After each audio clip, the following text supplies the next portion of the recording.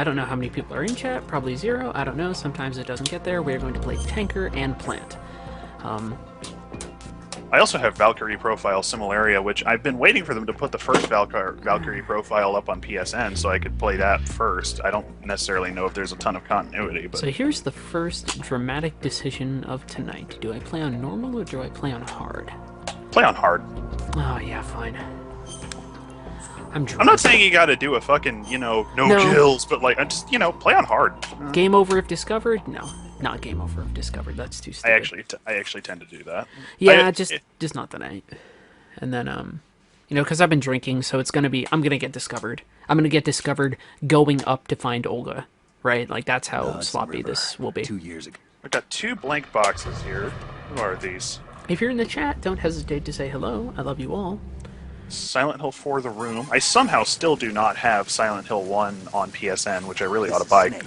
Silent Hill 4 is a good game. Because I've found really good game. Hey, whoop whoop, Metal Gear Solid 2. I'm playing on hard, and I'm going to lose. I'll probably die to Olga, knowing my luck. Small stuff, just because I don't care. You skip this cutscene right here, because if you don't skip it, Snake actually fires his gun, and it uses up one of your bullets. So... Wow! Yep. Carries through into the rest of the game, so if you want full ammo at the start of the game, even though it's just a single bullet, it can make the difference between life or death, so you skip the cutscenes and you have full ammunition in your clip. Doesn't mean you have the 46 that you should have, but it means you'll have 16 instead of 15. The little things you learn about Metal Gear Solid 2, and there are lots of little things to learn about Metal Gear Solid 2. Silent Hill 4 The Room is in one of these black boxes. Deeply misunderstood game. Definitely one of my, a game I enjoy quite a bit. So...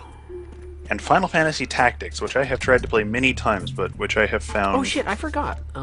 It's just absurdly difficult. I love Final Fantasy Tactics.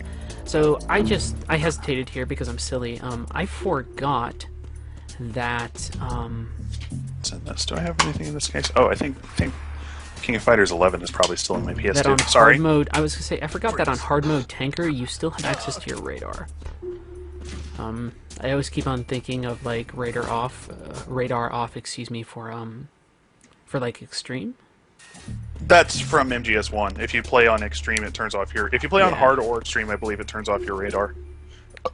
So you shoot this guy here. That guy's gonna turn and see him. I could write a really good article about how the difficulty levels in MGS in the various Metal Gear Solid games are really good case studies and how to do good video game difficulty variation. So we're going to play really conservatively here. And just wait for them to go into our paths.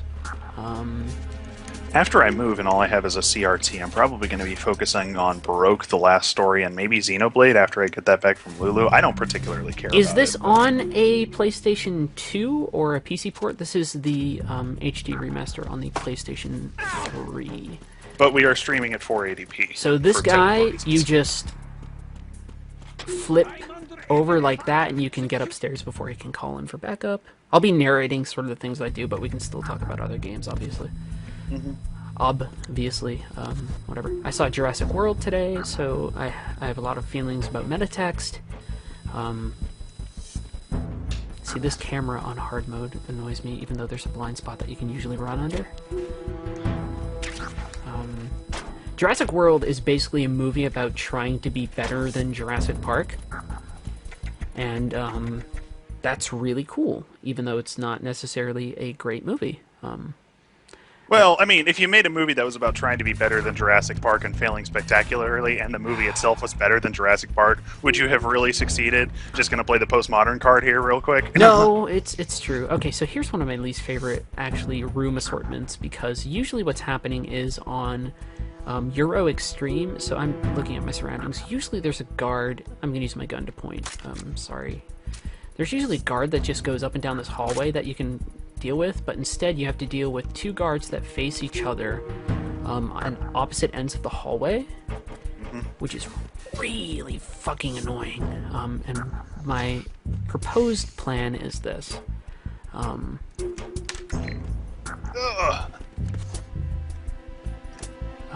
Shit. Is it going to work the way I want it to? Alright, no. It's not going to work the way I wanted to, so I'm going to head back downstairs. So what I wanted to do was knock the wall, because that gets the one near the laser grid to turn around. But there's also that guy right near the pantry who's a real bitch to deal with. So actually, something I can do is something more along the lines of... Oh no, I'm crouching. This. Actually, I can do something like this. And, sneak past the camera and go up. So that's more complicated than I was making it. On hard mode, it's still not very, very hard. Silent Hill 4, The Room, really good. I agree. Trying to go all over my thoughts. Not originally supposed to be a Silent Hill game, but it was made into one because, you know, Konami. Mm-hmm. Konami be Konamian. Well, like, they were like, hey, I guess we really need to have this thing that we're spending time on turn a profit in some way, so let's slap a name onto it and take it from there. Yeah, I mean, it was really weird, especially in the wake of E3. You know, and it's the same discussion that a lot of people have pretty much every time there's a fucking industry event, which gets really goddamn tiring. Which was, you know, the typical thought along the lines of like, oh, it's 5 different sequels and an HD remaster and a full-scale remake, and it's like, part of the problem, at least, you know, I will say this. For one, I think that whole entire line of thought is tiring, and that there's a reason people want to see sequels to their favorite games. You know, like, oh, I have a lot of thoughts about nostalgia and everything right now. Some of which I wrote on my blog. It's just like nostalgia and remakes and everything. Right? Excuse me. That was the most unflattering thing I've ever done. A lot of those things right now, people are just uncharitable towards, and it feels like they're generally uncharitable towards them out of just some sort of general spite, as opposed to any intellectual argument. Yeah, and it's kind of. There's this kind of logical fallacy that says, well, it's a sequel, therefore it's not going to be creatively innovative, and we're sitting here playing possibly the most creatively innovative sequel of all time. And also, by my estimation, the second best game of all time. Yeah, pretty much. And it's like... So every now and then you'll hear me hitting my controller, just because of how sensitive my microphone is. Anyone in the chat, if things sound funny, let us know. Somebody asked in the chat, how does this deal with all of the meta controller tricks on the PlayStation? Does that work the same way? I'm assuming you mean I assume you mean things like hitting the shoulder buttons during codec calls to hear character thoughts and things like that. It's the exact same. All of that still works. Yeah. There's nothing specific to the PlayStation 2 controller that doesn't transfer over, excuse me, to the PlayStation 3 controller. So this is the Olga fight. I've been drinking. I might lose, or I might take an amount of damage that I deem unacceptable. I need to get a drink. Sure. So Olga's gonna focus over here and hit me, unfortunately. I've been with the unit since I was born. I was hoping that I could get her before she shot from the box. And victory were my parents. The unit is my life. Olga's a pretty easy boss fight. You just need to draw her attention to one side and then shoot her from the other. This can mean doing all sorts of things. For me, it generally means standing up on top of my tippy toes and shooting her from behind the boxes. You'll notice, however, I am taking damage because I'm not cautious, and Olga kills you in about 5 shots. You take a fair amount of damage on hard mode, unfortunately. I don't have this much of this left, whatever. But anyway, Olga can see me from there, and what you do is you sneak up on her like that. So, and then she actually tries to juke you a bit. So she shoots at wherever you were last, and you're able just to headshot her like that. So that's how the Olga fight generally works. She's going to shoot that, doesn't matter. I'm actually going to preempt her shooting the light, just because I don't want to do the light trick. I'm rambling because of other things. There's a thing you can do. Olga's AI is prioritized to shoot the light so that it shines in your eye, so long as the light is still there, which means that as long as you're in a position and you shoot her before she shoots the light, she will always prioritize shooting the light over Snake. You can see this in James Howell's video when he does his own Big Boss playthrough, but it's actually a tactic he can use a lot. I have trouble with it just because I have trouble aiming when the light is there, so I tend to rely on more traditional methods of just sort of baiting her to throw grenades and things like that. just go from there. You just get her attention, and then you just go to different sides, and you lean, and you shoot her in the head. One more shot, you do it. So we were talking about Silent Hill in a vague sense. And we were talking about the sequels and crap. Yeah, and so the only thing I'll say about The Room, which I really enjoy, is that structurally it's really cool because essentially you head back to a hub world after every little bit of gameplay, every little foray into Silent Hill, and it's funny to consider that a hub world, but the way that it takes a familiar space and makes it very uncomfortable to be in is something I really enjoy. I should have made that shot. I'm not paying attention. If I start bleeding, I need to finish. But there will be a ration after the fight, so sloppiness, not a big deal. But Silent Hill 4 is also the one that feels the most. Not that I feel obliged to use this term in the context of everything we've been saying. It feels the most postmodern in the sense that normal spaces tend to bleed into remarkable spaces. So, like, in 1Q84, in that book, Aomame, or at least I think that's how you pronounce her name. Oh my god! She's it's trying a to. JRPG. Oh, sorry. Go ahead. I was gonna say she's just trying to head to a certain space, and she goes down a fire escape on a building, and after that everything changes, right? And in this game, you enter into the depths of a tanker and it changes, and in Silent Hill 4: The Room, you enter into just a space within a wall and it changes. So games with more postmodern qualities that aren't just about self-reference tend to be things that involve degrees of magical realism that are also then tied to things that are seemingly mundane. Go for it, Austin. I was just going to say, this is a JRPG that allows me to mix the voice, sound effects, and music levels. Oh, yeah. You know, it's just, wow, what a concept. Square Enix, are you watching? Recently, we were playing through the Final Fantasy XIII trilogy, and you cannot adjust these. Can you not even adjust the sound settings at all in that game? You cannot adjust the sound settings at all, which is really inexcusable because those games are horrendously mixed. The music is fucking criminal. buried. So I want to grab this ration. On hard mode, you still get your health back after boss fights, though, so that's good. I can take as much damage as I want during the Olga fight, and I don't need to worry about my health afterwards. On extreme, your health carries over, which is why you can only have so many rations in extreme to get your big boss emblem, which I've never done on this game. I have one big boss. I have one big boss emblem, and it is on the game that most people surprisingly don't have big boss emblems on. Alright, USP suppressor is only here if you've completed the game once.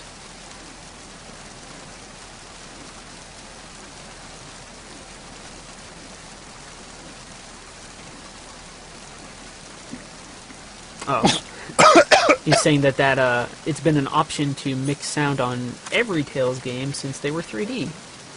Yeah. I don't think either Austin or I really played the Tales games very much. Yeah, I played Tales of I played Tales of Symphonia. And by play I mean I've dealt with it for all of 30 minutes. Also, I'm just doing this for fun. Does twice get him? No, 3 times will. You can just flip them back and forth here all you want. They don't stay knocked out very long. I can also choose the Japanese audio track if I want to. In certain cases, I prefer that, although that's very rare. Yeah, with this voice acting, I'm probably going to go with it. Yeah, sure. What am I doing? For some reason, I thought I had to reload my USP, and then I realized what version of Metal Gear I was playing, and I was like, nope, I can do quick reloads. Alright, so the trick here is this. Turn.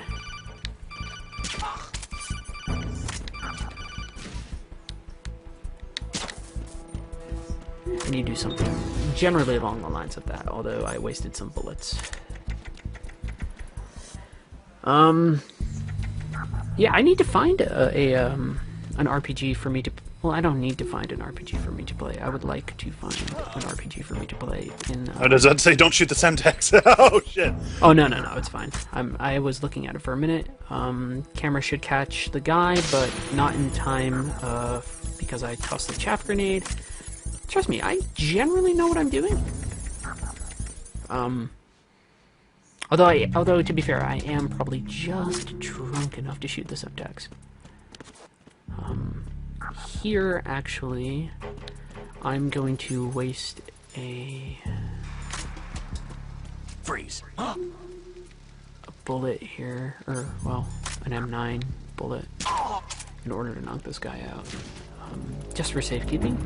Generally, in this hallway, you can just toss him using your judo toss, or whatever the fuck you want to call it, and run. Oh, I forgot, you don't go up there, you go through over here. See, this is why I need to focus. RPGs. I want to play through... first, I want to play through Skies of Arcadia again.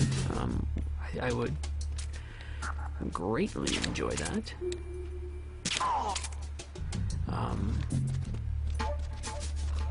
Alright, so you can just run past. Cool. I'm gonna kill a bunch of guards during the Gurlukovich boss fight, but that's okay. I want to play... I actually want to play through Phantasy Star 2 again. Although I have, right now, Final Fantasy 6 on the Game Boy right next to my bedside table, which is really great. Austin is playing some weird FromSoft game that nobody's ever heard of. Why'd I go in there? Oh, that's called Habit. Enchanted Arms. Yes, it is called Enchanted Arms. Alright, so... under normal circumstances, I wouldn't kill this guard, but... I'm just gonna grab them. You're gonna hear the alarm sound, but I'm actually not triggering an alarm. Alarms only happen when it shows up in the corner. I'm actually just gonna break his neck and leave him back here. So there goes your deathless run. This game is really bad. Enchanted Arms? Yeah, pretty bad. Yeah. Not a lot of surprises there. Nope. And I'm actually going to toss the body in the locker even though I don't need to, because my navigation through the... Sorry, I like narrating when I play these sort of games. My navigation through this space... this space here is navigation that I have difficulty dealing with. This room has always been a room that's given me trouble, and annoys me to no end. Absolutely hate this this mechanical machine, you know, the machine room. I want to see if there's a way for me to angle. One thing you can do is actually this. So you would think that you wouldn't be able to headshot this guard here, but you can see from here, I can actually hit him. So, for those of you who don't want to kill anybody, but aren't in a big rush to do a fast playthrough, you can actually still shoot a guard right there. And, normally what you want to do is actually attack the guard up top, so it makes enough noise to attract the guard up bottom, but I don't give a fuck about that, so who are you gonna call? You know, Ghostbusters.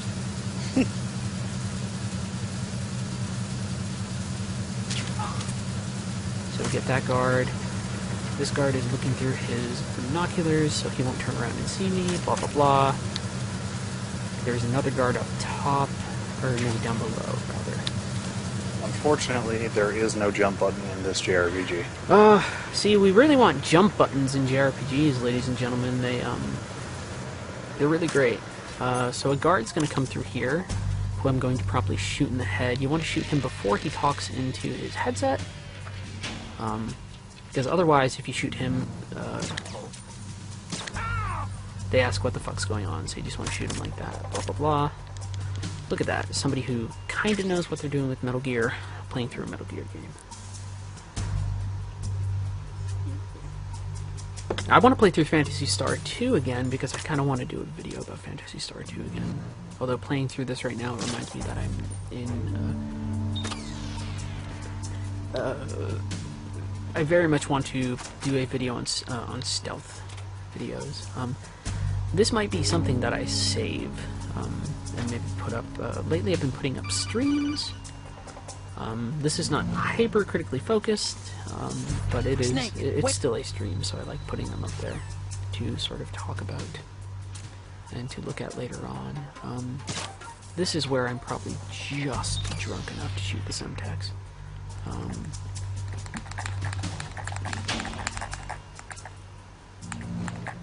Nope. Alright, I was like, where's the last one? It's always right there. Yeah, when you think a FromSoft series from earlier, you tend to think of King's Quest, or not King's Quest, King's Field. But that's not what's going on with that game. Yeah, it's kind of, as far as I can tell, it's a one-off, and I can totally tell why it's a one-off. Well, I mean, like another game that they did that I don't think many people know about is there's an action RPG for the PlayStation 2 called Forever Kingdom, which is actually pretty decent. And when I say decent, I mean like the very definition of decent. It's serviceable. It's decent to play. And I actually think it's a prequel or a sequel to another title they did, but I don't know what the hell it is. But it is the prequel to Evergrace. Oh, you're looking it up. Yeah, I don't know what Evergrace is. But I definitely remember Forever Kingdom. It was alright. It's I mean, obviously we have that strong association nowadays of, you know, FromSoft. It has to be Dark Souls or Dark Souls-like, but you know that's not true at all. And King's Field, their development schedule seems to have slowed down a little bit, probably because they are making enough money off of the Souls games. Like Yeah. the only game they published in 2014 was Dark Souls 2. so I just made The only game they published in 2015 and are going to publish in 2015 is Bloodborne, Yeah. and Dark Souls 3 is the first game that they're publishing in 2016. I just made what was a mistake, at least going into this hallway. I always forget that in this hallway, and people should never forget this in this hallway, when you pull out your USP, your light goes off. So from far away, that guard almost saw me, and that would have messed things up, because at the very least, it would be very nice to get through the tanker without being perceived. I don't care about kills. No alerts would be really nice. And then the plant chapter becomes more complicated because the plant chapter, I don't have access to the Soliton radar 24/7. You have to unlock it at every node, at every location. Even on something as easy, I believe, as easy mode, you still have to unlock Soliton radar. On In the, easy, I'm not sure. On very easy, I know it has, like, you normal, can choose to have them all be unlocked. on normal, you certainly have to. I mean, that's a conceit of sort of the plant chapter, is like, because one of the things that the plant chapter is doing, obviously, we could talk about it forever, is that it's taking all these things that you expect to be in a Metal Gear game and sort of fucking with them. And one of the things that, actually, I don't think a lot of people talk about this, is that one of the things that the game is actually fucking with is the fact that you don't reliably have radar for certain segments. Which subverts your familiarity with sort of your navigation through the space, because navigating in Metal Gear games tends to be more about watching the radar than it ever tends to be about watching the space, although Metal Gear Solid 4... That's true for the first two games. I was going to say, Metal Gear Solid 4 and Ground Zero certainly changed this. You still can sort of weasel your way with movement through certain areas in Metal Gear Solid 3, even though you don't have a radar. But I mean, it becomes more pronounced in the later entries of the series. But for the first two, yeah, definitely, you can sort of play this. You can sort of play the game looking at the radar. And so the plant chapter, one thing it's doing is that it says, well, this mode of interaction that you're sort of familiar with using the radar, we're not going to let you use it anymore. It's something I've always enjoyed. My shooting is going to be very slow here. Headshots. Yeah.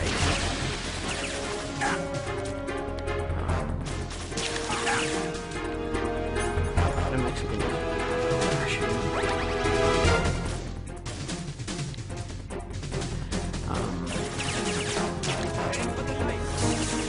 I mean, people also, they have to remember, for FromSoft, FromSoft also does Armored Core, which I don't think as many people remember. Not the series, but I think they forget that FromSoft was the people, was the studio who does Armored Core.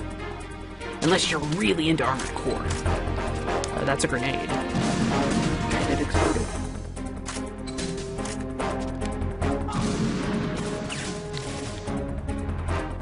So that dude over there is a total jerk, and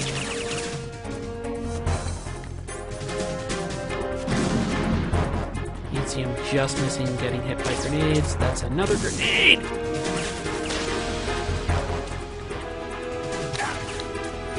Old unreliable Heather playing really sloppily, getting wrecked by a grenade, getting hit by another grenade. Actually, no joke, whenever I'm playing through these games, not that, like I said, I don't want to focus too much on these games, but, man alive, the Gorlukovich soldier fight actually gives me more trouble than some of the other fights. I actually think that fight Vamp is actually easier than this sometimes, just because of how inconsistent things can be. So now the guards are going to rush me. You can just do this. Headshot, headshot, headshot. Alright, cool. What's on your mind, Austin? Sorry, I was narrating for a minute. Nothing in particular. I turned that game off. It obviously wasn't very good. Well, I mean, there's always interesting things to be found in games that we even find poor. I might come back to it. Well, I'm not surprised, but having Dark Souls 3 being announced so soon is actually kind of disappointing to me, having Bloodborne been announced so soon, or having Bloodborne happened so recently, rather. Yeah, they're really not people letting sit with the games too long, but it's also... And honestly, you could let people sit with Dark Souls 2 for a while. The only thing that's fucked up about Dark Souls 2 is the PvP meta, which is just like a goddamn mess. But then again, PvP in Dark Souls is always a goddamn mess. It always has been. Snake. People like to pretend it's not. You could argue that the point is that it's a mess. Yeah, I mean, I think sometimes people want to argue that it's this more elegant thing than it is. No, it's really fucked up, and it's basically reliant on, like... It's really straight up just utterly dysfunctional in ways that are, like, kind of unfixable. It's really just all about, like, shit hit detection and, like, fucking flavor of the month builds in ways that are really insipid, and it's just like... If I wanted to play a game with good PvP, there are so many other games that I could play besides Dark Souls. Although they don't necessarily have the immediacy or the excitement of Dark Souls. Here I can use this fun little sneaky trick of changing my weapon very quickly, and it makes me crawl faster, which I enjoy.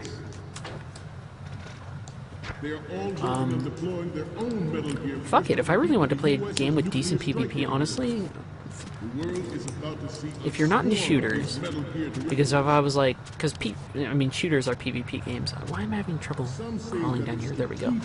I would say, like, play Insurgency. That's a great shooter. Beyond that, if you want to play a game with good PvP that's free to play, someone's gonna pillory me for this, for saying it.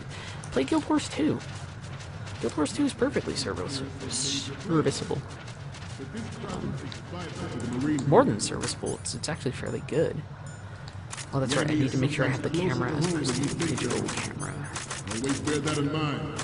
So, I'm basically assured to have a no detection playthrough of the tanker now, because if you get detected in any of these 3 rooms, it's an automatic game over. Which means that I can't afford to get detected. That would be silly. And I'll say that before I get detected. Because I swear to God, I'll say that, and then all of a sudden a guard will drop from heaven like mana. The shift in the balance of power will mean world order. Okay, so We, the Marine Corps, will play a the central question role becomes, in military do I crawl past this guy? Fuck yeah, I do. Listen to me. Hit that controller. only military project devoted to Metal Gear development. Actually, the safest route through these is just to go below. Theirs is a program that will add fuel to the uncontrolled fire of nuclear proliferation. For the record, it's really hard for me to see chat right It is now. a fact I that should have players blown in up favor of such my a policy browser's magnification. But hey, streaming is weird and not always perfect. So that's how this is going to go. RPGs. What do I do? Do I have thoughts about RPGs? Forget about it. Western RPG that more people should play is Alpha Protocol. Even though the gameplay itself is not what you would expect from an RPG. Everything else about it is really, really good. It's probably the most exhaustive dialogue system that I've ever encountered in a game. It keeps track of every possible response you have. I can't imagine the amount of flags and switches and triggers and whatever the fucks that need to be handled for just one conversation in that game. Experience the horror of nuclear war. As a father, I want to leave a better world for future generations. As a soldier, I know that. What are you playing now, Austin? I'm just practicing combos in the old Guilty Gear game. Hey, cool. I actually don't own any Guilty Gear games. No joke, I think the last one I played was the second one. Guilty And- Gear 2, and literally. n- Not yeah. Guilty Gear 2, Guilty Gear X. Yeah, and like no variations upon it. Information Right. distribution system identifies I did targets takes them out. Blaze Blue, the first one, but I didn't go into Continuum Shift or Chrono Phantasma or anything like that. Fighting games just aren't my thing. I'm just not good at them. I play Marvel vs. Capcom 3, but very casually. MKX looks interesting, but there's something about the way that combos are handled in MKX, or any of the MK games, really, that I don't enjoy. Military project devoted to Metal Gear development. They're sort of ugly, right? They're just sort of these really, Nature from the Navy. you hammer and hammer and hammer away, and you just, A program that it doesn't work out really well. uncontrolled fire of nuclear So the I also find the... only bullshit thing that could happen is if nice, I got he up does nice. that stupid intruder in the back thing. I seem to be repeating Everybody here is pantsless. it up to old age. I You forget. must have got down there pretty quickly. Yeah, I think that's a speed thing. So Official reason given, but not of course. I forget why that is. There are small little things that happen in this game, and I don't remember what the fuck causes them because it's been so long since I've ever sort of really. Well, it's not so long since I've ever played this game. I did a run of it in February, but it's nothing quite like this. In the transfer rather into the plant chapter, I'm going to let the cutscenes run so I can go and grab another beer, and we'll go from there. Let people know that this stream is going on. This is a small, it sounds funny for me to say it, but this is a small number of people for a stream for me. Usually we break into double digits or higher, and I would love to have as many people here to talk about cool stuff. This is a safe space where everybody is welcome. So I would like to have people here and sort of go from there. But we're going to upload these things to Otacon, and we are going to move from there. Actually, the path that I take, you can actually take a picture of Revolver Ocelot hiding behind Metal Gear Ray. So, any code? Which I usually do, but actually I'm just going to go through here and be like, hey, are all these okay? Good shot. Alright, so the speech is winding up. I'll be back in a minute. We, the Marines, Austin, entertain everybody. charge into a new world Yeah, sure. order with Metal Gear Ray. Kai is not a very good character in Guilty Gear X and Core. He got a lot better in Plus R, but he was historically quite weak. Part of the reason I think they added YRCs to the new Guilty Gear, which allow you to use meter to cancel the recovery of any move, even if it's whiffing, is that they wanted to fix the problem with Kai's Fireball FRC, because without the FRC, without Kai's FRC for the Fireball, if you can't do that correctly, you essentially cannot play the character. You can, Excellent speech, my but like friend. There just isn't any reason to. It's by far his best thing. It's by far his best route to damage. They say it's the mark of a good officer. So, I applaud Arc System Works Americans are for too in love with the putting the sound of their YRC own system voice to speak in the truth. Identify yourself. Xrd and solving that problem, essentially. I am Shalashaska, also called Revolver. Let's see here. Slip recovery on.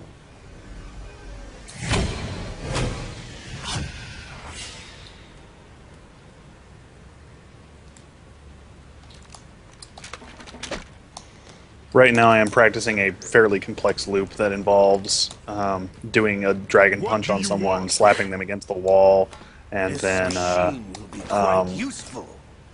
basically just looping that a few times to crank out extra damage and ending in a hard knockdown. And it actually does shockingly little damage for the amount of work you put into it, but it is fun to watch. Fighting games are weird. Also, I'm back. Hello. Hello. Yeah, I wish I understood the general principles and terminologies behind fighting games a little bit better. Because it's funny, for as much as I played fighting games, and let's be honest, when Mortal Kombat 2 came out, I spent a lot of my time at the arcade. I didn't know that there were terms for the things that were being done. I just sort of played. When did Mortal Kombat 2 come out? Mortal Kombat 2? Nobody move. Understood. I'm trying to think. My guess is 1992 or 1993. Maybe the terms arguably hadn't even been developed at that point. It's entirely possible. I mean, it's not like I don't think there were many things where like let's be fair here too, and let's state. By the way, cool stuff is happening in the background where Revolver is doing things. The only reason I'm letting these play is I want to talk in the moment when something else happens. I mean, let's be honest here with ourselves. Mortal Kombat games at the beginning weren't particularly technical in the sense that many fighting games are today, and certainly not in the sense that even Street Fighter was. I think by the time of Street Fighter 3, at least, I mean, there were counters and parries and all kinds of cool shit. You can't really do that in MK2.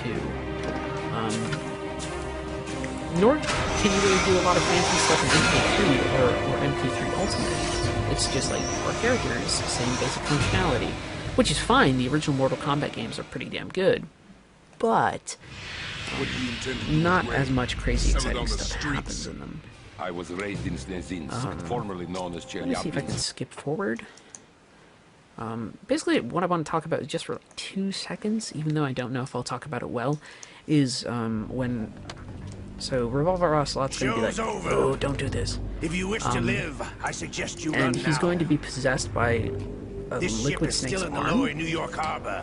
You And may yet make it to so- shore if you swim for your life. I'm trying to think of the best way to sort of go about this, right?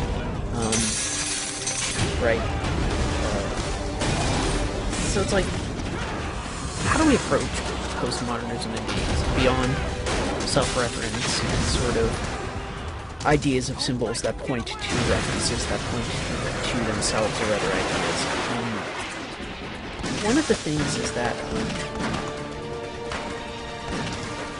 it's this sort of thing where a couple things can happen, like these really dramatic bouts of magical realism. So right here, Snake's gonna point his gun at Ocelot, and you're gonna have an arm that apparently possesses a person, right? And so it's this big shift. I mean, this series has had magical elements, but this is this real big shift where all of a sudden the game becomes really, really weird. Alright, so the game volume is a little loud. So we'll bring it down. So what I'm saying is that there's this degree of postmodernism within this text that isn't being examined, which is that there's two things that are generally ignored. And it's the forays into magical realism, which are expressed right here through the weird thing where, like, Liquid Snake is like, I live on through this arm! And you're like, what the fuck is that shit? And then it's also this focus on personal narratives, as opposed to meta-narratives, right? Which are these sort of overarching narratives that are sort of about ideologies or groups or things like that. I wish I could pull more quotes right now, but I'm drunk and I'm not really able to think about it. And the only quote I can think of right now is, a David Wells quote, which is not even relevant to what's going on here, in which he says that postmodern culture is dominated, is TV dominated, image sensitive, and morally vacuous, which is something worth unpacking on its own on a different level. But on the matter of personal narratives, we have to remember that Metal Gear Solid 2 is a game that's really not about the events that are happening at the Big Shell, nor is it about the events that are happening about people resisting the Patriots or things like that. It's actually a personal narrative from Ryden's journey of somebody who's, like, completely tricking himself and trying to model himself on other beings and then, like, becoming authentic and true to himself. So that's an aspect of postmodern narration that people don't really grasp onto, that I think they should grasp onto in this game, as opposed to the more crazy stuff where it's like, turn off the console or things like that. I think they forget also that it's about personal narratives. So that's all I wanted to say in this cutscene, which I'm now going to skip. Side note, Metal Gear Ray, really, really cool. One of the best designs in the entire series.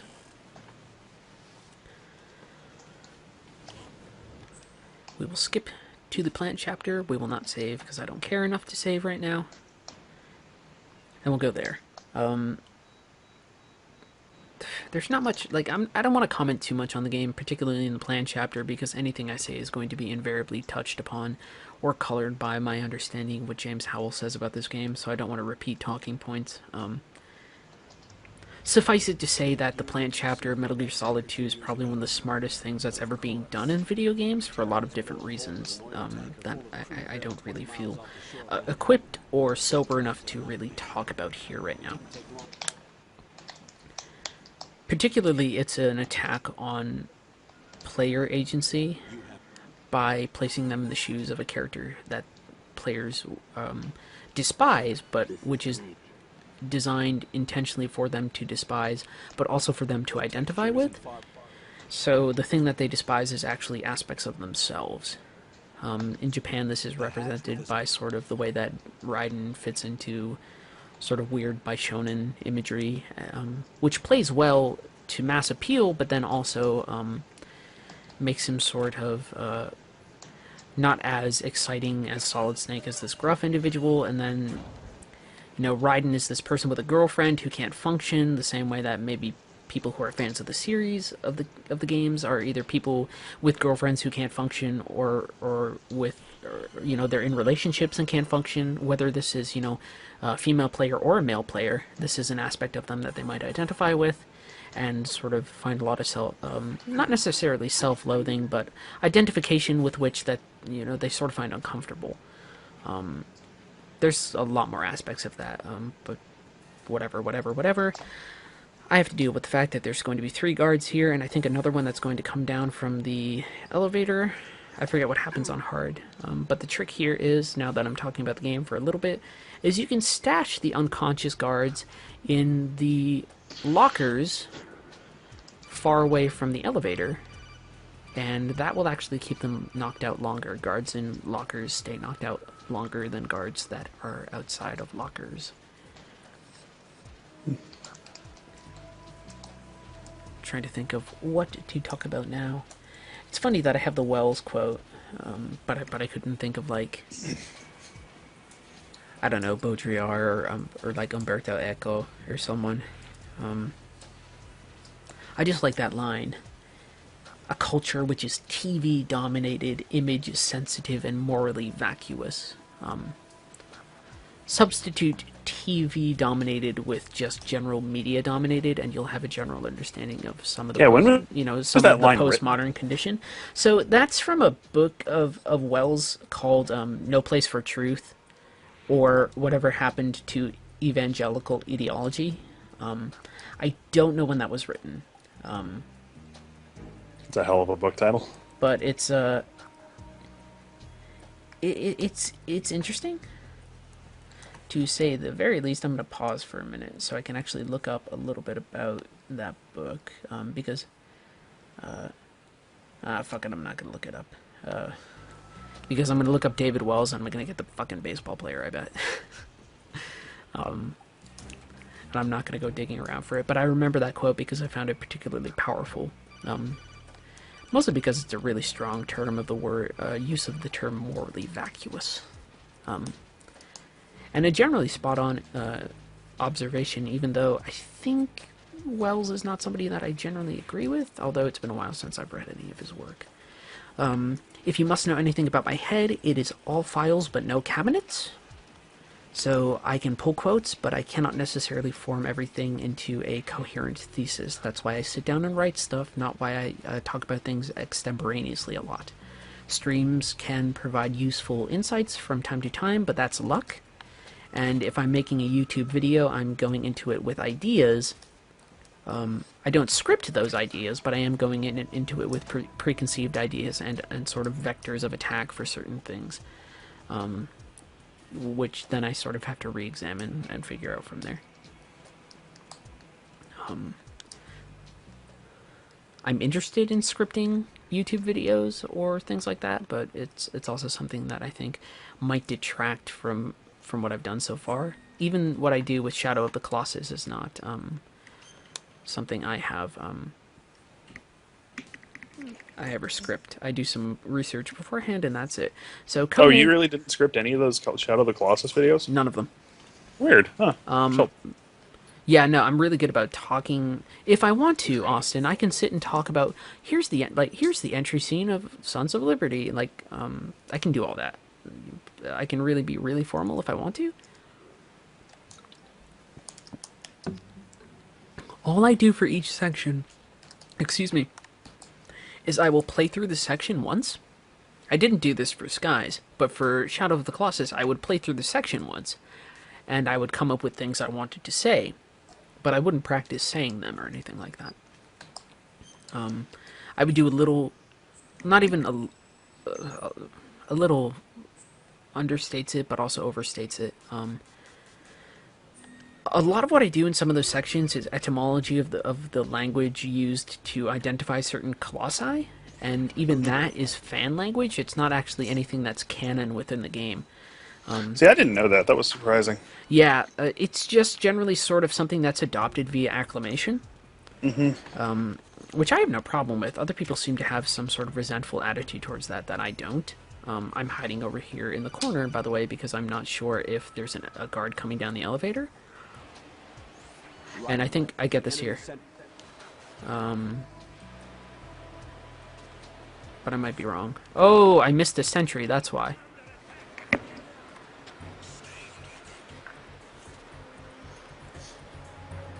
So Good tweet from Madam Colleen. Snow would be the worst member of the FF13 anime club. So one thing Why I do you can guys do is watch all just, this Yuri trash? Let's watch Gurren again. I can just sneak up and kill this guy because I don't care about deaths, and so now I'm good. Yeah, Shadow of the Colossus, my Latin's a little rusty, although my Latin is like, I never studied Latin, but I understand Latin a little bit. So when it comes to looking at the names of the Colossi, I'm able to comment on them. There was a Colossus in there called Kuromori, which I took very literally to mean like wall shadow or black shadow. I forget the etymology of the Japanese term there.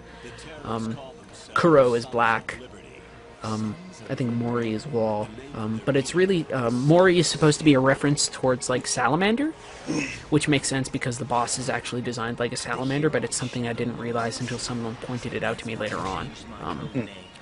So there are gaps every now and then when I sort of go about that stuff. I don't mean to say that as in like, well, there are gaps in my great knowledge. I don't have a lot of great knowledge. I sort of have things I'm familiar with and build on.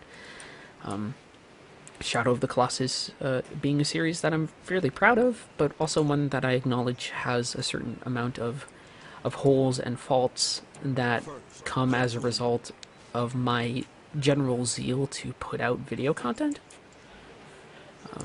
I probably could have afforded to spend an extra month with that title and really come to something very focused. Yeah, don't worry about it. I'm not worried at all, really. I think it would have been nice, but I don't think it's necessary, right? You know, actually, let's go back here, because one thing you can do is you can slip on the bird poo. Bonk! That's good. If you shoot too many of the birds, Rosemary will not let you save unless you apologize. You got sunscreen? So there's this really nice thing in the game where if you're cruel or do weird stuff, your codec team calls you out on it. Which isn't something that happens in the later entries of the game, where generally you're allowed to do all sorts of generally nasty things and get away with them unchallenged. Not in a terrible way, but I mean, in Metal Gear Solid 4, there's no consequence to killing a lot of people other than you'll get a voice clip of Liquid Snake sort of calling you out on it, and then you'll go from there. Like Snake will vomit, but that's really paltry considering what's going on in the rest of the game. Hello, Ilphone. I don't even know if that's how you pronounce your name. If you want to post it phonetically in the chat, you can. But I've always called you Ilphone, so there it is. We go this way to the F strut because we want the M9 as soon as possible. This is nice because there's a cipher, and this is something that many guides will point out to you. This cipher in particular, you just can run by. So there's a cipher on the bridge, but it doesn't matter. If you run straight past it, it will go down before it can see you, and I can run right by it like that. Bada bing, bada boom.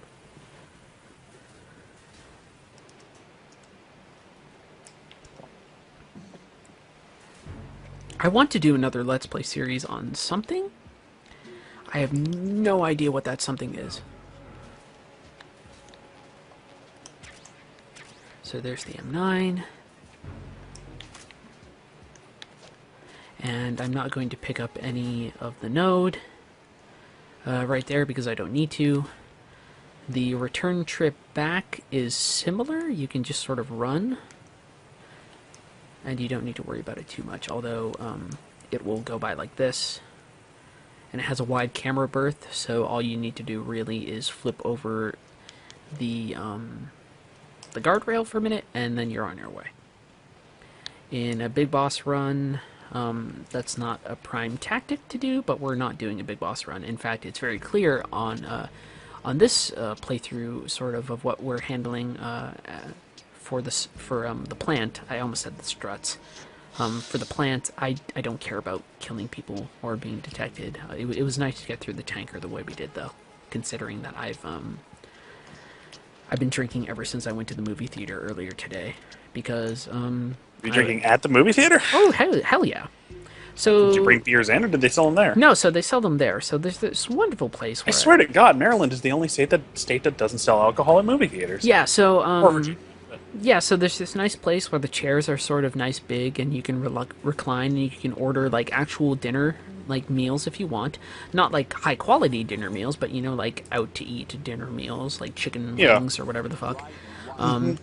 I had a Sam Summer, a 22-ounce Sam Summer. I had a bottle of Peak Organic Summer, which wasn't as good as the Sam Summer, which is a bit disappointing because I tend to find Samuel Adams to be generally a decent beer, but not a beer that needs to be like really, really good.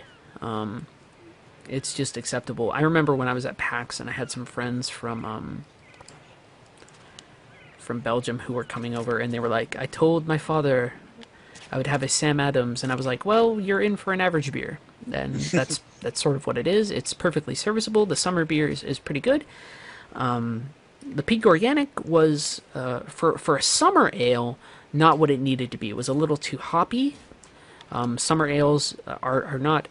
Summer ales aren't necessarily these things that are supposed to be full of citrus flavor and coriander, things like that. But they shouldn't be too hoppy. They should be lighter. They should be airier. Hops tends to have that really strong aftertaste. That's one of the things that makes IPAs so distinct, is that they have that aftertaste. And so the summer was better. So I had a 22 of summer. I had a Peak Organic. I actually brought my father to the movie theater with me because I hadn't spent much time with my father recently. So I finished off the rest of his beer, and I've been drinking ever since I got home. So hey, we're doing okay for a Metal Gear game.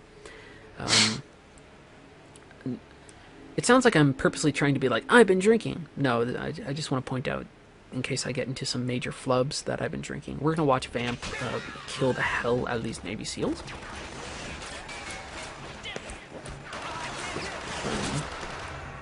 In a scene intentionally designed, obviously, for those of you who are familiar, to recreate the feeling of the Grey Fox scene where he's killing all the genome soldiers on Shadow Moses.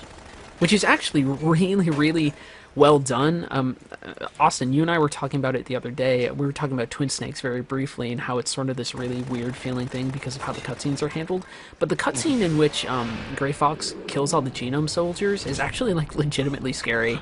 Oh, that part of the game is improved without question. I honestly feel like that version of that cutscene. There's some things that I kind of wish I could just splice together about the original Metal Gear Solid and Twin Snakes. Yeah. One of them would definitely be that the Twin Snakes version of the Psycho Mantis fight is definitive. Yeah, it's very, very good. It is.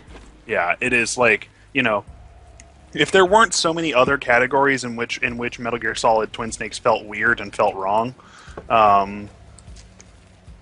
then that would be, then it would not even be a question that like that the Psycho Mantis thing alone would put it over the original version. And now that I'm thinking about it, aside from playing it with a GameCube controller, which I realize is a peculiarity of mine, not so much a lot of other people.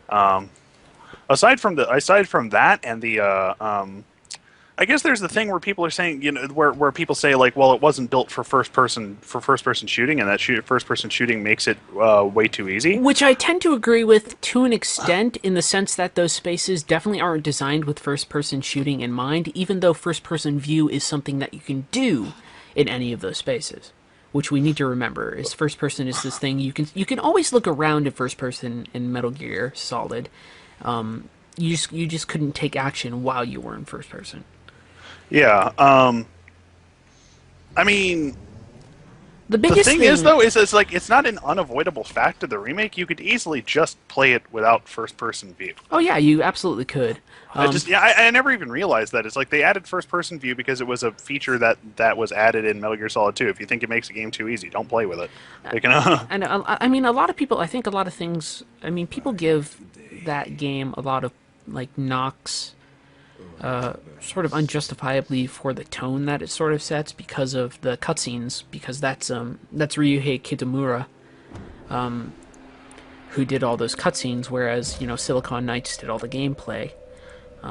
So they can feel sort of at odds with each other, but at the same time, there are certain things that actually I think Kitamura does in his cutscenes that fit the tone of what's happening in Metal Gear Solid 1, actually a little better than what the PlayStation 1 was capable of doing, right? Metal Gear Solid 1 is supposed to be this really big action movie sort of collage of things. Mm-hmm. And I think the Kitamura cutscenes do a little bit better of capturing that every now and then, if only because they allow the characters a little bit more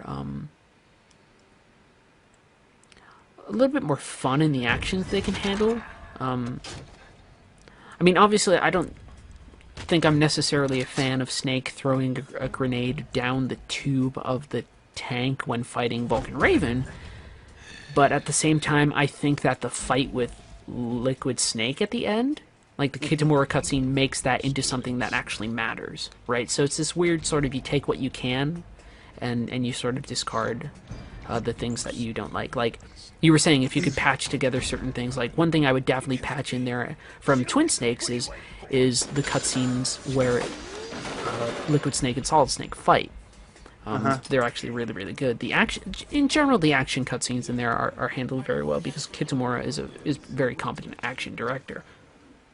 Well, the other thing being that the people who say that the Twin Snakes version of Metal Gear Solid isn't as good, I'm not saying, this would be typically my point would be like, well, those are the same people that say, although they are, I mean, the thing about it is they're like, oh, Snake backflips off of a rocket, and it's kind of like, yeah, that's pretty ridiculous. Also, Metal Gear Solid 4 exists. Like, and then also when you examine just Metal Gear Solid on its merits in general, it's fucking ridiculous anyway. Yeah, Like- it's not like, I mean, it's like, I mean, what's the argument here? That it's less realistic, Like, and that's my thing too. I think people were surprised by a game. Not to like, it sounds like I'm being overly fawning, which I should be careful to do because I think there are issues I have with Hideo Kojima and how he presents himself in certain things in games that I don't quite enjoy. But that's a different whole sort of conversation, right?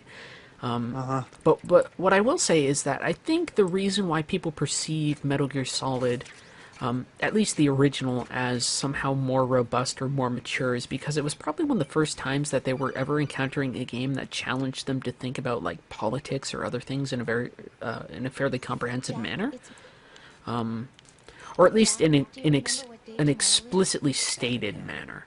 Right, so that's a game that explicitly is telling you about like nuclear. I can't talk because I'm drunk. Deterrence and all of these other things, and it's just sort of not really touched upon. Oh, I should have grabbed the node while I was there, because now when I head back, there's going to be guards. But it was something I think a lot of people. When I say a lot of people, I think people nowadays who comment on things, or who have a connection to Metal Gear Solid, like for them when they played Metal Gear Solid, I want to say that they were fairly young. I want to say that they were anywhere from 15 to 20 years old. Being generous with some of the things I'm saying, and I don't know how many other games had really challenged them politically, so I think they read that political challenge into a sort of maturity while ignoring that there was also like really crazy shit happening in that game that wouldn't happen in any other game. Sorry, Right. I rambled. That's what I do when I drink, unfortunately. I would also say that just the ability to move,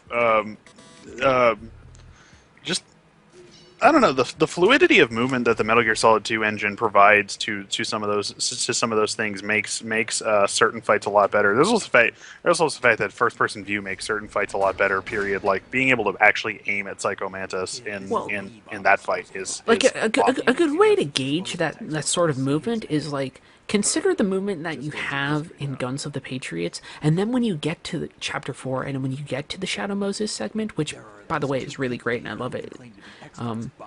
When you get to that moment where you have the flashback dream where you're playing the Metal Gear Solid 1 version, even with a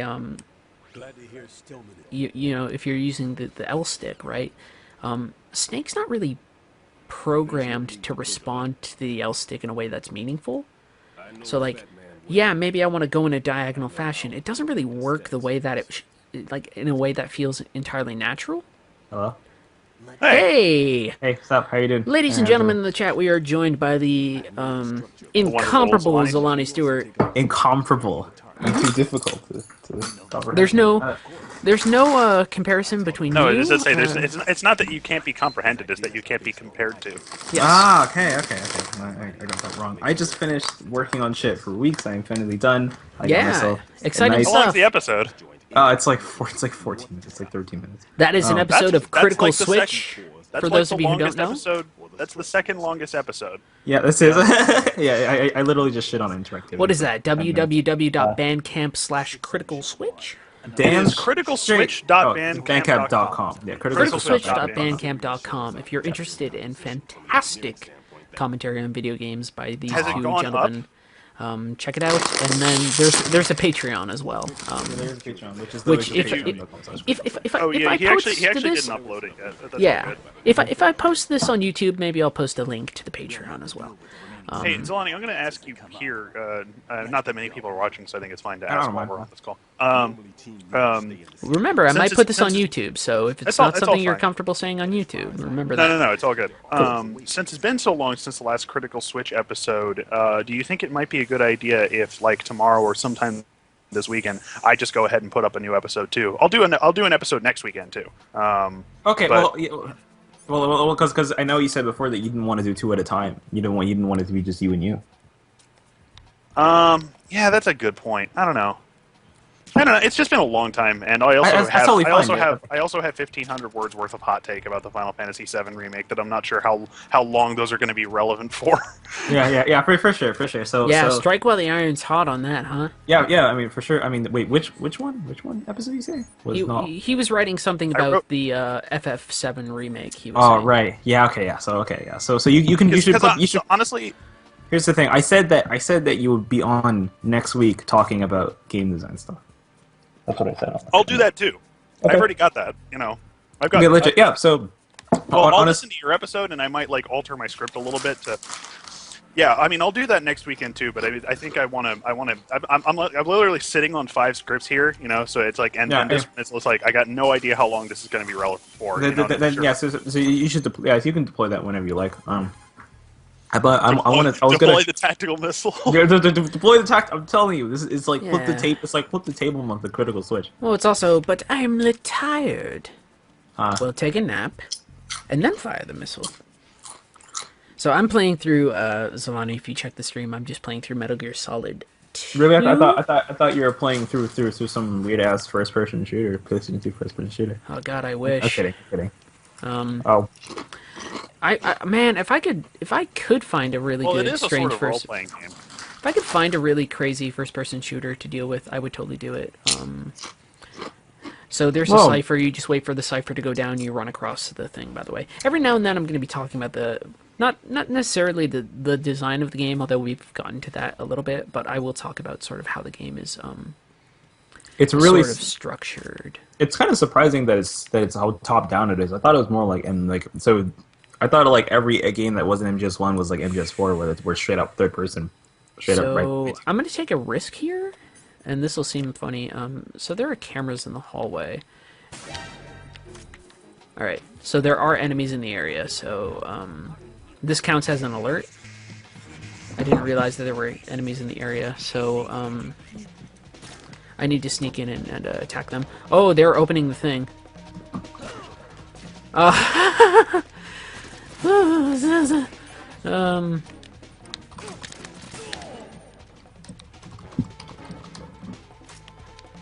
So that was me botching, or absolutely botching. Oh God. So this is awful. Although it's funny, they don't shoot you with the shotgun as you go into the Although honestly, Oh, man! MGS2 did lockers before Alien Isolation did lockers. oh yeah. Of course it did. Although actually, fuck it. I'm just gonna let them kill me. That was like the worst thing I could have done. So I took the risk there, and I knew it was probably a risk of shooting.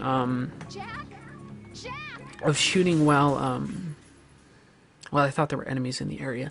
Also, we should note the difference very briefly between the between the game over scene that's presented in Metal Gear Solid 2's ending with Ryden, and then what you get with when you play as Snake. And when you play as Snake, you actually get the ending The classical that one. you're used to. Yeah, you get the classic ending that you're used to from the previous Metal Gear. Whereas Ryden, you get something very clean and crisp and methodical and sort of really manufactured.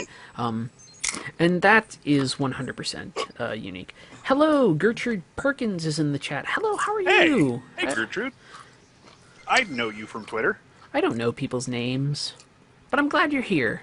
Gertrude Perkins. You're super cool, and it's always good to have people here. So he just woke up that guy, but I can shoot him while we do that.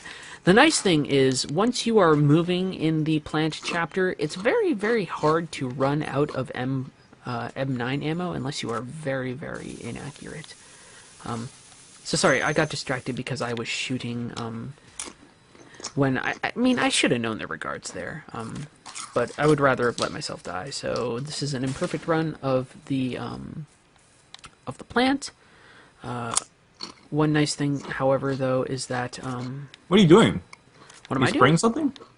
Yeah, Yeah, we're so there spraying are freezer on a- there are bombs everywhere, and I can't defuse them. So what I do is I'm freezing them with basically like nitroglycerin coolant, Wow. or maybe that's not the right term. Nitroglycerin, I believe, explodes. So I don't think I am spraying coolant with more shit that explodes. But there's a section in this game where a bomber has placed bombs all around the map, and so your job is to go around the map and neutralize those bombs. And so there's a lot of ways in which that familiarizes you with the space, the least of which is that it forces you to go about every area in the space, and also anytime I open the coolant, I'll do this here, you'll see it sort of delayed. But anytime I open the coolant, I can only spray it in first-person mode. I can't move. I can only spray. I can only sort of move my view and spray. So I'm also moving into a first-person perspective for my character, which is significant in the sense that it helps me to identify with my character by putting me into sort of their visual space, which is something that is not, something I've noted. Goddamn, anything that can be noted about this game has been noted by James. So that's another James note.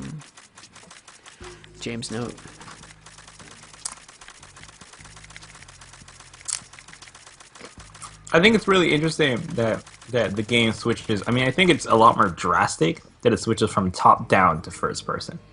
Yeah, that's pretty radical. I know. Because it's like when you do that in Metal Gear Solid 4, it's like you're going from what is essentially an over-the-shoulder view to the first person view, but here you're going straight. Yeah, so it's really you're just zooming in. You're really just zooming in on the gun, but here you go, and it's this really radical switch. Yeah, noticing that.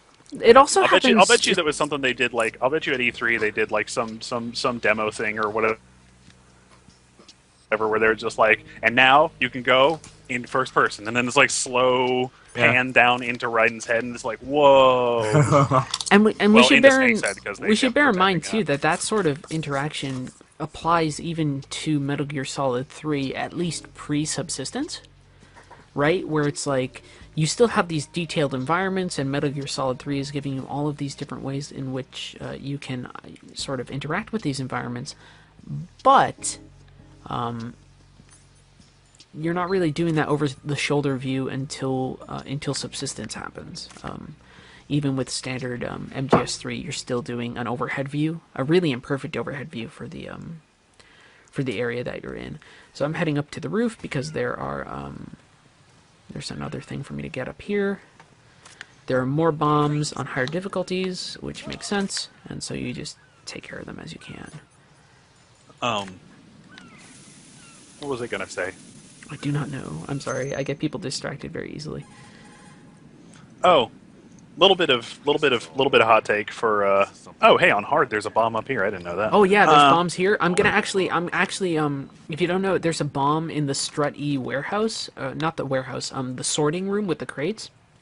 Oh yeah, there's one on the crates. Yeah, there's one attached to the crates, which is an absolute fucking bitch to get to. I hate it. So, hot take. You're gonna give us a piping hot take. A white hot take. Warning. This is a little preview for my FF7 episode, but I want to point out in the context of Metal Gear, Metal Gear Solid 3, originally released in 2005, and was re-released in 2006 as Subsistence, and it had a completely different camera. I cannot overstate the degree to which that changes the nature of the game. It changes Metal Gear Solid 3 in a way, and we should also state too that change is amazingly beneficial. Well, let's just change here. And is it that only in Subsistence you can use first person? You can't use first person. Hey, Iris is here in the chat. Hello. Oh, hey, Iris Bull. Share it. Share the link with everybody. Retweet. I'll tweet things in a bit, but let everybody know that we're playing a cool game. Hey, Iris, how are you doing? Yeah, so let's have Austin talk about how crazy cool the ability to change I'd like to know what the is. change is. I'd like to know what. Okay, Zolani. So you're looking at this game. What we have here essentially is I mean, there's some more experimentation with angles in this game, especially actually this one from the hallway in the struts is really good. I never noticed that. It's essentially a top-down view. Sometimes it resembles more of an isometric view, but technically you can't call it isometric given that it's actually a isometric is more like a 3/4 thing. So, So what MGS3 Subsistence did is that it makes the camera more like what you've probably seen in Metal Gear Solid 4, which is that it's essentially behind the back and It sometimes basically a little bit over the shoulder. adopted the camera from Splinter Cell. Yeah, it just straight up adopted At the it. time, straight up, it was just like I'm pretty sure Kojima didn't deny any of the comparisons, but it was just like this is the camera from Splinter Cell. Wait. So it changed from top down to the camera from Splinter Cell. It allowed you to do both. Yeah, you could use the old one if you wanted to, and there were certain situations where it was better, but MGS3 required a lot more. Well, because it didn't have especially because it didn't have a radar, it required you to be able to see in front of you more, you know, and see around you more. And the top-down camera doesn't offer that as much, especially because it's like. It's entirely for a possible lot of that reasons. later on I can switch to Metal Gear Solid 3. Yeah. It would just require me switching to the PSN. Or logging out of this game and then going into PSN and hopefully... but basically you can have sort of this top-down view that I sort of have in Metal Gear Solid 2, or I can have something much, much more comparable to what you might expect from Resident Evil 4, excuse me, or Splinter Cell, if you're familiar with that series in any capacity. So the point I'm making there is that that is a very, very, very radical change to the game text. That is not, yeah, that is not a subtle change to, you know, that is not a subtle change, and it actually completely redefined the character of the series going forward. You know, because go. Well, I was gonna say that the thing about perspective. Oh God, I'm just, look. I've been drinking a lot of wine tonight. So I gotta join the club. We're all there. I gotta catch up. I'm only on my first drink here. What's it called? Menage a Trois, which is a California red wine. It says, "Big, take a walk on the wild side." Listen, you guys and have a very different explore- definition of what menage a trois It's is. called menage. You know what that means, right? Explore the pleasures of our menage a trois.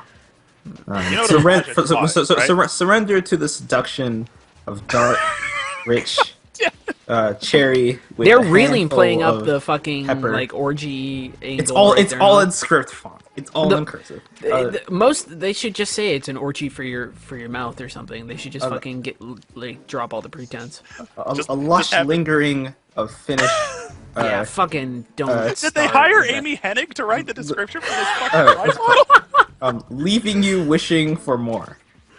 Oh gosh. California So was it's a jilted sort of it's very sort it's- of wine I went- experience. I went to the SAQ today and I said I want a wine that's sweet. It's a tsundere And he of, said, of and he wine. said, do you want something fruity or just sweet? And I said sweet. And he took me all around all these hallways and he said, there's menage a trois. And he gave it to me and he said, this is fruity and it's sweet. Okay, And I said, okay. So let me rephrase this narrative in a way that's very entertaining. You went to a wine store. You were No, I you went were, to no, or, no. Just let me have my moment. Sure. You went to a wine store. You were interested in experimenting with your wine experience. You asked a man, "Listen, I want to know more about my different options for maximizing my pleasure during my wine experience."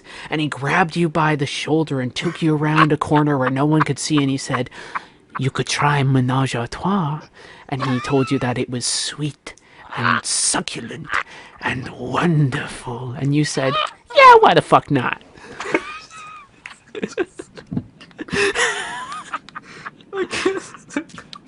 Oh gosh, I had to. I'm sorry.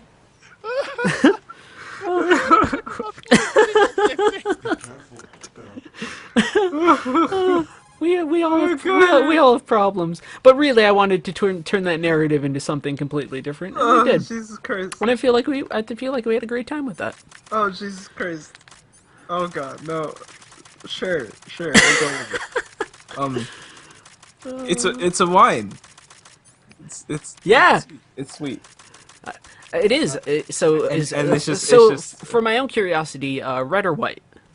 It's I don't like white wine. It's red. Okay, just making sure. So I was just I just wanted to say that the wine is good. Yes. Also, the thing about perspective is that it changes the way that you're encouraged to sort of go about the place. So the thing about what I notice is that when you walk around at MGS2, you kind of run around like you're a rat in a maze. Sure. And and I think that's what the top-down view kind of encourages, right? So the way that we understand our space kind of encourages us to go about it, in certain ways. I'm totally fine. It's okay. I'm fine. I'm just tweeting out, so continue to talk. The screen will be on this for a moment. Yeah, well, it encourages us to, to sort of go about the place in a certain way. So it's like, I would imagine that being in third person actually probably makes you more careful, but like you can't guess those kinds of things. I just want to be able to at least get to support the point that it changes your behavior in a lot of ways. It changes your understanding of the place, and I maybe it makes you a bit more careful too, because it feels like when you're doing top down, you're always moving all the time. But like when you're in third person, you're usually kind of. Well, also top down, right? So like I don't have access to my Oh, this is going to be complicated because I don't have the. Oh no, I do have the suppressor. I picked it up. For a minute, I was like, if I don't have the SOCOM suppressor, this room becomes really difficult. Also, he saw me, but that doesn't count as an alert yet. It counts as a caution because I left the room. Sorry, I panicked. I was talking to you and I didn't realize where the enemies were. Somebody says that story made my Firefox crash. Yeah. Stories do that. So, I need the silencer in order to deal with, shooting these cameras. Otherwise, I have a lot of trouble. This is one of the hardest rooms in order to get one of the bombs done. Not that I want to focus too much on this game in a really comprehensive way. So I need to get rid of the cameras so that I can dispose of the guards in a way that is expedient, or at the very least, useful. And then I also need to be careful about the guards because there's so many of them. And I'm going to play really conservatively here and wait for the guard to come back. So I need to wait for this chucklefuck over here to move so that I can pop him in the head with a sedative. And then I need to deal with the other one. And then once the bomb is moving around, there's a bomb, but it's on one of the boxes on the conveyor belt. So the big... How do you tell where the bomb is in it? So I can equip this sensor, which will tell me where the bomb is. It will tell me the general area, at least, of where the bomb is. Which gives me, at the very least, it lets me know that there's a bomb in this room that guards saw me. So this is a really hard room. It's incredibly hard, as a matter of fact. So I just need to jump back in and hope that this guy's going to move and I can shoot him on the move. I can see his flashlight. There we go. So that guy's like that. So what? This really does feel like a six. Like I used to complain about how Perfect Dark doesn't have a successor to it. But like at least in terms of the sort of very procedural, and I don't mean procedural in the way that like there's a lot of outcomes. I mean, in the sense that you have to do one thing and at least do another thing and another thing. That kind of comes off in a lot of games after Perfect Dark. Yeah. And the fact that you can't just do a process in a Metal Gear. It's like, well, I need to find the bomb, so I need to get the sensor to open to find it. So they're in a box I can't see, so I have to use a sensor to find the bomb. I want to have them kill me because I want to do this room right. So if I mess up rooms, I'm just going to actually let them kill me, which is going to be dramatic. So it's like, all I'll say is this. Stealth games are puzzle games, and the puzzle is fitting into the right space at the right time.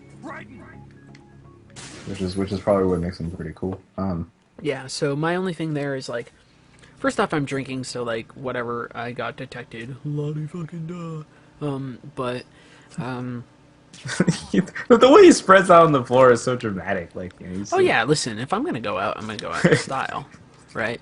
Also, I forgot that there was a camera over there. So the big problem wasn't that I was detected by a guard. I was detected by a camera.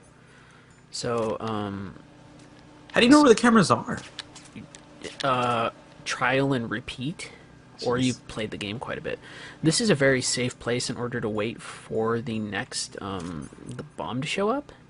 So actually, I just wait here and hope that the enemy doesn't wake up before I'm able to disable the bomb. So I know that you guys are a little behind me whenever I do these things, but it's also just like, this room is definitely a hell room. If you're going for your big boss run, listen, I'm playing on hard and I fucked it up right now. you just have to remember that those cameras are there, and I forgot that there was a camera on that sort of support structure over to the side. I guess it's worth assuming that there's a camera in every room, right? Yeah, just- but here's the thing. So I don't have access to my radar in every room, at least in the plant chapter of Metal Gear Solid 2, until I oh crap! They're gonna check on the guard. I can't handle this kind of sit and stealth games. It's just honestly, it's not really far Yes, from the. you from are. You're in a cave, deep, contemplating shadows you, on the you wall. are under the floorboards right now. Guys, I know what I'm gonna say. Just stop. I know, but I can't hear you. I can barely hear you. What? We Oh. cannot You hear sound- you. Yeah, you sound super Hear me far. now? Yes. There you go. All right. I just had the mic away from my mouth.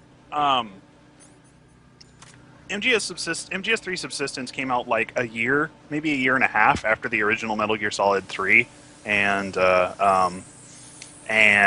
it came out. It changed the camera, which completely changes how you play the game and how you engage with the space. And it was not even a question as to whether it was the definitive version of the game. Like MGS3 Subsistence came out and it totally obsoleted the first version of MGS3 to the point where you could probably buy the original MGS version of MGS3 for $5 or less now. Oh, sure. And then MGS3 HD came along and upped the frame rate, which also changes how you engage with the images a little bit, and that became the definitive version of the game. Games that are iterated upon often, usually it's the most recent iteration which is seen as the definitive version, which isn't always necessarily a good thing. But the thing about it is that if Final Fantasy VII had already been remade, the discussion would not even be happening. Oh yeah. You know? Let me be clear about Final Fantasy VII Remake.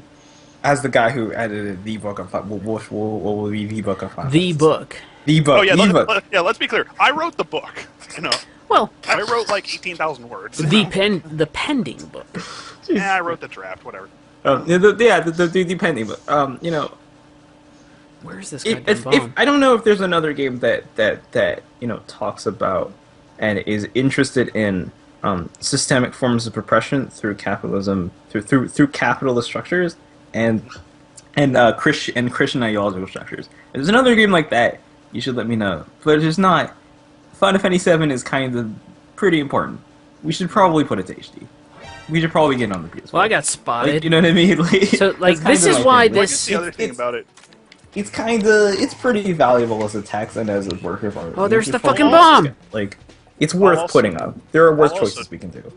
I'll talk more about this because I did this part of it. I mean, I've already talked about this a little bit on Twitter, That but not so sucks. much on. I've already talked about this a little bit on Twitter, but not so much in the script of that episode. There it is.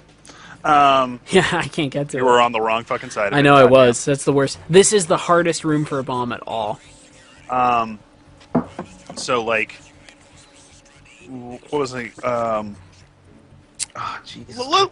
Let's put it this way. It's going to be a lot easier to port the PS4 version of Final Fantasy VII to the PS5 than it is going to be able to port the PS1 version of Final Fantasy VII to the whatever- PS7. Whatever You know? last You know, I- to the iteration fucking of consoles Oculus there are. Rift, Yeah, yeah. know? because in 20 years everything will be the Oculus Rift. It's just all going to be the Oculus Rift. Yes. People make fun of them now, And but the, they're and the literally other just thing gonna is, I also pointed this. I'm not sure if I pointed this out on Twitter, but I did talk about it in private. This need for I need when to we're doing replace preservation, bomb. we're doing historical work and not necessarily artistic work. You know, I mean, it's not. It usually is as well, but I mean, Yeah. it's also we have means to preserve artistic works in the 20th century and past that we simply did not have 150 years ago. Our ability to preserve things in as close to their original state as possible is unprecedented in the past, especially 75 years.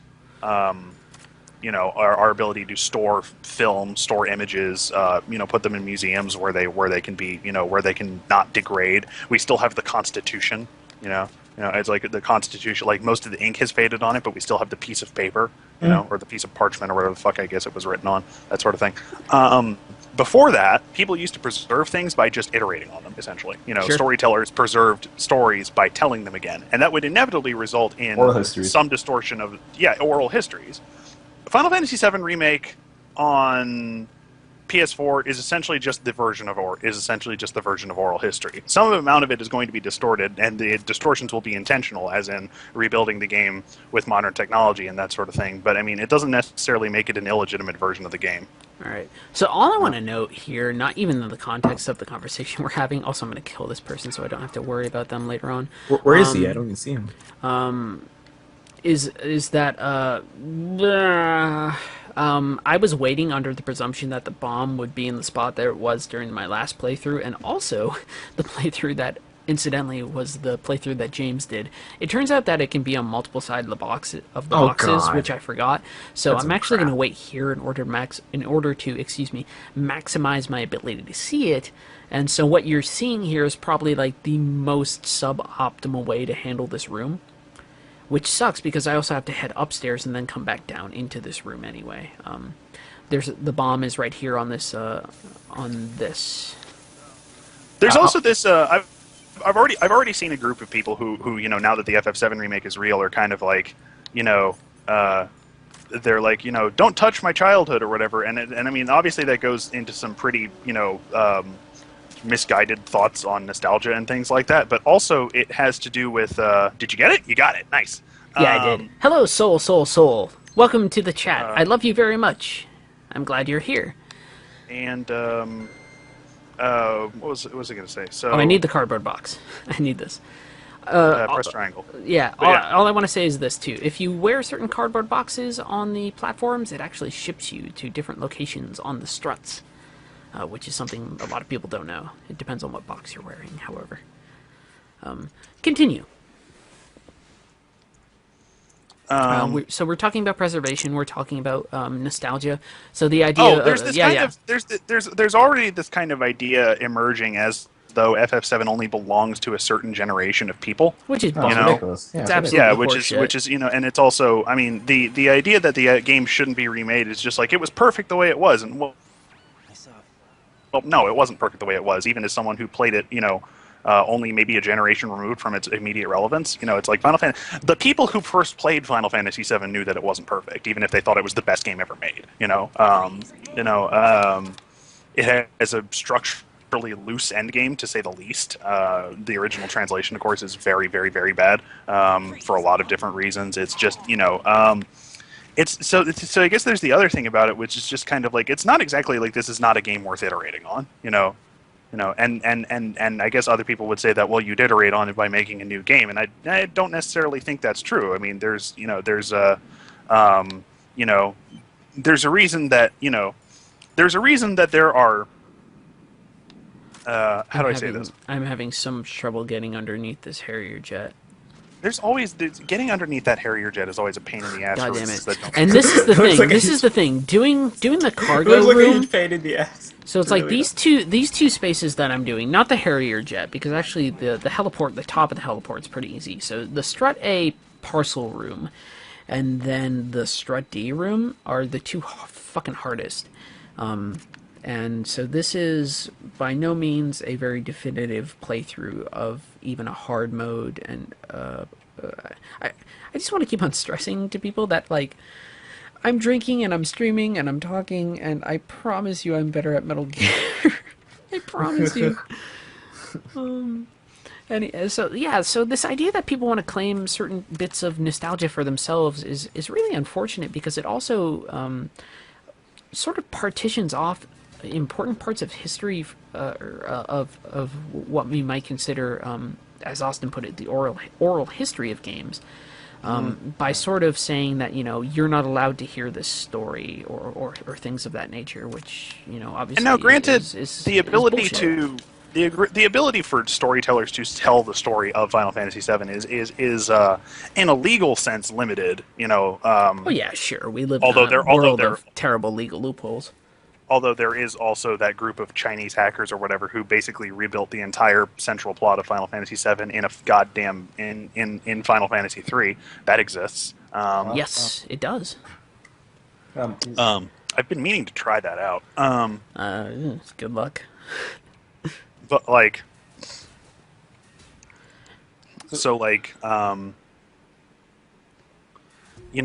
so obviously the ability for different people to tell the story of Final Fantasy VII is legally limited by by who actually has control of the game, which means that only people from Square are going to be able to make the game.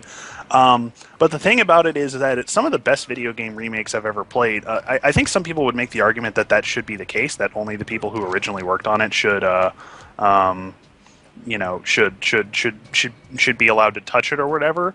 Or on the inverse side, that only the people who are going to the people who are going to remake the game are only the people who made it in the first place. Neither of which is necessarily true. Some of the best remakes I've ever played were developed by people who had almost. I'm just gonna kill myself. Some people who some of the best remakes I've ever played were like the Final Fantasy IV DS remake, for example, were made by people and who didn't have anything to do with the original game and only had a limited involvement with the game's original staff. From the game's original staff, I mean. Ooh. I think there are some people from like Square or whatever who worked on the Final Fantasy IV DS port as a supervisor or whatever, but like somebody else remixed the music, somebody else programmed the battles, and it was outsourced to an entirely different development company. It's a really, really good remake. So hey, 2 seconds. I'm posting something to our wonderful secret chat. Let's not talk about it, but I think it's a really weird take, and I want to just say fundamentally I disagree with that. Sure. Can I say something? Yeah. Noting? I was watching. Okay. Whatever. Yeah. So. Anyways, yeah. No. I was watching. So I was watching Frank Cifaldi, right? And he was talking. And Frank Cifaldi he's a really smart dude. Yeah. He's working on a Mega Man redo. I think he's working on Mega Man Anniversary Collection. Capcom has contracted him to redo Mega Man. Mm-hmm. To represent Mega Man. First point I want to make. If I sound like I'm talking too loud, I feel like I'm talking too loud, but I can't stop because I've been drinking too much. First of all, there's a difference. I feel like there needs to be parse out a bit the difference between preservation and a remake. That's the first thing, right? I'm not totally sure, because then you parse out the questions of intention, right? And artistic intention is am I putting myself in the game, or am I trying to preserve as much as what was original as possible? Right, those are two different things. Aren't they? It's a difficult question. So one of the things I know about, you pick one or the other, right? Yeah. So one of the things I know about, it's more of a sliding scale, but. Okay. Yeah, I mean, I'm being pedantic there, but I mean, I talk about the Final Fantasy IV DS remake, which changes a lot of things. It changes how characters function. Which one is the Final Fantasy VII remake? Is it preservation or is it? It's not going to be preservation because the remake's going to change a lot of shit. So the only thing I'm going to say about this, about the thing with Frank and everything is that, for instance, one thing that they're considering when it comes to sort of preserving Mega Man is that when you press a button in Mega Man, there's a 1 frame lag input for any action that you press in the original Mega Man, right? So which is about as quick as it can get. Which is about as quick as you can get, but there's still a lag input between the time you press the button and the time of the action, right? Mm-hmm. So Frank and whoever else is in charge of preservation needs to sit back and say to themselves, well, we can make that shorter, or in order to make our Mega Man, in order to make Mega Man feel the way that quote unquote Mega Man should feel, we need to preserve that frame difference, and that's sort of. I feel like that's sort of some of the stuff you're getting into, where it's what is being preserved, what isn't being preserved, and it's more a matter of we're not. I think some people, when it comes to preservation, aren't necessarily presuming intention. What they're merely doing is sort of emulating what already existed, right? So that frame input exists, and there's no real intentionality between that frame input. It just so happens that the frame input exists, so Frank and everybody else says, okay, well, we need to keep that frame input in there in order to make the game feel authentic. So here's the thing, right? And what I wanted to say about Frank was that Frank he's shortening the frame rate, because I watched him on stream on Capcom Unity. I watched him too. And I asked him, and they said, what do you do in the frame input lag? And he said, I am shortening as much as possible. That is one thing he wanted to do. But the other thing about Frank is that they were asking about stuff, right? They were like, well, what, it's like, okay, we want to be able to preserve the experience. And someone asked him, what are you going to do with the glitches and bugs? And he said, well, it feels like it's not my place to change them. Yeah, It so feels some like of those are if you, kept. you know what I mean? Like he's like, well, it feels like it's not my place to change some of this stuff. You know what I mean? Like that's not my that's not. It's not my place to like. That's not an authority I had on this artistic work. No, like, If he, so if he- there's like a... and he asserted that it's like if I want to respect this artistic work, I want to keep it the way it is. If I want to have respect for it, and instead of trying to impose myself on it. But the other thing too is that Frank is inherently, and he knows this, which is why I like Frank, is that he knows that he's doing something where he's essentially picking and choosing implicitly. You know, what are the most important things about this that I want to make sure stay? What are the most important things about the experience that need to happen? Right? You know, they're talking about the colors, the ATSC colors. He's trying to keep the original colors, right? Because he talks about how in emulation, you know, it feeds into the RGB colors, and when you emulate Mega Man, it gets like the exact RGB colors that's supposed to happen. Well, like, one of the things we should know... he's trying to get the RGB colors that are actually on the TV at the time. Well, I mean, you know what I mean. So like, well, here's the thing to consider too with that sort of thing, and I want to quote Iris because she's in chat and she's super smart and says super smart things. But the one thing I will say is that when it comes to RGB colors and things like that, one thing that they are adding within that game is like a CRT filter. Right, yeah, that's what I'm saying. Right, yeah. so you Ew, have really? so basically They do in the Street Fighter 3 one too. yeah, so you have this version of the game which is basically like, here's this upscaled version of the game that is sort of meant to run on modern appliances, right? And then you can, if you want to get closer towards that quote-unquote authentic presentation that existed because of the limitations of the hardware and things that this was presented on, they have certain filters that emulate those things. Granted, that's an imperfect way of capturing those things, but at the same time, it's sort of better than nothing, right? So we have this space where, you know, we want to maintain sort of the structural integrity of thing, but we want it to be playable for modern audiences, yet at the same time, we want to have certain options available to people who have maybe nostalgic reasons for holding fast towards certain particularities when it comes to the text. And when it comes to those things, they're still giving them, not in every case, right, but in certain cases, options to emulate the things that they found important or meaningful or exciting about those, at least about Mega Man, right? Right. Before I grab this bomb sensor and kick off a lot of other stuff, I'm going to pause. You two can continue talking and entertaining our wonderful host. I just want to quote Iris before I go. She says, "Preservation of experience, quote, is also a project of finding something universal to say about experiences that are similar but inherently different." And with that, I will go grab another drink. It's a project of finding something universal to say. So again, the project of preservation is also a universalist, a liberal universalism, right? So this is interesting, right?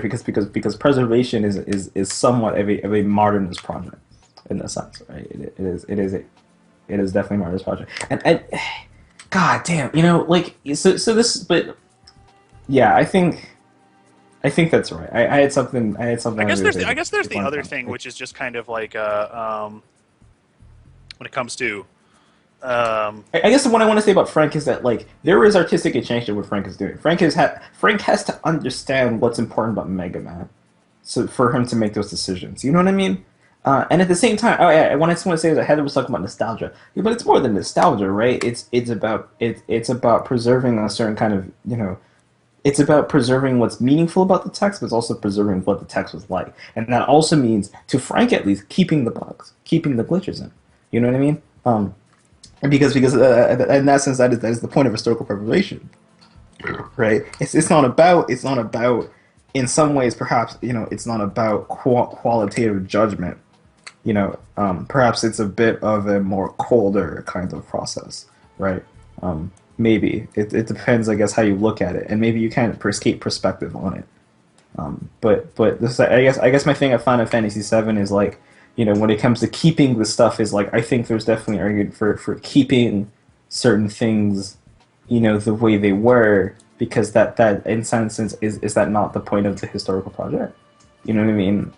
To try to keep things as they were, because in some ways, you know, if I'm remaking Final Fantasy VII, if I'm a new person at Square Enix and now I've been put into this project, you know, do I have right to impose my own views on this work? You know what I mean? Like not to jump back in right away and like really interrupt you. One thing we should know is that the people involved with the Final Fantasy remake, as long as we're being specific about the Final Fantasy remake, it's Tetsuya Nomura, it's Yoshi Kitase or whatever. I can't talk right now. Yoshinori Kitase, and I think the only person that they're missing is probably Masato Kato.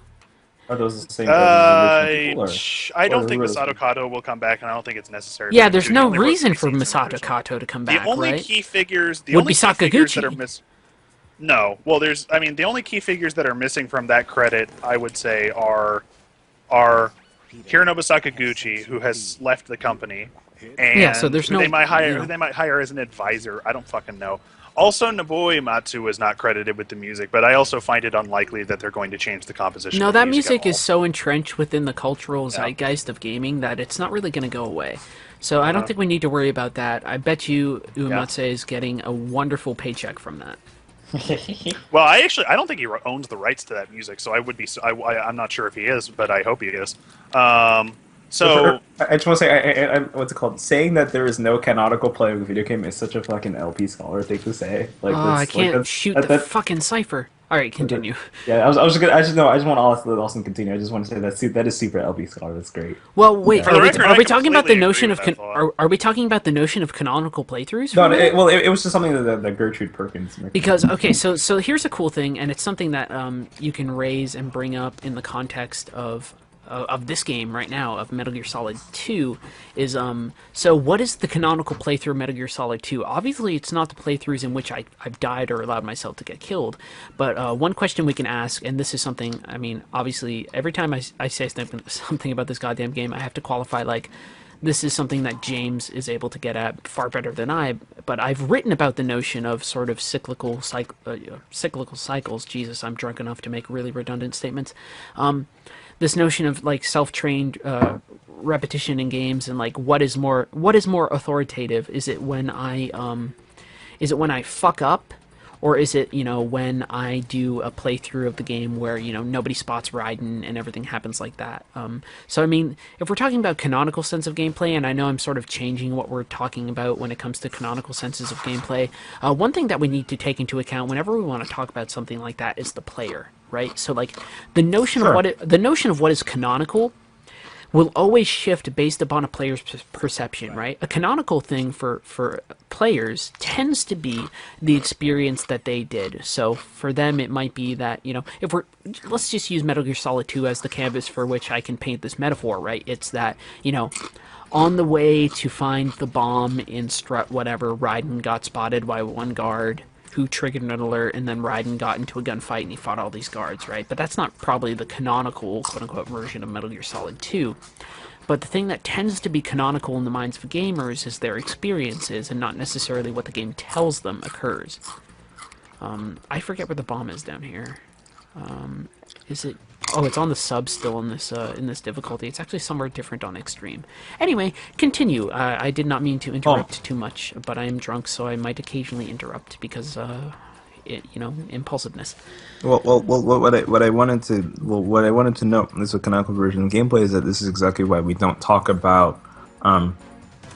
This is why we don't talk about. This is why we talk video games. We would talk about them in the general, right? Because sure. This is kind of like the pleasant understanding, right? So we no one who writes an art, a piece, at least anyone who writes a decent piece, says, okay, well, Metal Gear Solid 4, you can't find the bomb, and you need to do something, right? Mm-hmm. There's an understanding that this is a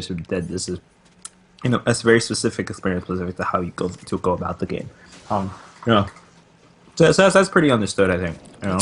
I always forget. In certain difficulties, the Colonel's going to tell me how to swim. I know how to swim. But in video games, you have to be told how to swim. Well, I think the important thing about Let's Playing, I think the important thing about Let's Playing is that it's such a social practice. It's such a pop culture practice, right? So like when you understand the canonical Let's Play, it's always about word of mouth. It's always about certain kinds of form. It Let's Play. Like I feel like Let's Plays always make sense more as a form of entertainment, and in that sense, the canonical MGS2 play is probably like the most popular one, right? So the canonical understanding of Jurassic Park Trespasser is the what's his name? What a title to pull from, huh? What's the well? This is what kind of name. What is his whole name? His name is He's I'm too distracted dodging railgun bullets. His name is Research Indicates. So Research Indicates Jurassic Park Trespasser LP is kind of the canonical understanding of PvP because it's the most understood, it's the most well known, right? It kind of becomes canonical in a sense. Sure. It becomes the canonical LP, right? God, I might die to fortune. I think Let's Plays end up becoming they end up becoming situated. End up situating themselves as laying down what is the sort of prime kind of experience of something, and then that becomes sort of the main understood way that this game actually operates. Sure. Right. So when we think of just Power, you start thinking of that which indicates LP. Yeah, it's right? like I've used this term before because we were talking about the notion of the names of the Colossi being named because of fan adoption, but it's sort of a definitive. God damn, I've been drinking.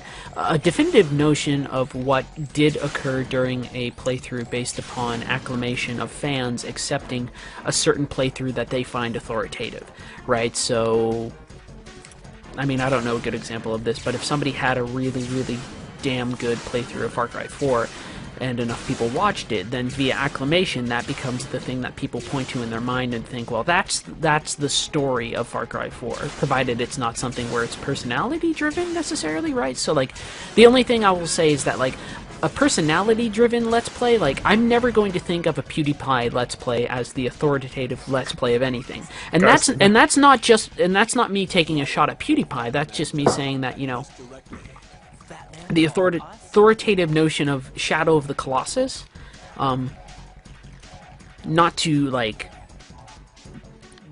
I mean, I use that because it's something I've used, right? But, the authoritative understanding of what might be the most valid version of Shadow of the Colossus as a playthrough probably won't be the playthrough done by PewDiePie, nor will it be the playthrough done by Game Grumps, even though those are the ones that are most popular. It will be something that some more hardcore fan, and there are hardcore fans out there, Lord knows I don't know their names, but those will be the ones that are sort of adopted mentally via consensus as the ones that are more authoritative, based pretty much solely upon sort of the quality of the level of play, right? Whether or not this is skillful, or whether or not this shows sort of an understanding of the mechanics or systems or whatever, right? Sure, The capital M and capital S words that are always problematic. Right. So and someone in the I think it's also your Christian in the chat who also notes that that it's easier to create some kind of authority on games that are more obscure. Oh yeah, absolutely. And you know what happens? I think exactly what you said actually kind of has That's with a guard. The opposite. What happens also what happened in that cutscene there? I don't know. I'm skipping all of it. Sorry, there was a guard, and I'm very excited. I like that little trick you do when you're laying down. You kind of glitch a bit forward. Oh, when I'm unequipping and equipping the weapon? Yeah, it's really great. Is that what you're doing? You'll notice, for anybody who's watching, a guard saw me and then I shot him before he could call in anybody. For anybody who's playing these games, an alert only will happen if somebody calls in your position. If they're like, hey, there was a person here, what the hell? I'm throwing all sort of caution into the wind, so I'm just sort of killing people. In MGS2 specifically. In MGS2 specifically, yes. Cautions are a little stranger in Metal Gear Solid 3. There are playthroughs and guides that you can refer to. In Metal Gear Solid 4, it tends to be similar, but not quite as precise. The rules tend to hold. As long as you are perceived and you can kill somebody before they make that perception of you known, then you can sort of make it through the rest of the experience. I am in a rush to get to where I need to go, so I'm killing people. If this was a different playthrough, I would not be killing people. I will probably kill Fat Man as well. Sorry, go on. There's still something I wanted to get to about the whole remake mania. Remania? Remania, whatever. Remania 6 with Ultimate Warrior versus Hulk Hogan. Hulk Hogan in a title for title match. The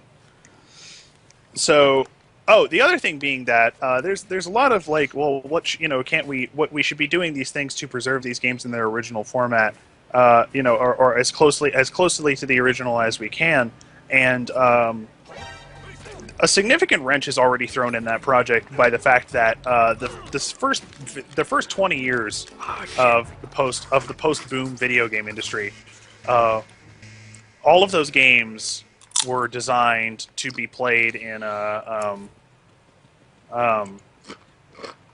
all of those games are designed to be played on CRT televisions, on cathode ray televisions. Right. And I know this is, I'm being a little facetious just to make a point here, but there are people. I literally have run into people who say like, "Why are you playing FF7 on a PS3? You got to be playing it on a CRT." Oh yeah, people say that all the time. Which is a bit weird, to be honest. I mean, if it's upscaled to HD, it's not actually that. Well, it's not upscaled to HD. Yeah, it doesn't tend to be. Okay. So if you're playing it if you're playing Final Fantasy VII full screen on an HD television, you're playing a very, very stretched image of that game.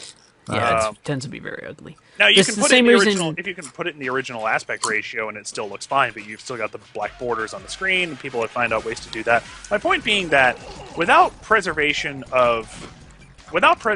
essentially of exactly the original mechanisms by which the game was meant to be played, or something within a few tech generations of that, like, you don't necessarily need the original gray box PS1. There's nothing particularly about that system. There's nothing particularly about that system that's better, than the later versions of the PS1. But like, if you're playing Final Fantasy VII, if we're trying to preserve Final Fantasy VII and we're trying to do it while acknowledging that every version of the game is going to be played on an HD television of any kind, we're already losing something very significant. Something that's less significant to Final Fantasy VII specifically, but something that's extremely significant to other games of that era.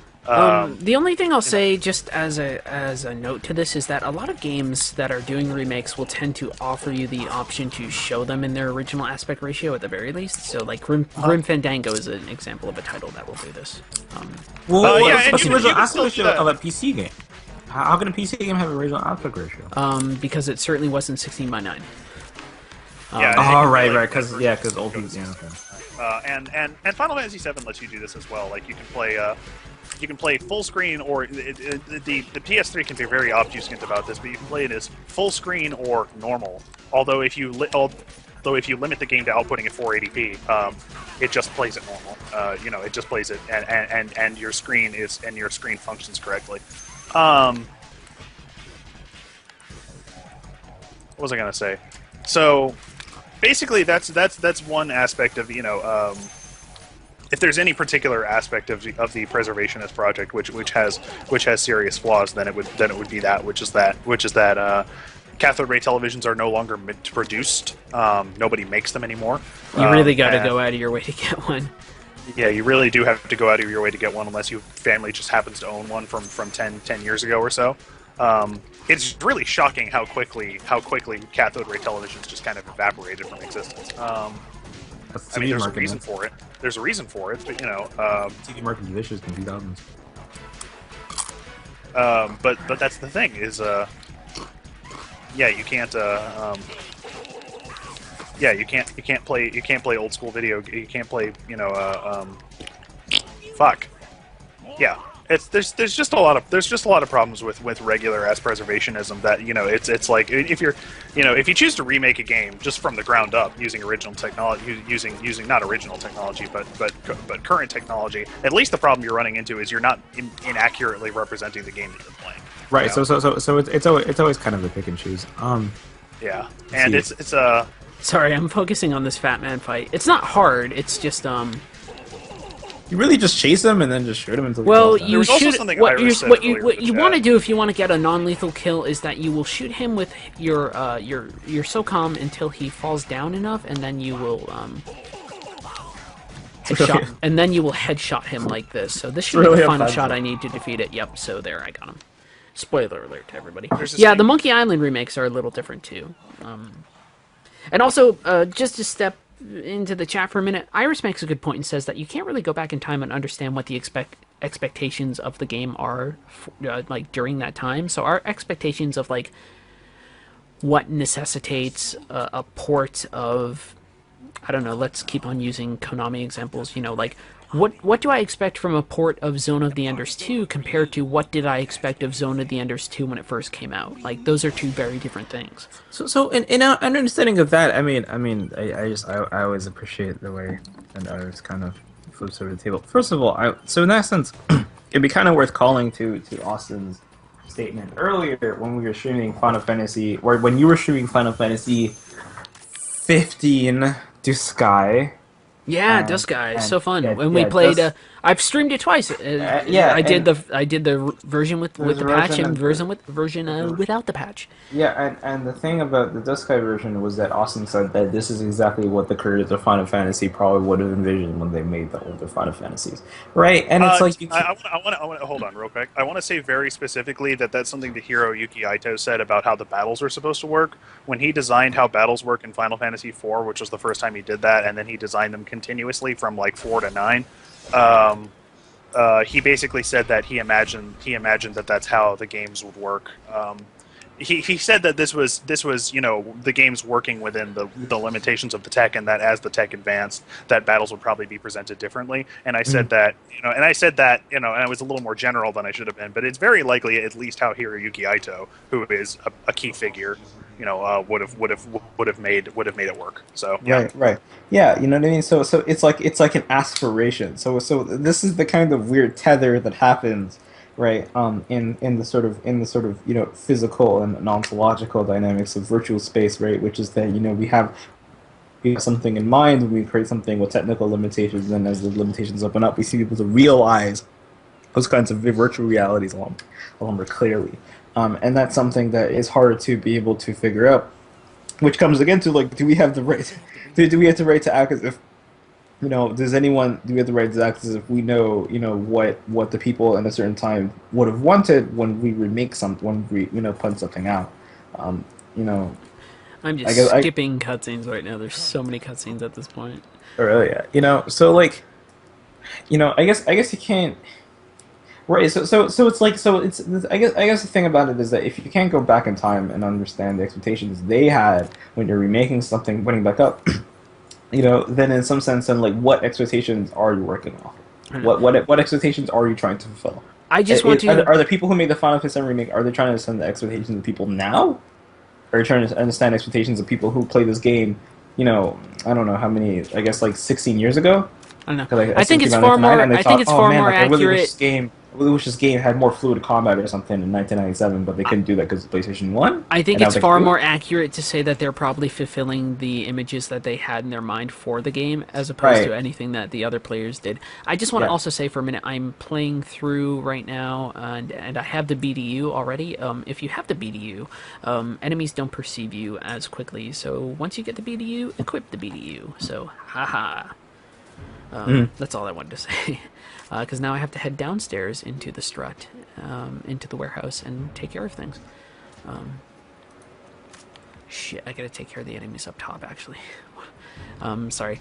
So I love the conversations, but I'm also like halfway between being like, shit, I gotta talk about like. So what's going on now? Where are you at? So a person who knows where the president is being held hostage, is being held hostage in a different area of the is being held hostage in a different area of the place that we are in. So I need to find something that will allow me to disguise myself as a guard. So I have these this sort of camouflage uniform, right? And my job now is to get a weapon so that I can walk and disguise myself amongst the guards in a certain area of patrol. And what's going to happen, even though I know what the character looks like, so it'll be really quick, is that I'm supposed to go from person to person with a directional microphone and find somebody who has a pacemaker. So like their heart's going to beep and sound differently. So the first time you play through, you don't know who that, like, what's going on there, but otherwise, yeah, you do. And also, I'm in a place with a lot of ammo and items, so I'm going to just get a lot of ammo and items. Metal Gear games tend to do this thing where they will have warehouses or areas where weapons or other things are contained. This is something that happens a lot in Metal Gear Solid 2, and then also in the original Metal Gear Solid. The only thing that's barring your access sort of from these items is whatever key cards you have available. So it's like, is this a level 3 key card? Is this a level 4 key card? Well, you need to have the right level key card. So I don't know. I'm probably doing a bad job of summarizing exactly what's going on, but blah blah blah. This is not by any means meant to be a comprehensive playthrough of Metal Gear Solid 2, nor is it meant to be a technically proficient playthrough of Metal Gear Solid 2. Well, I was sort gonna of is ask. what it is. You're doing a lot of, and this is the thing again, which is that you allow that first person perspective, and you're totally abusing that perspective. Like you're shooting first person a lot. At Well, least you okay, seem to be. so the game is built around it's like- that though. So like we use you use the term abuse, right? But so let's talk about mechanics and let's use them in the context, mechanics, right? yeah. Mechanics, and let's Mechanics. use them in the context that I always mean when I talk about that stuff, and that I always mean modes of interaction and sort of what is permissible and what is allowed to you by the space. I am not hitting that guard, and so What's it called? I want to ask if you've read the absolute gospel that Awesome Mega by, which is Matsunaka's piece on I have. permissibility. Yes, good. yes, I know Good exactly shit. what you're talking about. Good shit. I just So wanted to so ask. for the context of any conversation that anybody will ever have with me or have on my stream. Let us always understand mechanics just to mean modes of interaction. And so Metal Gear Solid 2 functions with a specific mode of interaction in mind, and one of those modes of interaction is the ability to go into first person. So this is something fundamentally different than Metal Gear Solid, the original. By which I mean the game is built around my ability to go into first person in a way that Metal Gear Solid 1 obviously isn't, which we sort of talked about when Austin and I got into the matter of talking about Twin Snakes, which is a port or like a remake. It is a remake, isn't it? It's a remake of It's a full-scale remake, it's yeah. a full-scale remake of this game, or not this game, excuse me, of Metal Gear Solid, using this engine, right, and these mechanics, right, which has different complications that occur from that. But one of the things that so it's like when you use the word abuse, like that's like for me, I hear that and I say that like that's a really hard term to use because this game is built upon the presumption that I am going to constantly shift from my third person to my first person, because this game is also the first game that introduces the distinction between body shots and headshots, right? So it's like in the past, a headshot only means so much, right? And I gotta move really quickly. So this fucker needs to turn around, and I need to shoot. And if you do this, and if you shoot before before they turn around and see you, I'm in disguise. Haha, I didn't just shoot out that camera. Totally did. Shooting out these cameras will help me later on for a section later on. But so like me going into first person, these environments are built upon the presumption that I'm going to be going into first person quite often, in ways that the Big Shell, as this area is called, compared to Shadow Moses, which is the location that Metal Gear Solid 1 takes place in.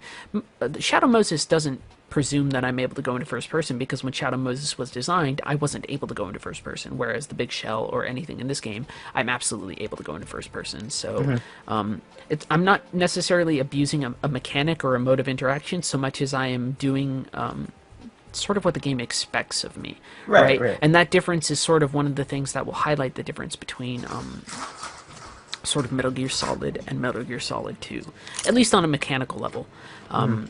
The major difference between Metal Gear Solid and Metal Gear Solid 2 is what it's trying to convey to the player, because certainly the difference isn't structural, because this game mostly repeats the structure of Metal Gear Solid in order to comment on the structure of Metal Gear Solid, and also in order to comment on the... So that guy caught me off guard, which is bullshit.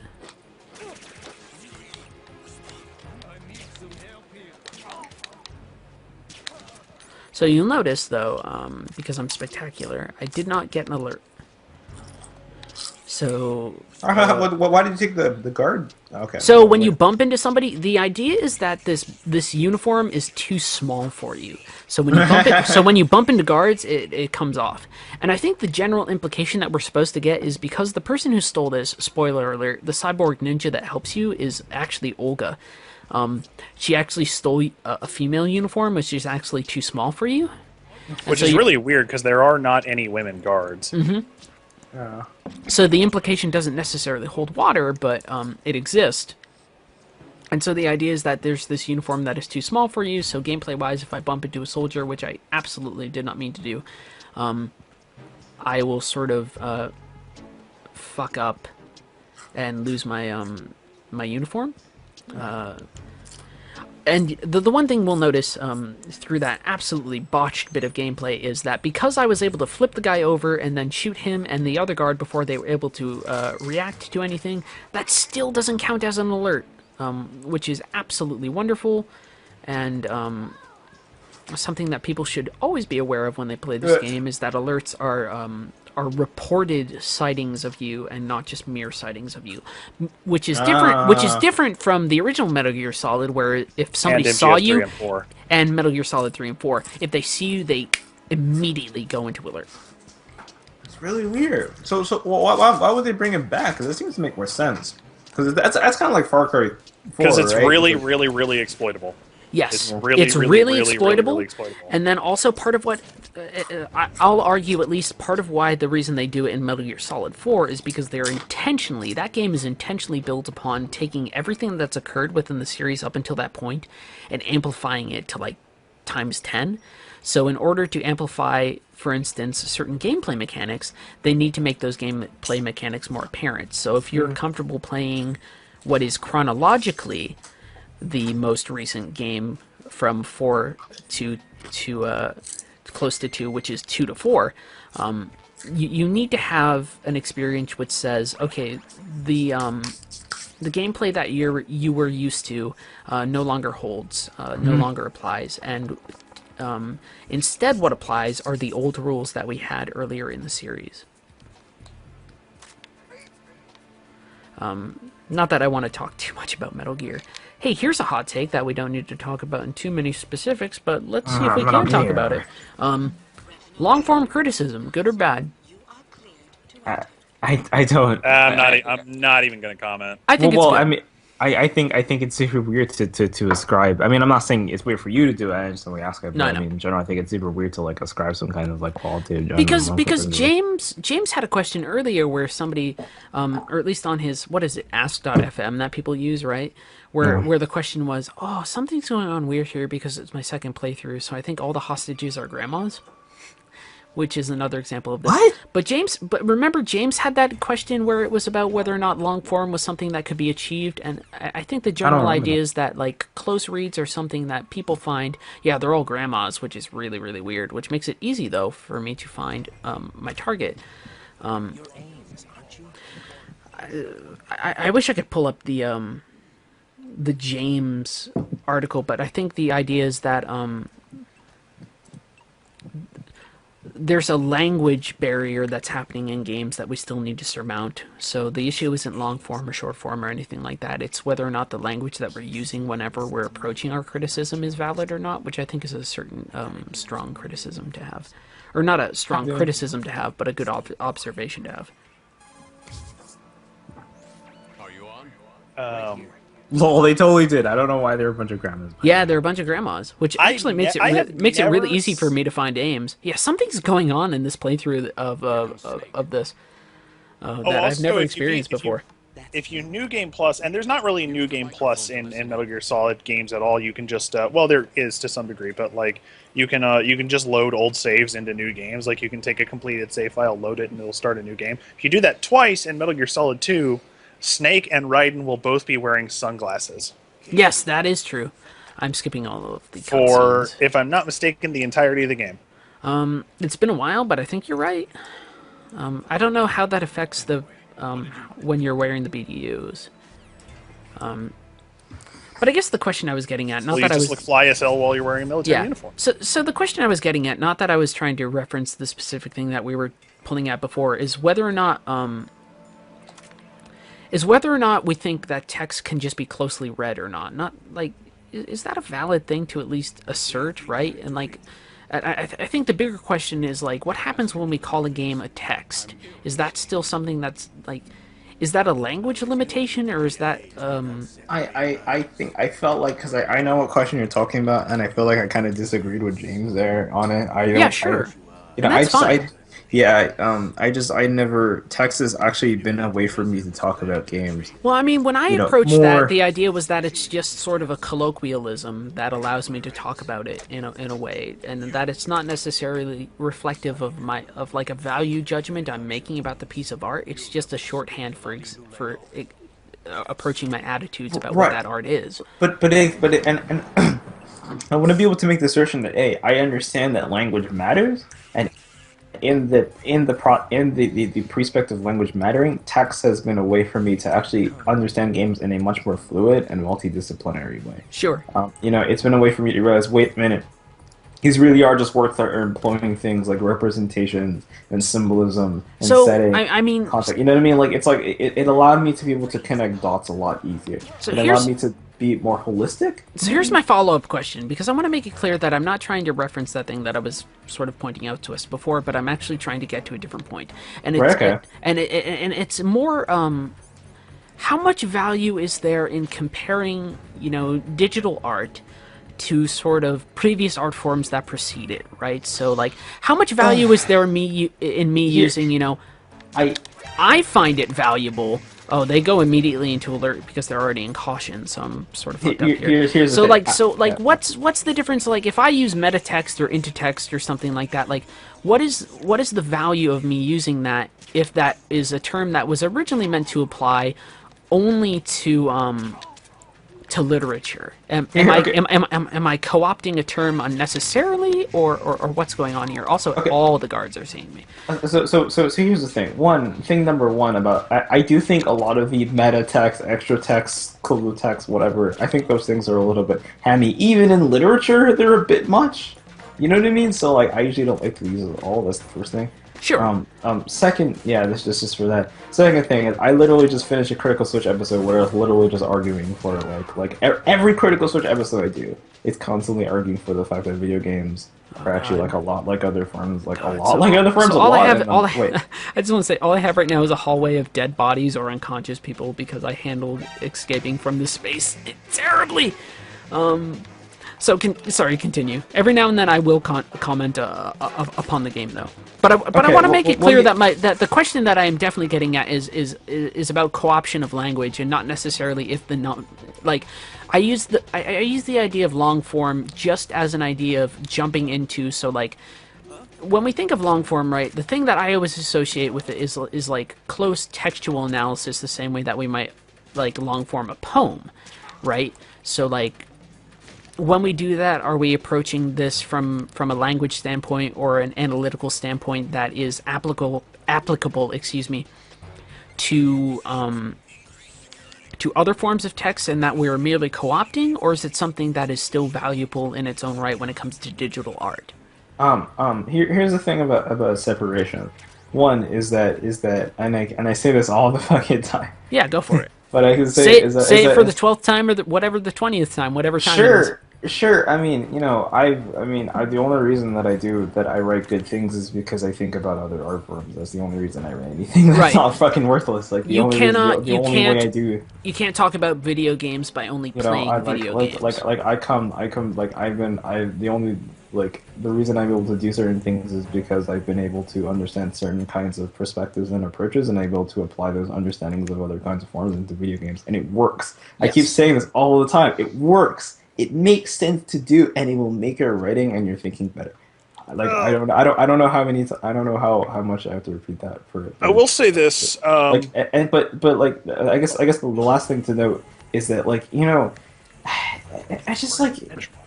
No, I guess that's it. Like that's kind of the most thing. When it comes, I keep on getting discovered right now, and I'm just gonna play through it. It makes sense to do. I'm not really sure why people wouldn't. Actually, no, I'm gonna kill myself. Oh yeah. When it comes to co-option, I guess the thing about it's like, no, I don't think so, precisely because I think it actually makes sense. Sure. I mean, is it co-opting to talk about setting? You know what I mean? For a video game, no, it's not. Well, because I find so a like lot of how much of the language is universal, and how much of it is like, I mean, like, because some of it's specific to certain things. A pretty good chunk of it, becomes universal on its base understanding, and what you want to do what I think is the best to do is that a lot of it is universal and space understanding, and then you apply to different kinds of context. Video games, yeah. and I literally argued this on, like an hour ago when I just recorded last critical search. Video games are really ontologically similar to other forms. They're really they're kind of the exact same. I guess it's sort of You know, tricky but though the- when but the like difference- if I say a term the- like mise en scène, like but- that's specifically a film term. Like so like what am I getting at when I say that? Oh, okay. Well, what I want to note is that you know a lot of them are ontologically similar, and the differences come into the ways in which a lot of the similar ideas are then contextualized. I was gonna say so it's Right. context based. So wait, hold on. So okay, yeah. Wait, hold on. Okay. Good night, Richard Perkins. I just want to know. Yeah, no. Iris has no, had it's just- stuff to say that I want to go back to also. Like I said, forgive me for the starting off point that I started at, but I promise this is the meat of the conversation that I wanted to get to. Right. Well, yeah. Like you know, it's just like I feel like a lot of what happens is that you take a lot of what is technically kind of a lot of the same concerns, you know, and then you try to apply them to different kinds of contexts. So video games are also so theater is very much concerned with not only bodies in a place. Theater is also very much concerned with the politics of us engaging with the things that which we are seeing. Yes. Are we complicit as an audience? What if the people who you're watching stare back at us? What does that mean? What does that imply us? As Well, an I've audience? always argued that it's kind of far thing. easier to say like it's valid for us to say player, but it's also valid for us to say participant, and then it's also Right, valid right. for us to say participant when it comes to acting as well. I don't think there's any form of art that doesn't involve a participant in some form. Right, or and another. right, you know, yeah, you know, and I agree with that. So you know, in that sense, it's like, you know, we can take like these things still make sense and they work, and then once you apply their content, it still makes sense and it's fine. I really don't see a problem with it. You know, I know that there are you know, more specific contextualizations of things. The thing about mise en scene is that mise en scene sort of implies. Well, it's it sort of implies- it's sort of a cinematography term, right? Well, It's sort but of like it's what not is happening within that thing in it's- that moment. I guess the thing is, it's kind of not a cinematography term. Like it's more of like a narrative term, right? It's more for plot. It's more about like this understanding of an event, and you're in the middle of an event. And I'm gonna just assert this because like whatever, this is true. Yeah, go for it. I think video games are mostly aesthetic texts. I don't really think they're very systemic. I think they're mostly aesthetic texts. And in that sense, like mise en scène doesn't really make sense because video games, you know, tend to be concerned with things like a virtual space. And like, you know, things like you know, objects and ontologies in a virtual space. In that sense, it's hard to be like understand what the middle of something is, right? But you know, I understand there are others, but like so, mise en scene kind of assumes a very sort of structural plot, you know, a structural storytelling structure kind of thing, and that means that it only applies to some film because some films don't really have traditional storytelling plots. So some films, mise en scene doesn't make any sense either. But you know, if Final Fantasy VII starts on the train on the way there, we could say that one is mise en scene, right? Because Sure. it started when Cloud is on his way. He didn't wake up in the morning, and Cloud didn't get some breakfast, and then he, you know, decided to leave his house and then go on the train. He's already on the train to whatever place. Well, he's I mean, going. we definitely have to understand that mise en scène is just definitely a thing where it's like, in the context of film at least, it is the arrangement of scenery and like everything that's on display within it. Like mise en scène is like, in my mind, the way that I've understood it in my film studies is that it is compressed into a moment, right? So I take a single shot, an edited shot, or whatever, right? And then whatever is compressed into that moment is the mise en scène, right? It's sort of this isolated structure that is happening within the film, which I think can be complicated by the existence of a player in digital art. Right. You know, so like I guess personally it's hard for me to see mise en scene there, but at the same time, like there are definitely examples of it, and it comes back to, again, I think personally just like of you know, more sort of traditional plot structure examples of video games, which there certainly are. I think that's the main thing I learned hanging out with Austin is like, oh wait, so there are good video games like story. Yeah. I'm having all these kind of matter. Okay, I'm having cool. all of these conversations, and I just want to know Yeah. I'm playing terribly again. What do you- I wanted to get in there a little bit about some of this as well, which was yeah, for sure. in some slightly different angles. I think when all you have video games in comparison to other mediums of work are a relatively limited canon. Yes.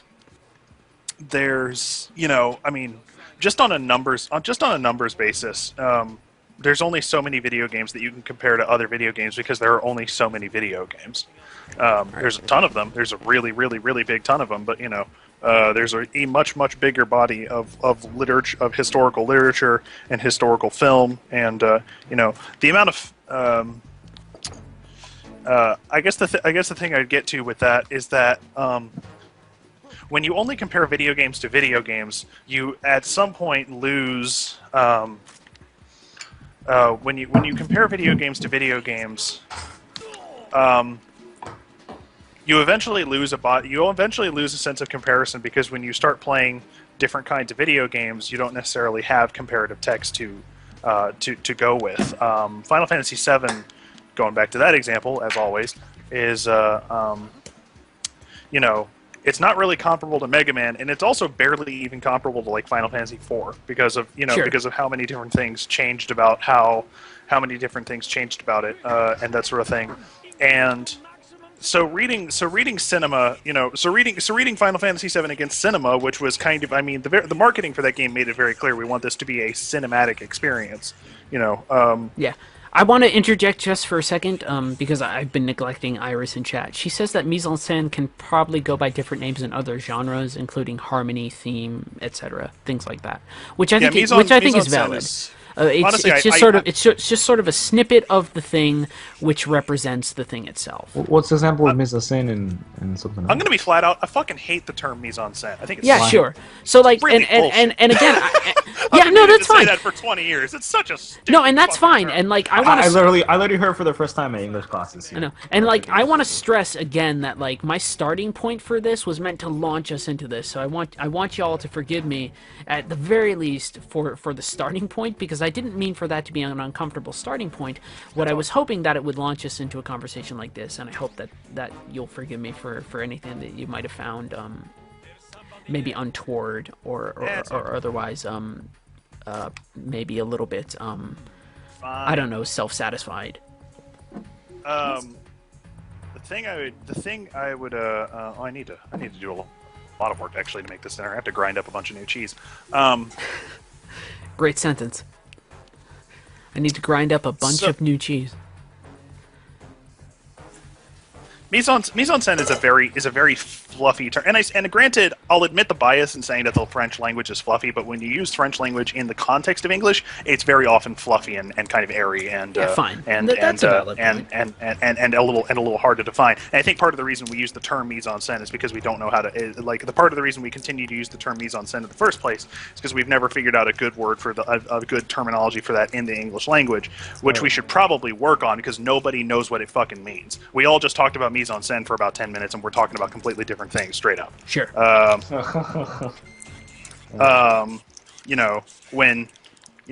the sad thing about that being that mise en scène is not necessarily, and I'm not trying to shit talk either of you, but it's like, it's not even necessarily the most complicated concept when you call it anything else that implies what the term mise en scène is supposed to mean. Absolutely anyway, not. Like, I had to deal with that whole conversation when I was taking film classes, right, where it was like, okay, let's talk about mise en scène, and it's just a snippet of a thing. Like, it's really not that complicated at all. It's like, here's a shot, what does the shot say, right? Like, that's like, it's a summation of various factors, including composition and lighting and all sorts of things, right? So our understanding of what mise en scène might entail for games, not that I'm saying that we need to co-opt the term or anything like that, but our understanding of what that term means for digital art compared to literature, compared to whatever else, shifts depending upon the medium, right? And again, I'm not saying that we should definitely use the term, but I'm saying that the term, or at least the implications of the term, shifts depending upon the type of art that we are engaging with. I mean, well, first of all, I wanted to ask. So I mean, when I took, because this is, I guess, one of the problems, which is that it's a real academic term. I mean, in the sense that it's literally only used in academic styles. I've never seen it in writing anywhere, ever. You'll see it in film writing. Well, I mean, I've seen it. I've read film writing, and I've rarely read in film writing. Like what what is mean? Like, I wanted to ask, like, what is mise en scene? What is the English understanding of mise en scene? Like, I'd have to look it up, honestly. I'd Well, have to okay, look it up. okay, I remember so- taking a film class and remembering thinking at the time that the comparison that mise-en-scène should not be a term that is used because the term composition essentially says the same thing. Do you mean Well, like the literal translation? It just generally means like placing in space or like placing within a space. Also, 'cause- I 'cause- 'cause I just want to when jump in and Yeah, add, that's composition. yeah, it's it's a combination of composition. It's the summation of composition and lighting and a lot of other things. Which is a much more literal and at least for students then at least a much more useful term because it literally means how the scene is composed. And I think the only yeah. complication is that composition is a term that's so often associated with just the camera as opposed to everything else. As opposed to like the placement of set dress. And the only thing I want to note is that Iris is saying that it's worth pointing out that mise-en-scène as a word is a preservation project, right? It's a word. Is a what? Is a preservation project, by which I mean, if I can presume upon her intent, because she hasn't clarified, and obviously she'll clarify once I undoubtedly misrepresent her point, is that it's this term sort of that exists as a historical artifice that points to an idea that probably already existed, or at least that's my interpretation of what's going on here. If Iris wants to correct me on that, feel free to. But mise-en-scène is a term that sort of exists for its own sake. Yeah, I would be much less generous and I would that most of the time when people say mise-en-scène, they say mise-en-scène to indicate a knowledge of film that they don't necessarily have. When I learned mise-en-scène, I learned it in it, and this is probably also a problem. Is that when I learned the word mise-en-scène, I learned it in a literature class, and I learned it, and they told me mise-en-scène means in the middle of something, because I was in a 102 English class where they were talking about linear story plot, and they said a mise-en-scène is when in the middle of an event. So like that's we call that implied. in media. We call that in media. In media res. res. Yeah. Right. Yeah. So Right. Iris is saying that the really stupid. Right. I might actually be mixing up the two. Oh god. So I guess let's not get too caught up on the term because terms are ridiculous and it happens in games too. So let me just quote at least what Iris is saying, and then we can talk about the value of whether or not, like, not necessarily about co-opting language or anything like that, but let's talk about, so the long form thing was just meant to launch us into whether or not the comparison of text to different types of literature was valid.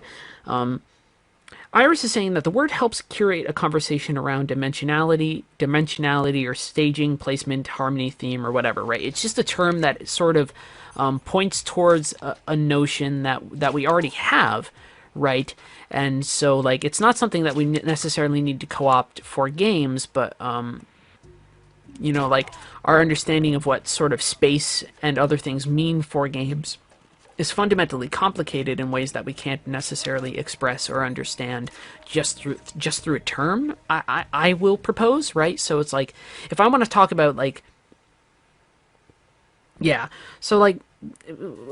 Iris says, let's not get started on the word mechanic. For the purposes of any time anybody is in my chat, whether they're a guest or they're in my chat, mechanic means mode of interaction, and we can surmise whatever we mean by that. But I guess what I'm trying to say is that obviously, co-opting certain terms from certain media doesn't necessarily help us with digital art because those terms already point to ideas that we already have, even though maybe there's not a sort of direct terminology for them. So, when I talk about games and I talk about spaces, I already have an idea of game spaces that isn't dependent upon my understanding of film and composition, or mise-en-scène. I already have this notion of space within games that's fundamentally formulated upon more,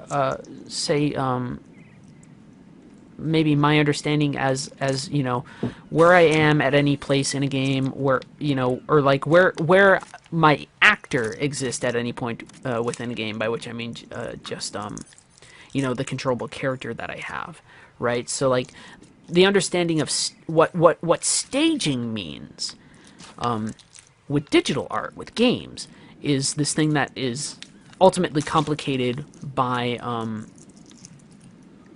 can I hit that? Yes. Which is ultimately complicated by the presence of the player. and so like, not that I'm here to tout like, interactivity or anything like that, but our understanding of these terms are sort of Iris says it, so it's like words aren't solutions to interpretation problems. They're just sort of, maybe they're these shorthands for these concepts that we vaguely have, but haven't yet. Not necessarily that codification of language is required, but they are these concepts that we have, but haven't fully sort of grappled with in ways that are meaningful or vaguely authoritative.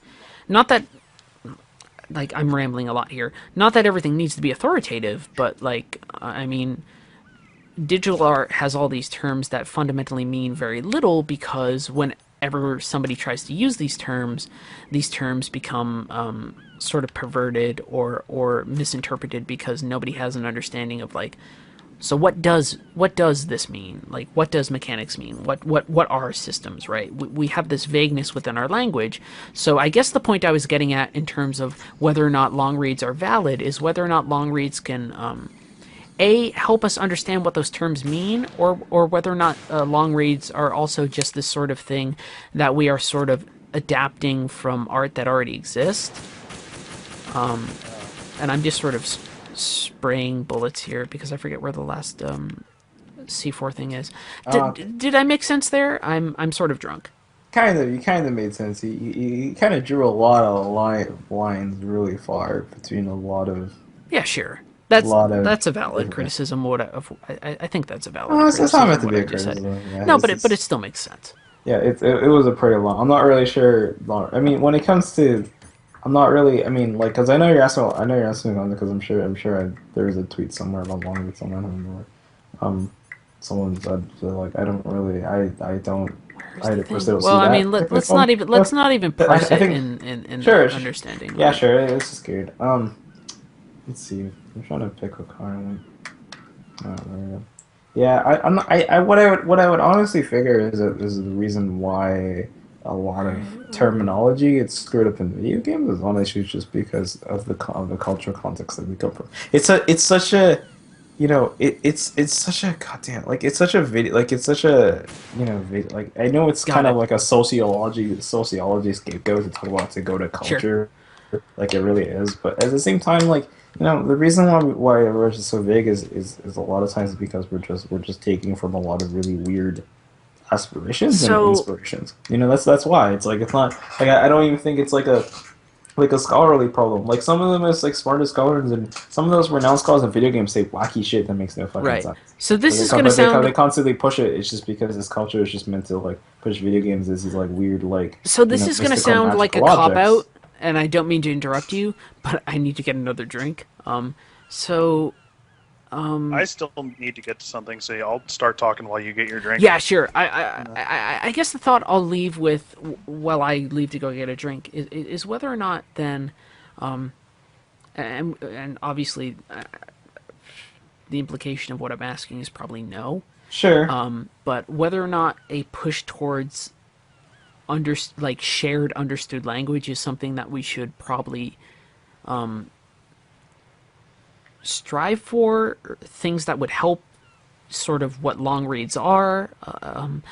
Is there value in having a general understood notion of what some of these terms that we toss around when it comes to talking about digital art, is there value in having a semi-codified understanding of what these terms mean? I wouldn't disagree with that. I'm not sure that shared language has anything to do with long reads. I'm not sure that those two things have much to do with each other. Like when it comes like shared language, understanding shared language is just like rhetoric in general. Long reads is just like how long your piece is, right? Just like how long your writing is. Yeah. It's like yeah. So those two things don't seem too connected to me.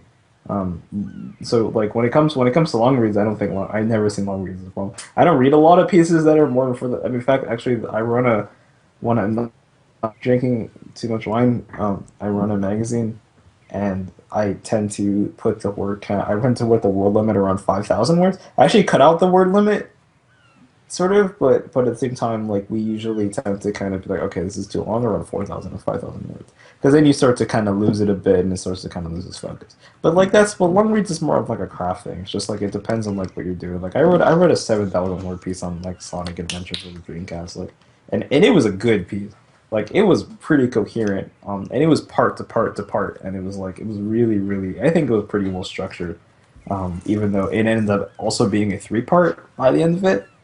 Which actually kind of helped it, because the thing is that it was so well structured that you could put in a 3-part and it doesn't even come off like it cuts off 2-part properly. That's how well structured the 7K word was. You can cut it into 3 pieces and it still works, right? And it's like, so it's like so I feel like the long read is just like it's just a thing of craft, and how well you're able to structure stuff. So I don't really see it as a problem. I'm the person, I have a lot of trouble reading anything over 4,000 words.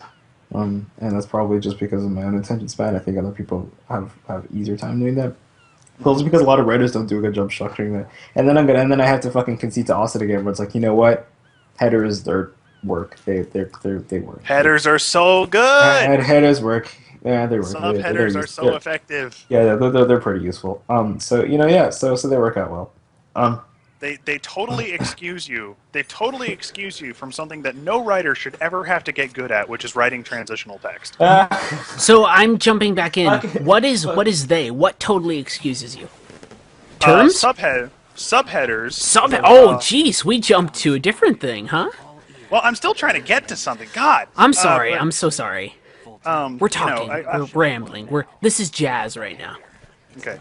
Subheaders are an extremely effective writing tool when you're creating rhetorical writing, at least. Yes. Because they forgive you for the non-sin of not being able to write transitional text, because transitional text is stupid and it's a waste of your fucking time. All right. We'll let Austin complete his point, but then Iris says stop. Forget, no more transitional text for free. And it's stupid, and it's dumb, and it's stupid. That's what I have to say about transitional text. All right, cool. Free writers from but I still have something else going back to the. Yes. So let's let Austin get to his point. Let's not interrupt him at all. Because I got a big history lesson to go on here, because we did the whole formalism thing in January. I'll fight this harrier. Wow, you're making progress. Yeah, we're gonna finish the game. Oh wow. What's happening? Oh shit. I'm fighting a jet. Austin, go on. Part of the problem with using video games as a reference text for other video games is the limited nature of video games as a canon, and the degree to which the mainstream center of video games evolves over time, and how quickly that happens. So, the first thing that the first major academic project of video games unto themselves was the formation of ludology, of the study of play, as its own individual group of study. And it's still so new that it's having a hard time necessarily gaining traction at a lot of colleges. But not to mention that if you want to learn about film, you still have to go to film school. It's not really it's more of a trade than not a trade. Sure. But anyway, point being, part of the problem with that is that ludology referenced play against other kinds of play. And that left the language of ludology very ill-equipped to discuss video games which pulled from other forms of media, like the cinematic video games of the 90s and early 2000s did, and the cinematic video games of today. Which are totally valid and legitimate valid and legitimate video games. When we don't allow ourselves to use the language of what games are inspired by, we don't really have the language to discuss those games. It's like talking about, it's as though. I feel like those games kind of make their own example, right? You should know a bit about cameras, as in you should know a bit about camera works if you want to talk about the games with cutscenes. And so that's part of the thing about it. And so the thing about it is that when you try to create a study of video games that is based exclusively on video games, when you try and you inevitably end up with a high degree of insularity, because what happens is that you're comparing. Say you're building a body of study just around the classic works of a genre, in the late 1990s, when when ludology was really getting started, when 1999, when Gonzalo Frasca wrote ludology versus narratology. And trust me, that doesn't mean what you think it means. We'll get to that. Well, we'll stop after the initial point because I want to ask Iris a question, if that's possible. Well, basically, the only thing I was going to say is that Gonzalo Frasca wrote in his 1999 essay Ludology versus Narratology. He said that narratological theory, off-the-shelf narratological theory, does not work well with video games. He was talking about a very specific body of video games when he said that, and he certainly wasn't talking about the video games that were inspired by movies like Final Fantasy VII. Sure. No. What do you think he's talking about? He was talking about like Super Mario Brothers and stuff, right? I'm not necessarily sure which body of works that Gonzalo Frasca focused on specifically, and the reason but a lot of the people who cite Gonzalo Frasca are very obsessed with with just game design, which is fine. I mean, that's a legitimate field of study, but if you're just talking about game design, you don't necessarily have the language to talk about narrative because you're not talking about narrative. Right. But this is exactly the fucking thing, which is that what video games are you talking about? He doesn't. I don't fucking know because none of these fucking people do actual close reading. None of these people do close reading. They honestly literally don't. So let me cut in here. Individual text. Let me cut in here, not to be rude, but to make sure that we can ask Iris a question. So, Iris, as we were discussing, you asked us to stop. What is the point of the conversation that either we are potentially misinterpreting? It probably had to do with subheaders. Or is it maybe about subheaders, or but she's also saying that this is a question with many answers. So I want people in chat to be able to offer us their thoughts.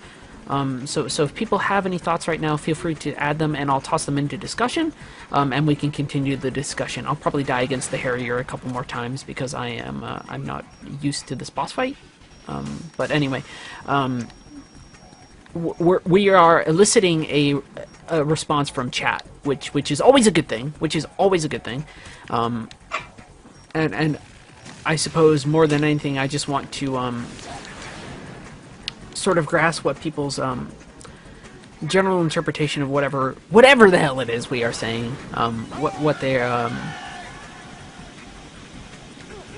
sort of see as going on. I forget the Harrier's attack patterns, which is a huge problem right now. Was it subheaders? Oh, it had to do with subheads. Okay, yeah. For what it's worth, I like them. Although that's me being really it had to do with subheaders, and if I'm not mistaken, she said please stop at immediately the moment when I said it forgives you from writing transitional text, which I said was a waste of time. But, I really only have that kind of fixation on transitional text because literally it was one of the things that was most severely graded in my primary education, which was most of my education in my primary education, and it was kind of like, well, your arguments are solid, but your conclusion is weak, and your ability to connect your points is a little weak. But it's kind of like that basically just came down to how well I'm connecting transitional text. But sometimes when you're making arguments for something, the ideas that you're the evidence that you're citing doesn't necessarily always relate to each other. Mm-hmm. You know? The only thing I want to jump in to say is that if you're ever having trouble with the Harrier's missiles, or not the missiles, the machine guns rather, if you use a box to hide around near the bottom, you are absolutely safe. So if you ever want another really good use for the box in Metal Gear Solid 2, it comes in super handy in this boss fight. So, every now and then, like I said, I want to talk about this game. The next thing it's going to do is it's going to launch a ton of missiles to fuck with me. I guess the other thing is that it's primarily a stylistic difference. Does it on the side like that? There's like a side view. Yeah. So, I mean... So this is sort of the stuff I wanted to get into when I was trying to delve into the initial question, and I'm glad that we got there. So, like I said, forgive me for the initial methodology, but I think that we've gotten to at least to a place that is generally fruitful. Oh, they're using machine guns on me right now. It's hard for me to tell because I don't have headphones that let me hear the game. But like I said, initial starting point definitely generated by certain comments about things that are going on. I'm going to kill myself so I can do this boss fight proper. But I guess the larger point I wanted to get at is whether or not we have comparable language to grasp certain concepts that then help us to read text in longer, more comprehensive fashions. And I'm getting the general sense that yes, it is possible, but not always in the same context. Is that fair for me to say? Sure. Well, I think what I would say is that if people want, first of all, like the value of certain words is always kind of overrated. But you can just kind of like if you want to describe something, you can just describe it in regular words. Sure. If you want to describe brains in a video game, you can just describe it in regular ass words. It really doesn't. Like you really don't need terms to do that. You honestly legitimately I like terminology, but I do too. It's kind of, I mean, I like terminology, but basically what I'm saying is that what Zolani is saying is true. Right, but yeah, and I like terminology too. You know what I mean? But like that's the thing, which is that usually even when it comes to like the average understanding in terms of general art forms, like I use those things also kind of sparingly, and I feel like I'm using them less and less often too. You know what I mean? Especially when I'm writing. About stuff, but so, the thing is that there's a difference between like writing interpretive text and trying to write like weird conceptual stuff. You know what I mean? Like when you're trying to understand, like here's the thing is that if I'm trying to write something about Sonic Frontier 2, which I'll have to eventually, I'm gonna have like it is by the hand of God that I'm eventually gonna write something big. So here's a question that will sound funny. Do you find using it less and less often to be quote unquote liberating? No, I don't. It just comes sort of maybe because I guess I don't know why that hits me, but I think what I imagine is that maybe because those kind of approaches start to come. Maybe because the approaches start to come kind of naturally is what I imagine. Yeah, that's kind of it. It's not like a big thing. But I don't like I just want to note that like this like that tends not to like we probably don't need words. Like a lot of words to do, but sometimes they're kind of helpful. But sure. only as a means to like describe experience again, to describe a phenomenon again. At least honestly, I find myself doing something much worse, which is building up a set of terms that I tend to use for stuff like that. Which is kind of it's just like for example, I don't like mechanics. Like we don't. A lot of us don't like mechanics. Yeah. So because the thing is like when we're talking about mechanics, we're talking about modes of interaction, as Heather said. So a term I've been using is interfacial. Well, that's also like that's really weird. That's also why and this is the thing. Like, so anytime I try to use systems, I instead use structures because that's what Stephen Barron used. Is that Baron? I'm drunk. But I find that that's a useful shorthand for what systems tend to represent, right? So it's like every now and then there are bits of terminology. Not that I really want to make this too much of a language about a conversation about terminology, although that was sort of initially part of the point. I do find that is a terminology that grasps generally what I want to mean whenever I say systems, even if that is not necessarily what is always communicated when I say systems, if that makes any sense. I guess personally at the time I feel like I've had a good enough understanding of a lot of what I'm trying to talk about that I don't need to actually fill out kinds of things. And the thing is, when you start to terms a lot, which is kind of the problem of the transition sentence again, which is the transition sentence it's like the danger of the transition sentence is that it makes your thing sound like an English essay. The danger of not using transitions is that it comes off like a notes piece. You know what I mean when I say a notes piece? I literally mean the kind of notes piece where it's like on game X, and it's literally just point by point number points. Basically, what I'm writing right now on Final Fantasy 13. Point number 1, point number 2, and they're just like that's the thing, though. So, it's kind of like there are dangers on both sides when it comes to like that kind of like writing a piece of writing and doing that. Like you don't want to do either, right? Of course. Like because they're just kind of bad transitions. But like when it comes to shared language, like I think a lot of times it makes sense. I don't think.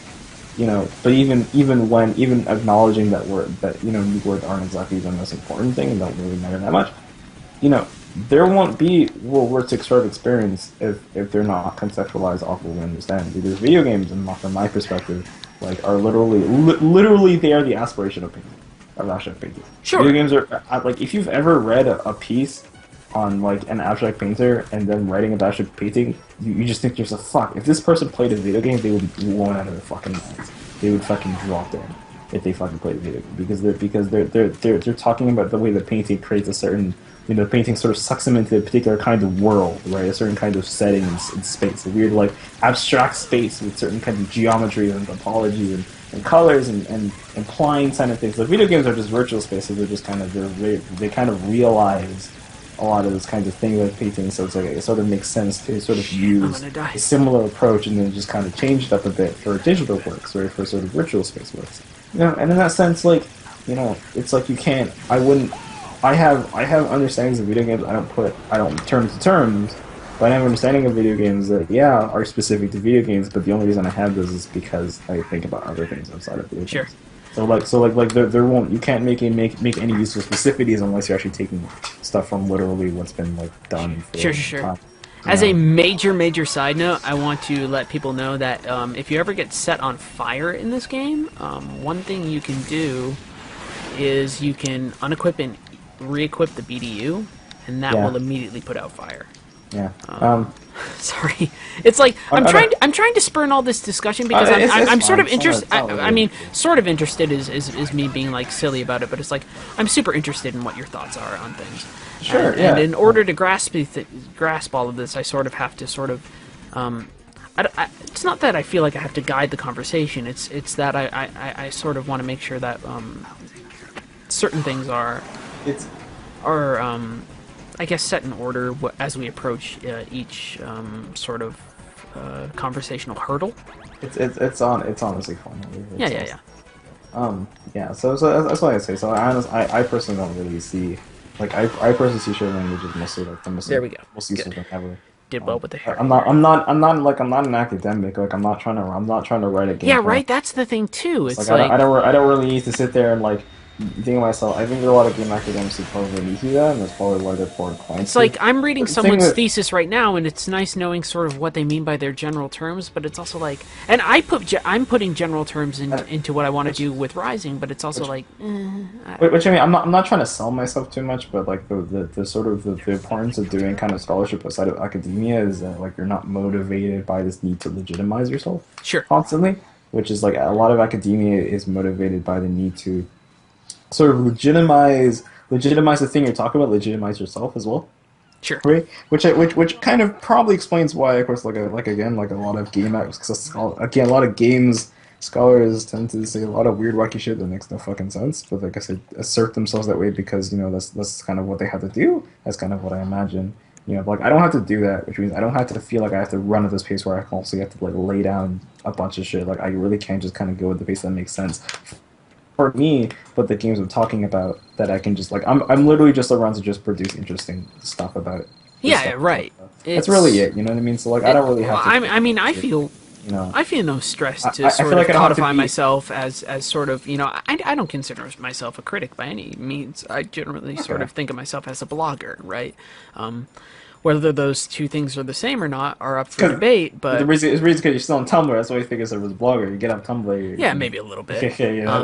But at the same time, it's a matter of, you know, this is... you know, I'm not trying to be particularly comprehensive in my terminology. I want to be consistent in what I say so that, you know, people who read my thoughts understand what I say at any given time without need for me to constantly sort of reference what I'm saying.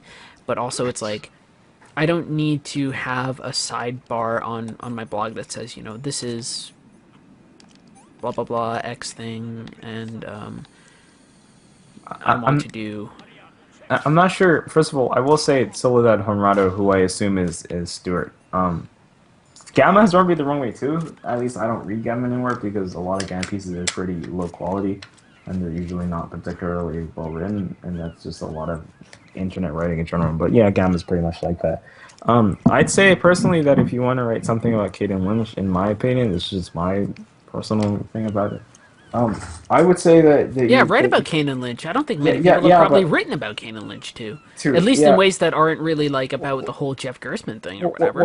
What I would say about Caden Lynch too is that like I'm not, because people do this, because you did this too. You're like, well, where should I pitch this thing? And I'm like, I'm not really sure where you should pitch it because there aren't a lot of places that will take on sort of just like you know, not long form, but just like critical pieces, I don't want to say nodules. Is this in But context to the culture piece I did, or is this in no, context to the Rising thing? it's the context of Rising. But you know, but also just like critical pieces on games that aren't new, and just like are just like on just games that you just think are interesting, critically interesting, and that don't have some kind of relevance to some kind of zeitgeist conversation. Sure. There aren't a lot of video game places that will take stuff like that. All right. And that's okay. You know, that's okay. You know what I mean? Like, that's not the worst thing ever. It's just something I think is should be understood. And in that sense, I think it's totally okay if you want to write something about that, to just put it on your blog. Just put it on your blog. It doesn't. People don't judge. At least I don't. Oh, think people Eamon, we won't probably get into that here. I used to put in well, it was just because Jeff Gerstmann got fired on GameSpot. It was because 5 years ago, so. accusations of promoting certain games or giving them better review scores. It's Kane and Lynch 1, but not Kane and Lynch 2. Yeah, it was. But any conversation of Kane and Lynch tends to unjustifiably or justifiably bring up that topic. Which is ridiculous, because like I don't even remember it that much, and honestly, I don't think it matters that much. Who cares? I know that there's a bunch of ciphers here, which is going to make this segment particularly annoying. Okay, yeah. Yeah, okay. I understand what regular grocery thing would be so important. Let's see. Yeah, geez, it seems like I've gone through all these cups here, so I don't think I need to do more of this. So I honestly wish that Sonic Riders was as comprehensive as a game as F-Zero is, but it's just not, and it's just I don't know why I would ever expect it to be. Sure.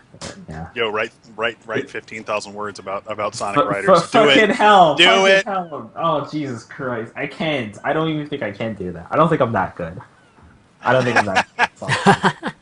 Sonic Riders. Sure. I really don't think. Like it's. I don't think it's a bad game. I think it's pretty cool, interesting. But like it's a video game. Like I'm not really sure what to write Sonic Riders. It's like it exists and it is. It's sort of just this enjoyable thing. Yeah, you know, that's kind of. You know, I'm skipping through cutscene after cutscene. We're making good progress through Metal Gear Solid 2. I think maybe this may be a good time for me to play some King Kong. Can I talk about King Kong? Yeah, go for it. The only thing I want to ask as we head forward in our discussions is this. This has been an interesting stream full of critical thoughts that I find valid.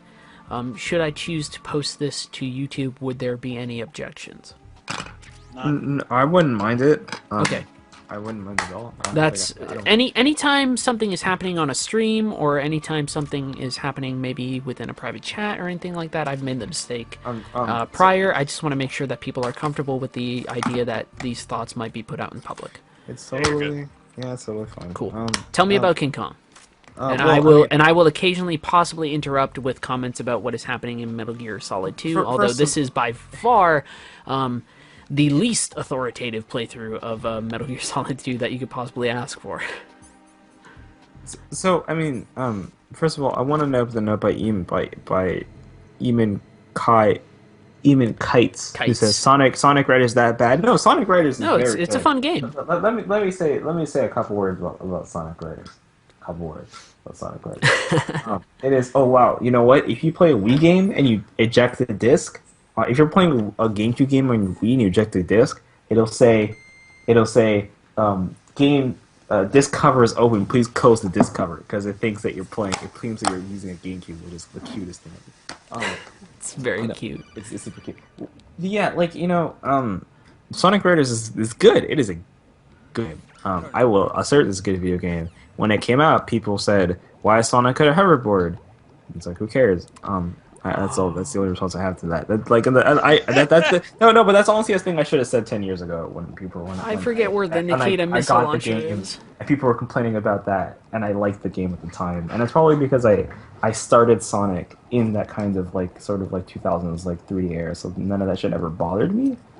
Because I never had this weird conception of what Sonic was supposed to be, which is ridiculous. But Sonic Riders is an interesting game, and it's a good game. It's not. God, I fucking hate things. It is not mechanically solid, but who gives a fuck, man? Who cares? It's not fucking mechanically solid. You know what I mean? I'm not playing Metal Gear Solid. I don't need something. I don't need everything to work super well. I just want an interesting experience. The places are kind of interesting. You know, the concept itself is kind of interesting to go through. It's a different kind of Sonic game that I think. Well, it's definitely a different approach to speed in Sonic, right? Yeah, you know the you know what's it called, the story is bad, but they're all all the stories in Sonic are kind of bad. I don't really pay attention to them. The thing about speed is that you don't go that fast, but you have there's a really satisfying sense of movement, especially when you're moving on these kinds of, you know, sort of Sonic is very much allowed to have hobbies. Hey, y'all, Sonic doesn't run all the time. He can play cards. He plays pinball, and he's got to go. Yeah, he's got to go fast in all kinds of ways. I'm pretty sure he has a pinball machine in his basement. And not spinball machine. God, I just think of Sonic. Spinball. Man, Sonic Spinball and Sonic 3D Blast. That's some prime Genesis territory. Yeah. So those games are fucking monstrosities. But yeah, Sonic Riders is really good. I think it's definitely worth playing if you can get a copy of it somewhere. You know, it's nice to play. It's not necessarily for full in the sense that it's pretty short. Exactly, a lot of quote unquote content. So there's not a lot of quote unquote replay value. I see all these words with tons of yeah, a little bit of irony. Yeah, a little bit of irony, you know. So like, yeah, but yeah, it's totally like it's totally a valuable Sonic game and absolutely worth talking about in terms of talking about the Sonic canon. And it's not worthless and it's not garbage, and people shouldn't just throw it away because it's Sonic, because it's a Sonic Riders game. Like, it's totally cool. Like, you know, and not only that, Sonic Riders is a game that it very much, you know, expands on and plays off of the regular, you know, sort of Sonic Adventure structure, as well as the structure of Sonic Heroes. So, like, it is not just, like, some average-ass, you know, it's not just some average-ass Sonic game. Like, it's very much part of that lineage. It's super part of the lineage. You know what I mean? So, like, Sonic Riders is important. I'm going to assert that now. Sonic Riders is important. I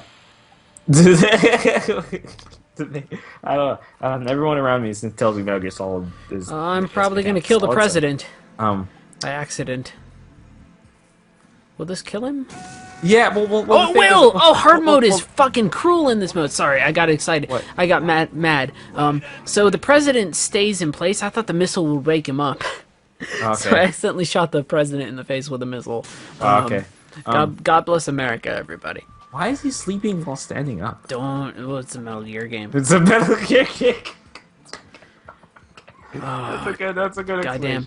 Alright, so that's different than what I thought it would be. Let's see, Paramander says the idea of Sonic having an actual permanent residence is weird to me. Sonic does have but Sonic lives in Mount Hole, though, right? He lives in Mount Hole with his parents. At least by comic canon. I mean, of course he still lives at home, the fucking loser. He has to be somewhere. I'm so not even sorry. He's like 16, man. You know what I mean? What, is he gonna be 16 forever? Yes. You know what I mean? He's probably really sad. He's probably, you know, his uncle's gone and shit. You know what I mean? His dad's like, what's it called? Like his mom and dad. I mean, his mom and dad are actually really supportive of him and are still there. Actually, his mom and dad. So Sonic has great parents, by the way. He has really supportive parents. Let's be careful to make sure that we move on from Sonic Riders to eventually get to the point of King Kong. Sure. Well. I want to note that Paramount. Yeah. So Sonic does have permanent residence. I take the Sonic comic canon way too seriously. Way too seriously. You know. But yeah. Oh God. Okay. So I gotta. Yeah. So King Kong. I'm blade to play King Kong right now. So King Kong. King Kong is a very, very surprising thing. Like I came into this expecting something kind of. Oh God. I should play. The thing is, King Kong. Here's the first thing. King Kong uses the C stick. It's a dual stick shooter for the GameCube, which means that it uses the analog stick and the C stick. It is not like Metroid Prime. It is not a one stick first-person shooter. It is a two-stick first-person shooter. It works surprisingly well for a first-person shooter. The C stick is actually pretty effective and pretty surprisingly effective. If you can get a good controller that has like good motion on the C stick, I got myself a cheap ass fucking off-brand controller that still smells like paint. So you get what you pay for, but yeah, it works pretty well with it. That's what I'd say. But yeah, like King Kong is incredibly surprising. I came into it sort of expecting something that was very interesting, and I got something that was incredibly interesting. Like I got something that's pretty fucking remarkable. So what is It's- in your mind the like- most interesting thing about King Kong? Well, I mean, the thing about King Kong is that you come into it thinking, okay, well, this is kind of like this no UI, this sort of zero UI first person game. The thing I came to is that it doesn't that much of a shooter. Is the first thing. The second thing is that the no UI isn't just a fucking gimmick. Like the whole game is so bent on this really harsh and very moody kind of tone to it. That's sometimes kind of scary. Sure. You know, like it's very very effective. And like the thing with the game is that like it's so like you can tell it's a low budget. Oh fucking hell! Oh God no, damn. my computer just made a noise. Oh god, the dinosaurs are fucking coming at me. It's really fucked up. Yeah, there you go. Yeah, so the thing is that like you know the game is very low budget, which means like it's kind of room to room, but you can't kind of tell that it's room to room if you don't pay attention to it. You know, and the thing is that because of it, like it just has this really. If I said dark, that'd be kind of reductive to say like it's a dark thing. It it has this aesthetic to it that's like very, it's very evocative. It's incredibly, it's kind of low saturated, which I know it's kind of typical for AAA games to be low saturation, but like this game came out in 2006 and it works very well. The kind of low saturation it's on. It's often very quiet. Like there's no music playing, so you're just in these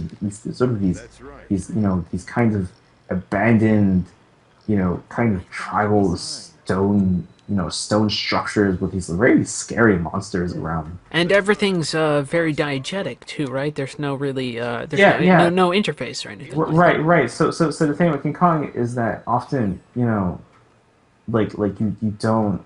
So it's like you don't. See, the thing is like you can't. It has like. Oh god, Jack just fucking died. Jack Black just fucking died. Listen, the president just fucking died. So what's it called? Jack Black was just eaten up by dinosaurs.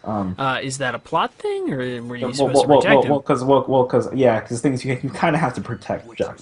Well, listen, he follows you, and he's not an idiot, but like you have to kind of protect him. We all need to protect Jack Black. We all need to do our part in protecting. He is reckless, and we need to make sure that he is safe. Man, fuck rock music. I just like, wow. Yeah, forget it. It's just like so the thing about King Kong is that it just moves forward. Like there's no like the thing about the diegesis thing is like there's no meta game to it.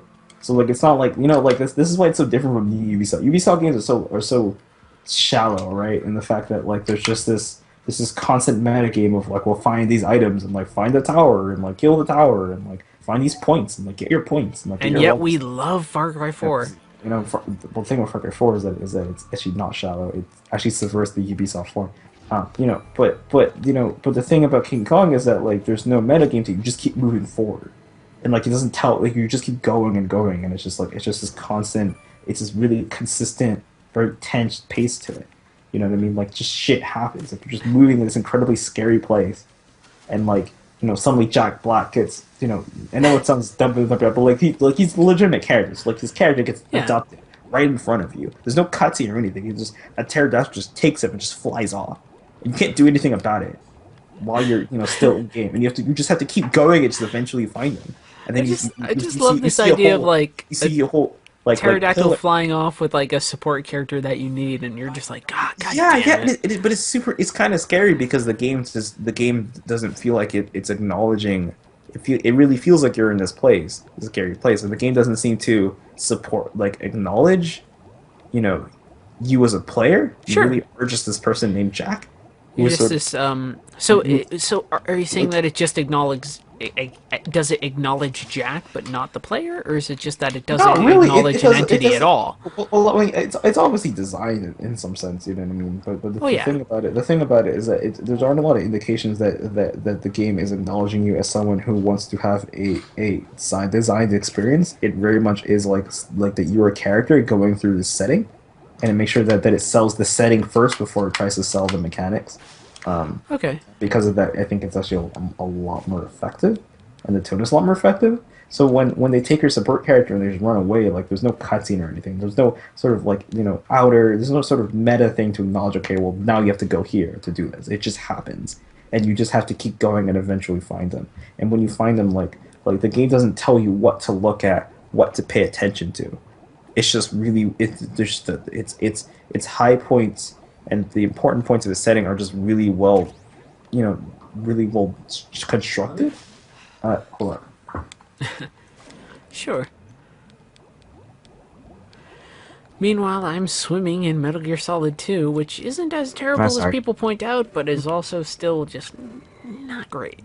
Yeah, so like, and it's like when you go and you find them on this pillar thing, it's like this sort of cave pillar, and it's like, and you see a bunch of pterodactyls swarming around him up there, and you have to climb it. You just have to go and climb. You take a shotgun, you just walk up, and you have to climb. You just shoot them down. You have to take them and run.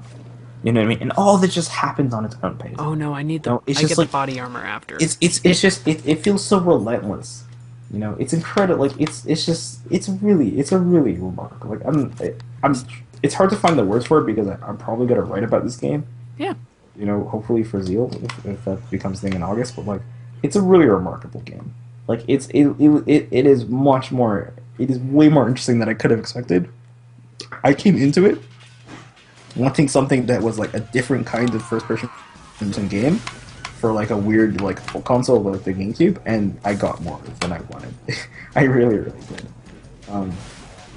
And like it's just really special. Like here's like you can tell that these people really wanted this game to be frightening in some ways. It's not a horror game. It's more of a thriller, but like it definitely has like these very kind of vibes. The thing about King Kong 2 is that like some of its settings are very small. So like like the thing is, it is room to room, even though it tries to make you think it's not, but you can tell it's room to room, and like, so sort of set piece to set piece. Yeah. So I haven't done the vamp fight in a long time, so we'll see how I do. I probably should be aiming for his. Sorry, someone knocked. No, it's like I probably should be aiming not for his health, but his sort of vitality. So it's kind of room to room, even though it tries to make use of that, but it's kind of room to room, And the thing about it is that you can tell it's low budget because the quote unquote rooms are so small, right? So like there's very little in the set. It's very scaled back. Right? There's very little to marvel at in the game. It's just a lot of stone structures and a lot of and some trees here and there. And like the game is so low budget, like it's really badly anti-aliased. So like it's hard to make out certain things of it. So it just makes the game a lot more unnerving. Sure. Because you can't make out certain kinds of structures in it, so like it's hard to tell what kind of place this is. So it's very mysterious, and the whole setting just feels very mysterious and just very incomprehensible, and just like it's just kind of surreal sometimes. It's very fucked up. It's very much a fucking all game. Like it's super like it's a big. It's kind of confounding sometimes when you think about it. Like these people did a pretty remarkable job creating a setting that really does sort of involve imaginations in you because of how scaled back it is and how much it wants to do that. It's never goofy, you know what I mean? Like it takes itself so fucking seriously, and you take it seriously because of that. Like especially right now, I'm fighting T-Rexes, I think, or like straight up like I'm not fighting like I don't know. Sure. You're fighting T-Rexes. I'm fighting a vampire. It's no big deal. Video games. I don't know what dinosaur I'm fighting, but it's not the small dinosaur, but the bigger dinosaur. As a side note, this is the only time that the Nikita's melee attack is ever useful. And it's like okay, good. So I killed a dinosaur. Okay, good. I'm probably gonna die here. Vamp fight is so difficult. The dinosaurs, they find me so fucking quickly. You know what I mean? Like they really do just like I was just up on a hill and dinosaurs just run straight to me. So you can tell the scripting of the dinosaur. I've seen Jurassic World. I saw it today. Dinosaurs? Don't fuck with them, man. Yeah, they're very dangerous. Thing is, like you know when like a stealth game or something like that you can tell that an AI is like, looking for you, quote unquote, looking for you. Sure. In Jurassic Park, in this game, you can tell that like whatever class, like literally like the programming class of of the AI of the dinosaurs, they have the corners to your exact position, and they just run straight to it. Whether you're hiding or you're not hiding, like they just fucking know where you are, and it's incredible. I forgot how strong Vamp's knives are, so I might not do well during this fight. This is a hard fight. I just want to state for the record, fight against Vamp is a very difficult fight. But the thing is, the game is super linear, which, like, I'm gonna be honest, like, I've wanted to say this for a while. I miss linear. Like, I know I'm just being emotional, and I'm trying not to, and I'm not being too reasoned because I'm kind of being casual about it. But I kind of do miss linear games, you know, and I miss the kind of good structure and really just sort of really good pacing that a lot of linear games have, and how everything seems to want to be just sort of this open world thing now. And I find that so trite. I find that so just, you know, I don't find that to be. I don't find that. Well, I mean, you've found a certain sense of fatigue in that. Yeah, sort of, I've had, and I think it was Colleen, you know, who talked about no, because she linked I'm gonna die. I'm gonna straight up die. It's gonna be terrible. And like, I'm trying to be reasoned about it, but like, I also have some open world fatigue. Like, here's something that's open world game. I'm like, I'm kind of the fucking. You know what I mean? It's like, I'm not interested. Like, I don't care about player freedom, man. I make like, I have fun talking about Todd Howard and shit. But like you know, I couldn't care less about this stuff, man. Like, I want a really intense and meaningful and structured experience there it is. I knew I was gonna die. That communicates things that I can feel. Like, I don't need to just run around and, you know, do points and shit. Like, I don't need that. Want people to know that the Vamp fight. It's very hard fight. Which is why when I'm playing these kind of like older GameCube games, like the sense of like the sense of structure, especially, and I'm gonna write about it, especially the sort of the room to room structure, they fucking work, man. Like, when we're talking about Metroid Prime and shit, the rooms work in video games. They work. Rooms work. Well, I mean, those are spaces that are designed with, I mean, not just multiple paths, but definitely like. But the thing about Metroid... This is what the player will do and what they won't do, and sort of concepts like that. The thing is that even in Metroid's, you know, sort of like non-linearity, Metroid is still room to room, and like that works so fucking well. And like, especially when works in kickoff, it's a good structure, it's a good approach. You know, 101, man. And like, I fucking, like, I'm playing this game and I'm like, this game is so effective in a way that it just all comes together, and it feels so thematically cohesive in a way that I feel like only a really linear structured game can be. You know what I mean? Even as someone who really enjoys Far Cry 4. Sure. You know? But Far Cry 4 is kind of like, I don't... Listen, you and I are probably the biggest Far Cry 4 apologists. Oh, we fucking... Oh, yeah.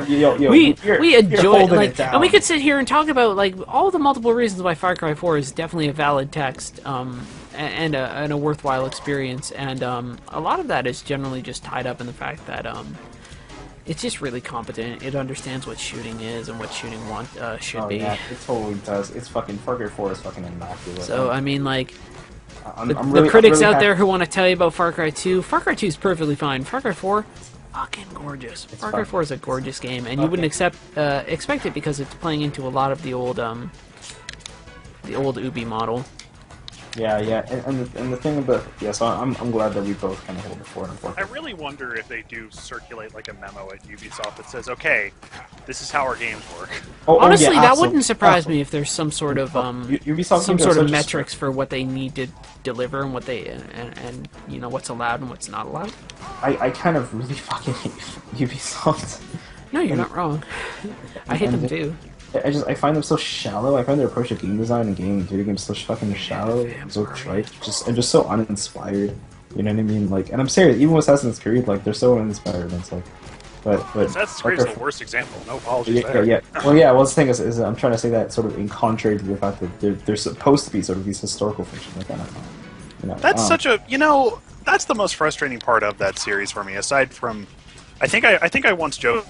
This Creed is like the most offensive combination of design decisions and narrative ideas that I see in video games, and I don't think there's a single video game series that I like less. But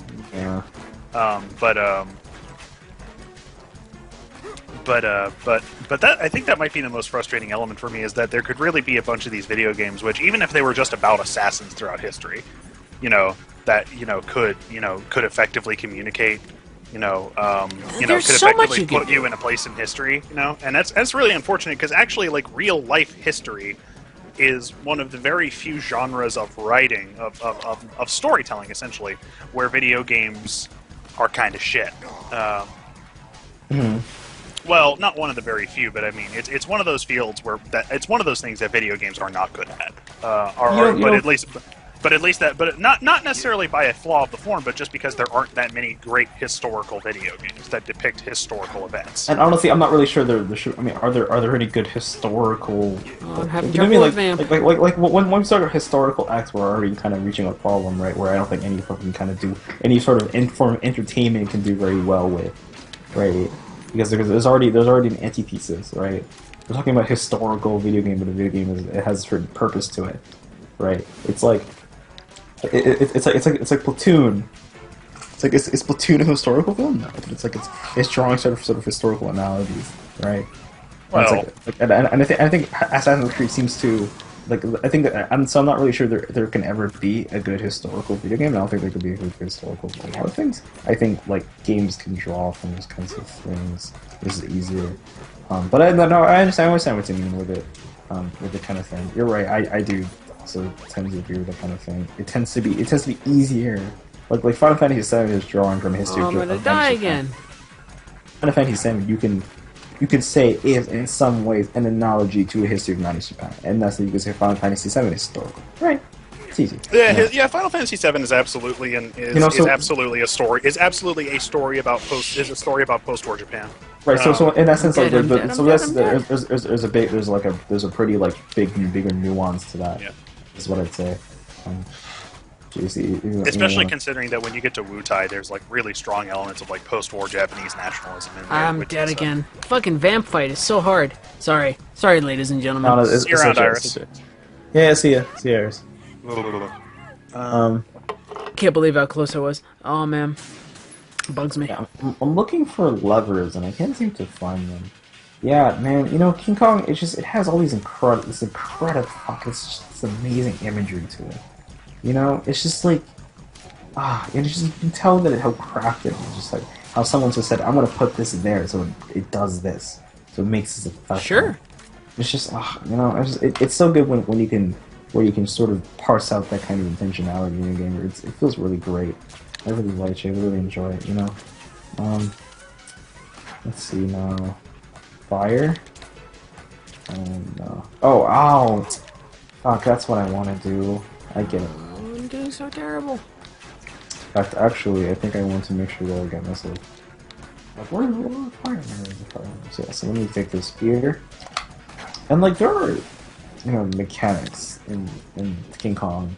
They're pretty straightforward. They're sort of. If we can make 2016 the year where we change procedural from I don't know, endless outcome, which is in itself a fallacy, to you're just process to process to process, that'd be pretty useful. But because that's how that's how I use it sometimes. It's like, sure. King Kong is a procedural sense, okay, you have a sphere, you use the sphere to get the fire, use the fire to get the bush. It's like a step process that I think works really well in terms of this design. And there we go, there's one I wanted. So I'm gonna take that here. And we stick this in.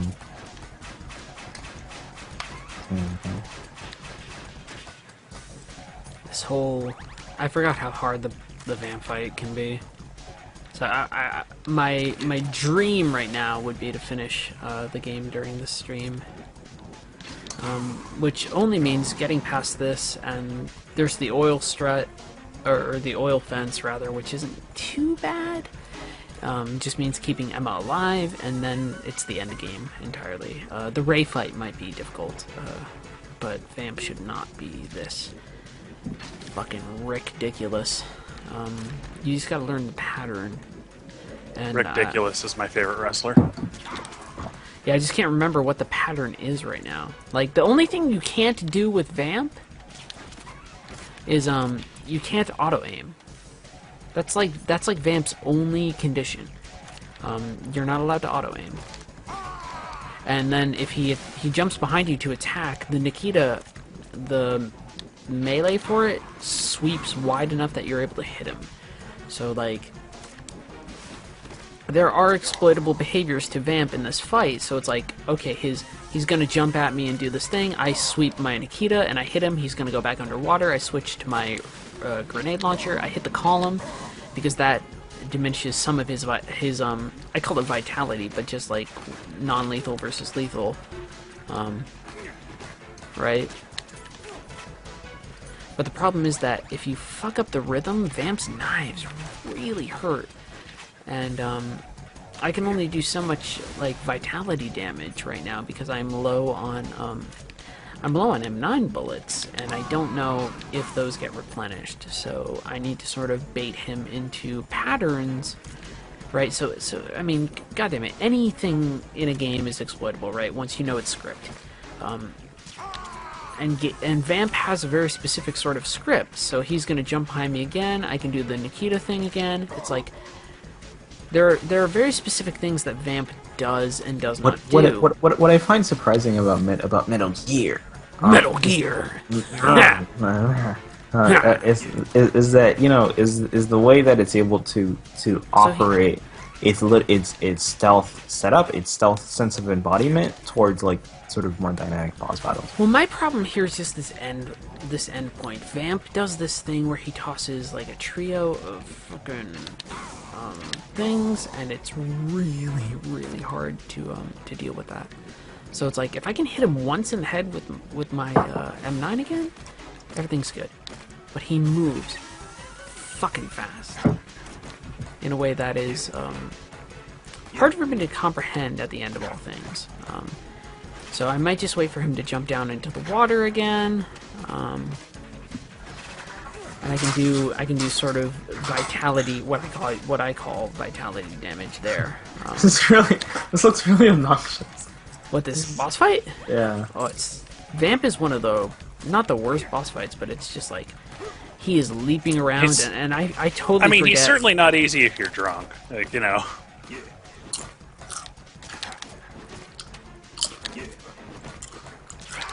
So you just There, I wait got for him. right? All right, cool. The problem is I can't auto aim, which changes things, and then it's really like I'm not paying. It's not that I'm not paying attention. I'm trying to pay acute attention to what's going on. What if I just missile launch him? He'll dodge. Lock-on maneuvers or any auto aim things just do not work. And so now I get to the part of the game where it's actually an escort mission, which sounds really bad and really gross. Honestly, with all the M4 bullets here, the game assumes that, first off, it assumes that you're going to have an M4, and then it assumes you're going to use lethal force against Vamp. It's actually quicker to use non-lethal force against Vamp, because whenever I shoot one of these grenades at the pillar and it hits like that, it does stamina damage to Vamp as opposed to anything else. So there are rules and rationality behind any of the tactics I'm using, even though a painful realization that comes with everything that I'm doing is that those rules, while exploitable, don't function the way that I would like them to. This will be body armor over here, or it should be. No, that's the exit. Fuck, I need the body armor. There's something that's super awkward. Body armor, head back down. I want to get the body armor now when I'm diving around, as opposed to when I am diving around with Emma. Here it is. Because Emma is, for lack of a better term, very squishy. If I mess up and hit a mine, she will die. If I do not move fast enough in the water, she will run out of breath, and take a lot of damage. So wait, so because you're escorting? What's going on? Is there your escorting her? Why is that when she runs out of breath when you're? So, we have to swim back through the area that we came through. Emma can't swim, so she has to hold on to me when I go back into it. So I need to move fast, or else she'll run out of breath. Speaking of moving fast, but not entirely moving fast, I need to go get another drink because I am drinking far too fast. Although, to be fair, I've made decent progress in this game, all things considered, on hard mode. It's been imperfect, but whatever. Speak to your heart's content. Pose a different topic. Think about whatever you want to. I will be right back. Love you.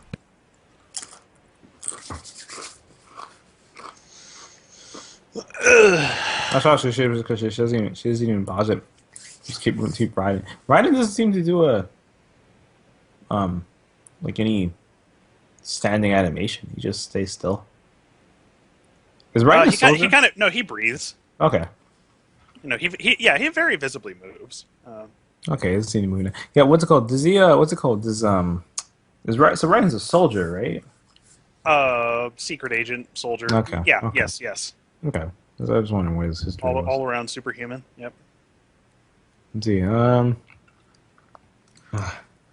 Let's see. What I'm trying to right now. Personally, right now, I'm trying to find a second lever because King Kong has a pretty consistent structure to it. And that structure is mostly that it's like you move forward, you kill some things, and you find levers to push into doors, and then move the doors open. The big problem with, I mean, I don't know if it's a problem as much as just a thing of King Kong, and maybe it sort of unnerves King Kong is that you know there's an implication that there are people who have been here before you were, right?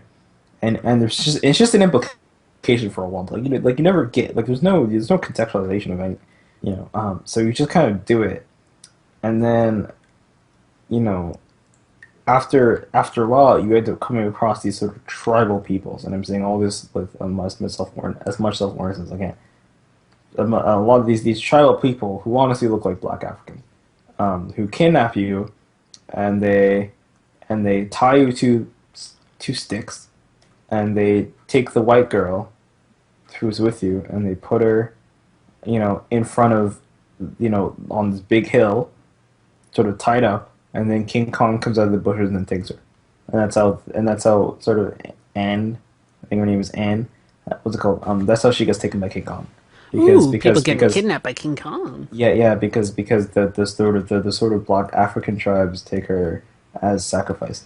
Yeah, So that's sort sort of from like the 30s movie too. Oh, really? Okay, well, yeah. Is it so the like, 30s? I forget. My film history is a bit off, but yeah, that's sort of what happens in that situation too. But yeah, so like so King Kong becomes a pretty easy read of like a lot of weird like white anxiety. Yeah, it's you know, around sort of like black African like native tribes. It's interesting to consider like what does King Kong as himself represent, and it tends to be sort of really unfortunate, like black savagery or things like that. Yeah, or like African danger, right? Maybe not the savagery of black people, but maybe the mysterious nature of the African continent as viewed by, you know, a 1920s, 1930s film goer. Right, but the thing is that so it's sort of like a black male savagery, right? You know, which is sort of like the thing. It's kind of like a and yeah, it's pretty. So it's sort of like again like the fear, like the fear of the black male, and his sort of threat to the period of the white woman, and you know, it's over and over again the same shit. I'm not too. It doesn't really hurt my enjoyment of the game because I don't really care, but it's there at least, and sure. You know, I guess it's worth noting. Is this the wrong door? I took her to the wrong door. That's ridiculous. I have no idea where the second lever is. It's so funny. Like when you play through a game, not only just sober, but like recently, you're like, man, I really know where I'm going, and then you're like, damn it, I've gotten lost criminally easy. You know what? Video games are really confusing. Like they're really confusing and awful. Like they don't. I mean, not just in terms of spatial things. I talked about the whole nature of out of bounds and things recently, and somebody was getting on my case for personifying video games. Yeah, which is a weird thing anyway. Which is fucking absurd. Yeah, I mean, and we don't need to focus on that too much. But one thing is certain in my mind, and it is that video games as artifacts tend to be threatened, or they're assumed purity tends to be threatened by the existence of the player. Like, you have this space where a story wants to be told, or sort of a point wants to be made, even though point wants to be made is like this really vague idea. And then immediately what a player can do is subvert it. So here's an example of subversion that the game accounts for, but actually I don't want to do this, but if I wanted to, for instance, I could shoot the person I'm supposed to escort in the head. And I don't want to do that because Emma's a perfectly great character, and I don't want to harm her, but, I mean, the game sets me up for this sort of escort mission, right? And the thing that we don't want to occur is for that escort mission to fail, and yet I have in sort of my modes of interaction or the mechanics available to me, as a player, the ability to basically take whatever directive the game has given me and subvert it in a very ugly, violent way. And I don't think that games, for lack of a better term, because I'm not really able to avoid personifying them, I don't think games like that, right? I think they find that generally offensive. What is it specifically that they don't like? So, okay, so take for example this, right? So you can see on the stream that I'm escorting. Oh, there she is. Yeah. I'm escorting Emma. If I want to, I could take out my pistol and shoot Emma in the head. Yeah, okay. Right? The game doesn't want this. The player doesn't generally want this because the player wants to achieve whatever end state the game sort of demarcates as winning. Right? I mean, that's a very reductive way of looking at sort of player relationships with games, but that's sort of what's there. Right? So the player is here, the scenario is here, and if the player wants to, they can take that scenario and just kind of tell it to, I mean, in a very true ludic sense, to go fuck itself, right, by sort of taking the scenario and not even playing into it, right? And that's not something the game wants. So as I do this thing, the game finds my freedom to sort of do that, where before a game found my freedom sort of exciting and sort of this thing, maybe not Metal Gear Solid 2, but certainly other games might find my freedom this sort of selling point, this sort of thing where, you know, I'm in a digital space and I'm allowed to sort of make my own rules and do what I want to. The minute that I subvert the structures that exist within a game, whether that's sort of the agreed upon mission of a game or other things like that, I think games begin to resent the player. If only by offering hard end states. So it's like, here, you're going to see, even though you're a little bit behind me, Emma, I want to move her to this elevator, but she hates all the bugs that are around the elevator. So actually the quickest thing for me to do, believe it or not, and unfortunately, is for me to put Emma in a chokehold and drag her across the bugs. Now, this isn't what the game wants me to do, but it is the most expedient thing for me to do as a player. And so we need to sit back and say, okay, so what is expedient and appropriate for me as a player, and what does the game want me to do? Well, the game wants me to run out here, take out my coolant like I'm doing right now, and spray it at the bugs to make the bugs go away. But I can 100% get rid of that sort of desired mode of interaction by basically just asserting my value over Emma, right? So, like, I'm controlling an actor. The actor is more important than Emma as a character. Ryden is implicitly more important because he's an actor, i.e. an entity that I control. And so by asserting my authority as somebody who's controlling an actor and subverting Emma's authority as a character within the space, I'm able to move forward with my stated objective of, you know, sort of, let's move Emma forward into this space and everything. But I'm able to do it in a way that the game allows, but maybe doesn't necessarily anticipate, right? Yeah. And in doing so, maybe not so much with Metal Gear Solid 2, which is already a game that generally resents the player, in a way that's very real. But certainly, when it comes to other titles, I think we're dealing with,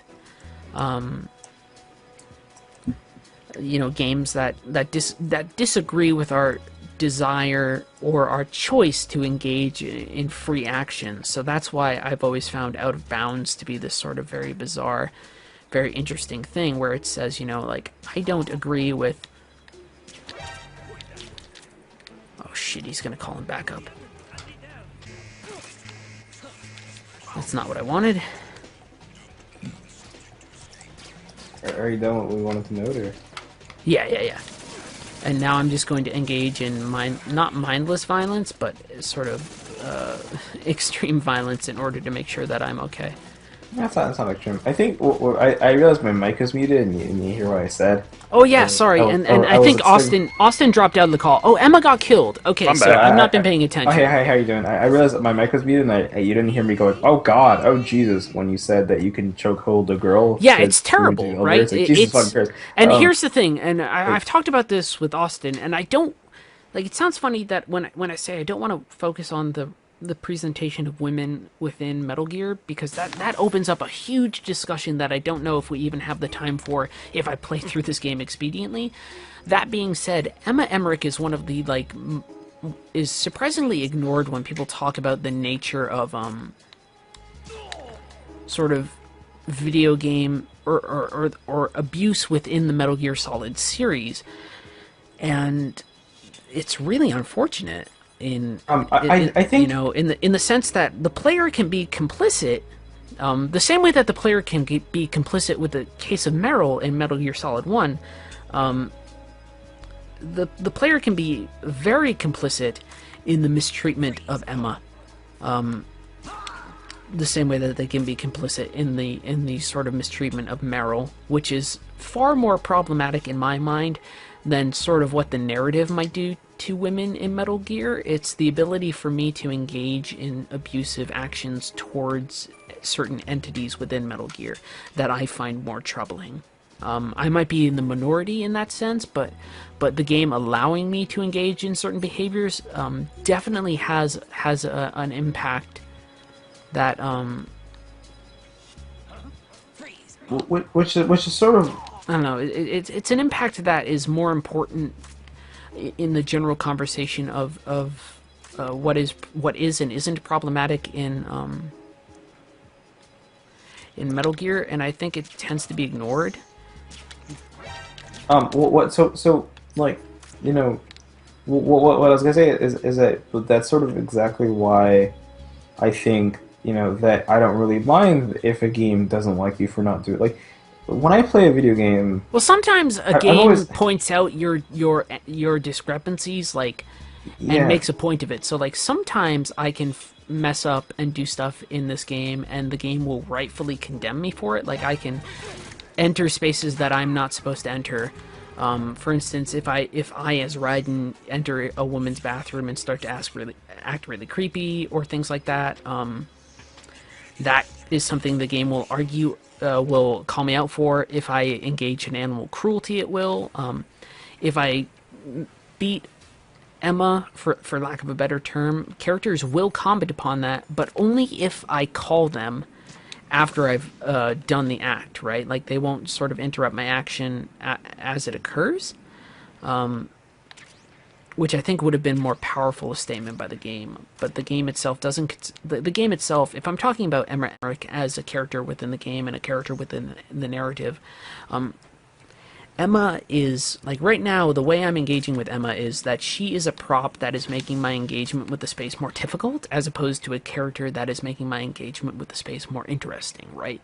I have to sort of haul her from place to place, and in doing so I have to make sure that makes me unarmed and exposed, and it's a risk to me as the player character, as opposed to me sort of sitting back and valuing Emma on a personal level and saying, well, this is someone I want to protect. It's more along the lines of, well, this is somebody who's getting in the way of my expedient progress through the space. And there's something I would argue there's something intentional being done there, but there's also something unfortunate being revealed there as well. I'll shut up. That's fine. I have a lot of Metal Gear Solid 2 thoughts. Right. Well, I mean, geez, I kind of lost train. Was trying to get it. I apologize. It's fine. I We'll guess, we'll get through the rest of the game very shortly, though. Right. Well. One of I guess the thing is though is that like I don't really mind when I don't really mind playing a video game and doing what it wants me to do. I don't mind that because I play a video game to get a certain kind of experience out of it, and I figure the most meaningful kind of experience is the one that the people want to put in more specifically and particularly intentionally. And also, that's probably the most meaningful tactical experience I can have. Is not necessarily the intention one, but the one that I sort of playing with the intention one. I like going along with it, you know what I mean? Going along with the fiction, going along with what it wants. I always find it more fun to do that. Sure. I always found this sort of like player freedom, sort of player, Well, capital F freedom is a real problematic thing anyway. I know it's a lot of Todd Howard. I keep saying put Todd Howard in a Bioshock villain because he'd be a really good Bioshock. I think. Remember, this might go on YouTube. Did you notice? I mean, Todd Howard would be a fantastic Where the fuck did Emma go? Did I not to interrupt everybody, but did I somehow make Emma disappear? I might have found a bug in Metal Gear Solid 2's HD release because I don't know where Emma is. Sorry. Where's Emma? Speaking of video game executives that would make good villain, did you ever? I have to kill myself because I don't know where Emma went. A bunch of people pointed this out, but did you see that the villain in Mirror's Edge 2 basically is straight Looks up like the EA CEO? Is the CEO of EA. Yeah. Oh my gosh, it's terrifying. Yeah, I did. Which I mean, honestly, it looks like the EA CEO, and it also looks like Handsome Jack. That's true. If that, I mean, so I'm gonna do this because I don't know where Emma went. If that EA CEO like ended up like if that EA CEO ended up like sort of like crunching dice to levels, I wouldn't really be surprised if that was intentional. I really wouldn't at all. But I mean, it's probably not, and that's probably just funny. It's probably just because like there's a certain like look of white dude that I think just tends to sort of evoke, villain. Holy shit! I'm telling you, man, I don't trust anyone with a square jaw. No joke. Right now, I have no idea where Emma is. Like she has just flat out disappeared from the game. Yeah, it's probably you probably want to restart it. Is this it? Oh, so no, that's a guard. These are guards down here. What have I done? What have you done? Oh my gosh! What have I done? Okay, so here's my solution to this insane, terrible problem. I'm going to save the game. Have you checked the internet lately, Ryden? I don't know. Ryden, yeah. I don't know who said that. So I'm gonna save the game. I'm gonna kill myself, and I'm gonna reload the game. And I'm going to hope somehow, like somebody's asking in chat, does she go invisible in the other room? If so, that's ridiculous. And so somehow, maybe there's a mechanic at play that I'm not understanding, but in leaving her behind, I can't find her in the other room. So I'm going to save the game, kill myself, load the game, and she will probably be with me at the start of the game, which is depressing. Anyway, sorry. Every now and then, if this game does weird stuff, I will interrupt people. But so what the shit were we talking about? It's... Well, yeah. If a game hates you or not. Yeah, well, I was just noting that like I like to actually I tend to enjoy sort of playing along with games. I tend to get a better experience out of that. I find this sort of like weird like player rebellion thing to be a bit overrated. A bit over. Like it's not actually that. You know, it's cool to do, but it's not exactly like So let me go to my default example of player rebellion then. So there's a YouTuber by the name of Gold Vision who plays GTA Online, and only like he does a pacifist thing. He won't kill anybody else. Is that too trite, or is that like a valid player? No, I think Where's Emma? I think it'd be fair to note that the Grand Theft Auto is a game that does accommodate, a game that does reasonably accommodate, the idea that you can just not kill people in it. Sure. Although it's not too comedy that, but I'd say it's pretty accommodating of it. That I wouldn't find it to be the most. So I just like, reloaded, and thing. Emma, It's definitely Emma an is interesting not approach. here. It's definitely an interesting approach to it. But yeah, so I don't really mind when games hate you for not doing what they want you to do. I figure like they want to do certain things because that's probably the most. And the thing too is that especially with when it comes to Emma in Metal Gear Solid 2, Where is it's like she? like they want you to do a specific thing for it. She's because, hiding over here in like a part of the map that I would never have found. lol, Goddamn. I'm a dummy. The reason why they want to do a specific thing is because that thing is probably the most like the way you get the most meaningful. Well, part of the reason you know why what I mean? I Like, if you choke Emma, like if you choke Emma out and you put her in, like that's a real like that's a kind of like it's an effective thing to do. It's also a very cold and shallow thing to do. The reason why they want you to not do that is because they want you to care, to give a shit about Emma. That's- They want you to care about the people in this world. Right? They I'm want going you to give a shit about interject, and I'm going to say that that's not necessarily true with Metal Gear Solid 2, because part of the reason that Emma exists within the structure of this game is to subvert the competency or the implicit competency that Merill has in Metal Gear Solid 1. What? So, Okay. so with Merill following me in Metal Gear Solid 1, she doesn't follow me for very long. And she doesn't have to follow me where there are a lot of enemies. So I have this character who has implied competency, who's sort of a tomgirl, which plays into gender stereotypes in Metal Gear that I do not have time to enumerate on in terms of how backwards they might be. What Metal Gear Solid 2, at least I will argue, is doing with Emma is that it's taking a section of the game that we understood from Metal Gear Solid 1, which is escorting another character, and actually intentionally making them burdensome to us in a way that actually is supposed to make us as players resent the character in a way that Ryden as a character does not. Well, I guess I wanted to use Emma just as like the most generalized example. Yeah, sure. I just wanted to point out But at the very also- least that there's this weird stuff going on with Emma. Yeah. Which That's the thing what to I me want that's to- really weird, because there's another layer of dissonance to that, which is the fact that Emma Emmerich is the programmer who writes the computer program that destroys the Patriots AI. yes, And yep. and That's so the weird. and, well, in MGS2, and then Sonny builds upon that code. Olga Gerlukovich's daughter builds upon the same code to destroy the entire Patriots AI system. So she is burdensome as a person, but she is also the only reason that anyone succeeds in the Metal Gear franchise. What I want to ask, right? So it's kind of saying, well, So this- you're like. I was so- gonna say, so- just say so- there's a sniper segment going on here, and on hard mode, I will probably fail a couple times, especially because I am not paying good attention to what's going on. Anyway, I feel like I keep on interrupting, and I am, so I apologize. No, it's okay. I think like one of the, like so in that sense, it's kind of Metal Gear Solid 2 is just sort of sitting there and it's being like, oh, well, fuck you, right? Like, you know, it's like I know you resented this character and you're an asshole for doing it because you fucking saved your life, motherfucker. Yeah, that's pretty good. What I wanted to ask is that everyone keeps saying on Metal Gear Solid, like every time I see something with Metal Gear Solid 2, someone goes, "It's intentional." It's like what tells you that that's intentional?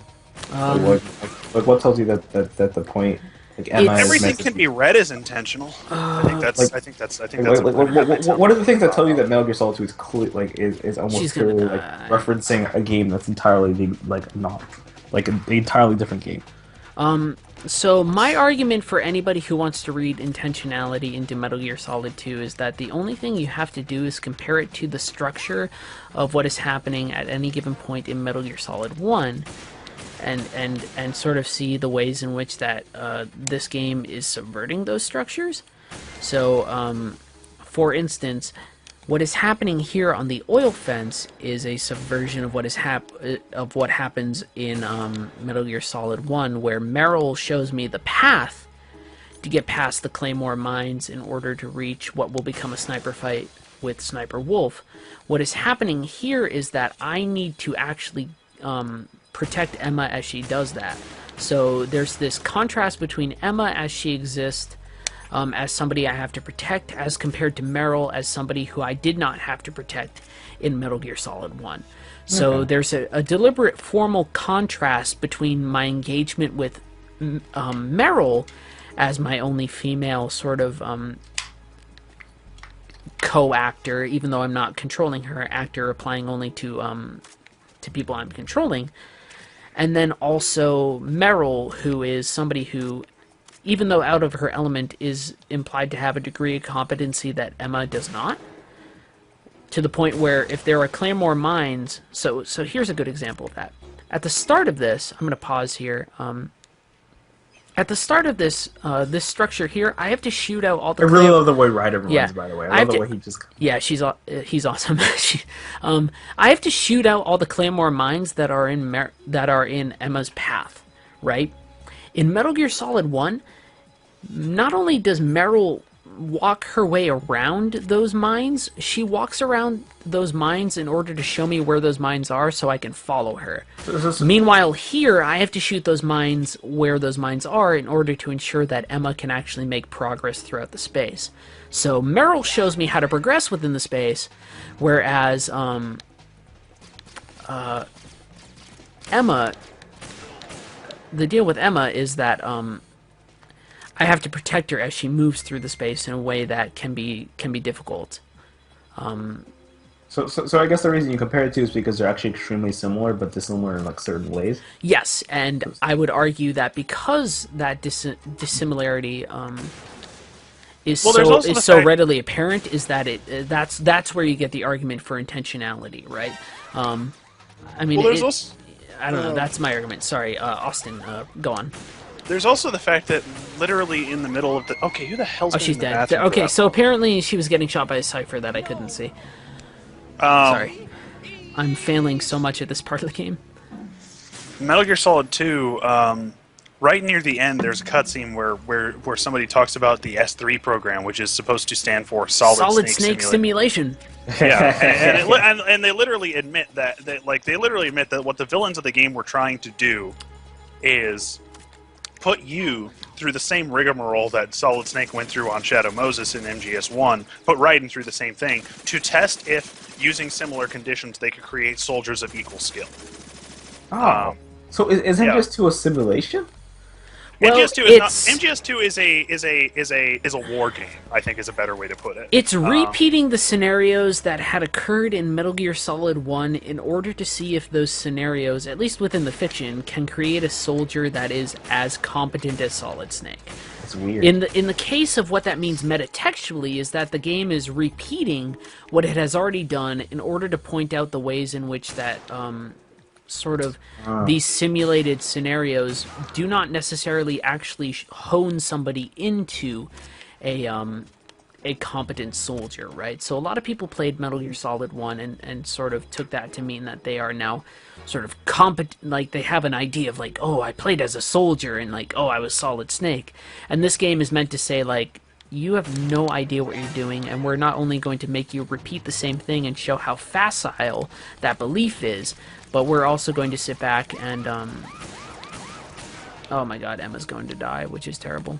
But we're also going to make that argument explicitly targeted towards the actor that you are controlling.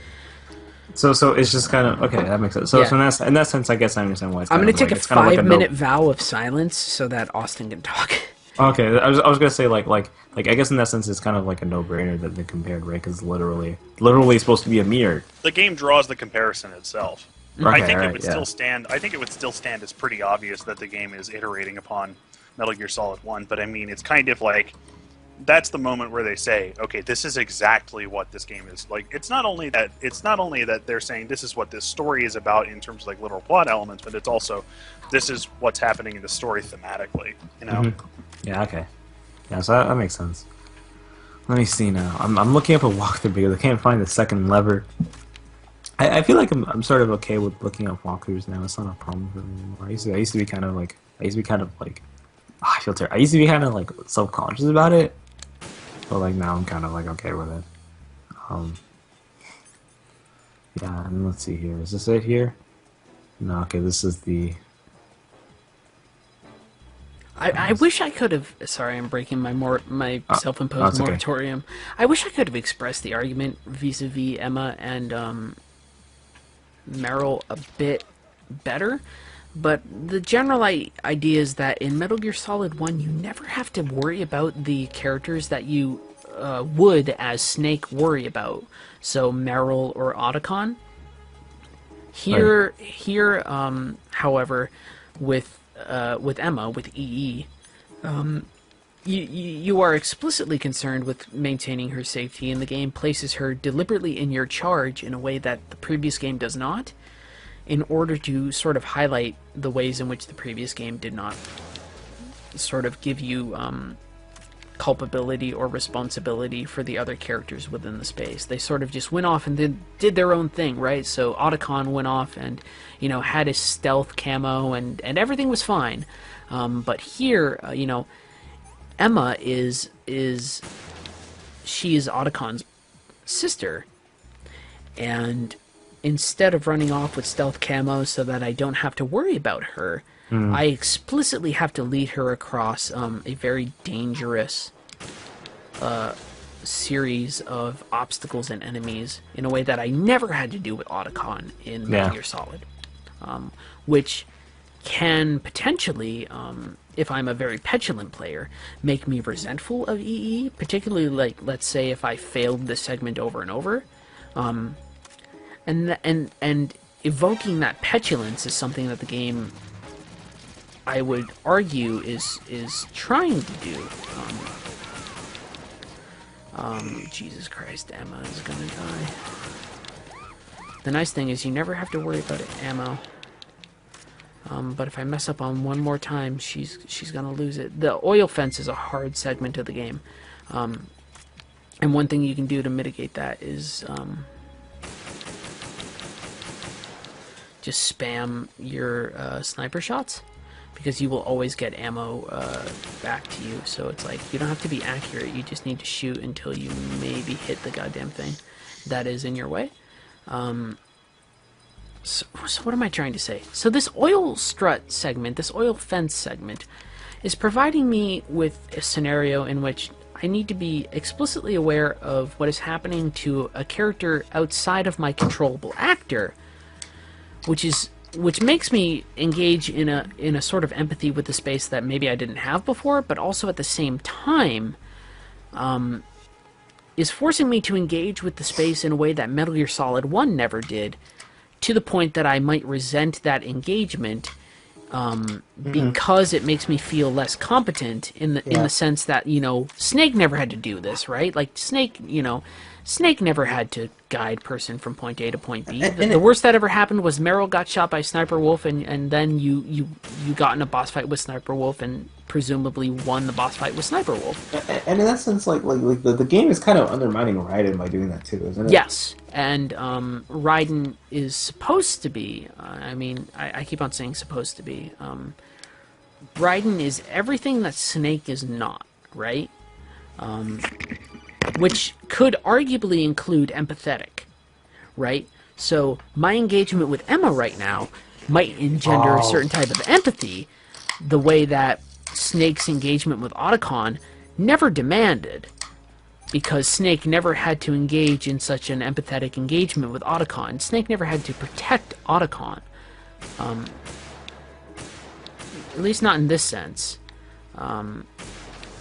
right?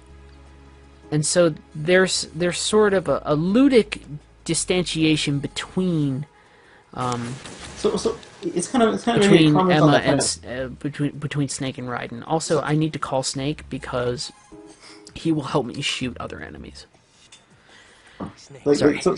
Well, the thing is that, so in that sense, it's called, like, it's Ryden is kind of like the sort of, he's like a second tier hero, right? He's supposed to be this, yes. He's supposed to be this kind of like second tier dude who's just not as good. He's just kind of like this. He's not a wannabe, but he's kind of like a, he's kind of like a poor man's Snake. Yes, well, yes. And he intentionally, within the story, is trying to live up to the notion, this sort of symbolic idea of what Solid Snake, like let's put Solid Snake in quotes, right? So he wants to be Solid Snake, right? With all of the sort of associated baggage and implications that entails. By the end of the game, the most important thing for Ryden is that he stops trying to live up to that image, and he starts breaking away from that image and asserting himself in ways that are different than Snake once he enters the second structure of the big shell. So what I mean is that the first half of the game, he's sort of wandering around trying to live up to this idea of what Snake is, and in the second part of the game, he has to slowly but certainly break away from what is being presented to him as what Snake might have done. Snake never had to deal with, like, for instance, a hostage shooting situation here with Vamp. You know, I'm shooting Emma.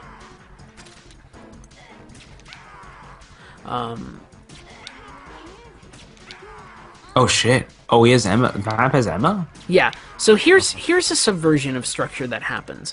So when what happens with Sniper Wolf, for instance, is that Sniper Wolf shoots Merill, and then you just spend the time shooting at Sniper Wolf. She uses, oh wow, he got Emma. But she'll shoot from far away, injure Merill, and then I don't need to worry about her shooting Merill during the boss fight. I need to just worry about me engaging with Sniper Wolf. Here, not only do I need to worry about me accidentally shooting Emma in the boss fight, but I also need to worry about the ongoing damage that Vamp is doing to Emma in the boss fight. Something which I did not have to deal with during Metal Gear Solid 1. So it just feels like Snake is a better hero. He just had an easier fucking time. You know what I mean? Well, ludically, perhaps, but Yeah. I mean, not necessarily in terms of a narrative thing, right? Yeah. But what this game is... Oh, he's gonna kill Emma. No, I got him. Alright, so what this game is trying to do is trying to take the idea of Solid Snake and present how living up to that idea is this sort of really inauthentic way of living, because the idea of Solid Snake is basically this action hero, right? And people wanted to, after they played Metal Gear Solid 1, treat Metal Gear Solid 1's story and the story of Solid Snake as sort of this crazy cool action hero thing. Even though Metal Gear Solid 1 was pretty explicitly about how shitty it would be to be an action hero. It's basically Die Hard if the entire subtext of the movie was, man, it really sucks to be John McClane. Yeah. And people didn't get that, right? So what happens in Metal Gear Solid 2 is you're giving a character who not only is trying to live up to an idea that is unattainable and unauthentic, but then is also given or thrust into situations where he has to change from that model that he's living up to. This is best represented, and will be represented shortly, where two things will happen once I get back into gameplay. One, I will have to sneak through a section of Arsenal gear naked, without any weapons, as Ryden, which is a sort of visual humiliation of the player, or at least a visual depiction of Ryden in a way that will make the player uncomfortable, presumably. Okay. I mean, you'll see it when it happens. Okay. And then also, what will happen right after that is Ryden will get access to his sword. And playing as Ryden with the sword is incredibly different than playing as Ryden with all of these guns that I have right now. Once I play Kept you waiting, huh? Yeah, once I play as Ryden with the sword, I am playing as Ryden. I'm not playing as Ryden pretending to be Solid Snake. I'm not playing as Ryden living up to an ideal. I'm not playing as, this avatar that just vaguely represents, a special agent's operative within the space. I am playing as Ryden. Once Ryden gets that sword, I am finally playing as Ryden. I am controlling him as an actor, sort of more authentically than he had controlled himself before, right? And this is demarcated strongly by having him engage in a form of combat that Solid Snake does not. So Solid Snake doesn't use knives, he doesn't pick up a sword or anything like that. The thing that makes Ryden distinct from Solid Snake, once you get down to, okay, what is the thing that will make him definitely different than Solid Snake? It's the fact that he picks up a sword. Yeah. And engages in a form of combat that is fundamentally different than anything that Solid Snake has engaged with before entering into this game space, right? So there's usually I'm not big about like haha ludic, but the way he differentiates himself. yeah. Also, I went ends the up wrong being- way and I shot some claymores that I didn't need to shoot. The main way he differentiates himself being ludic ends up kind of being like a ludic thing. Even though what I would say mostly is that, again, and I say this all the time, even when, like, you know, even in the sense that, you know, even when we would say, even in the sense of when we think it's ludic, it's still representational. Well, it's still I mean, the idea that, I mean, of riding in the sword. You know? Well, I also I stress the term ludic only because the way that I interact using the sword, the way I slash the sword, is for me to move my right stick up or down or left or right or diagonal or whatever, right? And that's ironically, I say ironically, but obviously I almost want to say intentionally, the same way that I use my sword in blade mode in Metal Gear Solid Rising Revengeance, right? So that mode of interaction, that sort of engagement with my controller, in terms of an overall association with the series, whereas moving that stick with Snake is associated with aiming, moving that stick back and forth is associated with Ryden in the sense that it represents a sword slash, which makes a big difference between, you know, Snake and Ryden. Right. So this, but I guess even in that sense, Sure. I'm the worst. No, go for it. I keep finding ways to move around ludology. I need to survive a lot of a button like, press even in a sequence. sense of you know the sort of the difference around this tends to be the fact that he waits a slash. If Ryden does a slash, does he do it like an MGR? You'll see once we get blade there. mode? First of all, I need to survive this moment, so I need to press the triangle button really fast. Because if he does like blade mode instead of aiming, So I need to focus in a minute. But yeah, keep talking. But you'll hear me bashing on my controller really loudly. well, the thing is that if he scroll down this way. This thing is really fucked up. It's really rough on extreme, but it can still be really hard on hard. All right, there we go. Continue. Well, I was just gonna say that, like, you know, I'm just trying to kill this fucking rabbit. You know, it's like, you know, if it's the difference between slashing and aiming is also, it's also like a, God, I keep saying, I hear it says, it's an ontological thing, right? Yes. It's the difference between like a certain kind of like a really quick and assertive motion, which is the Versus slash, something and sort of down slow skip. and deliberate. Right, exactly. So And sort of also Yeah. jump. I don't want to interrupt too much, No, it's and okay. I'm so afraid that I keep on doing so.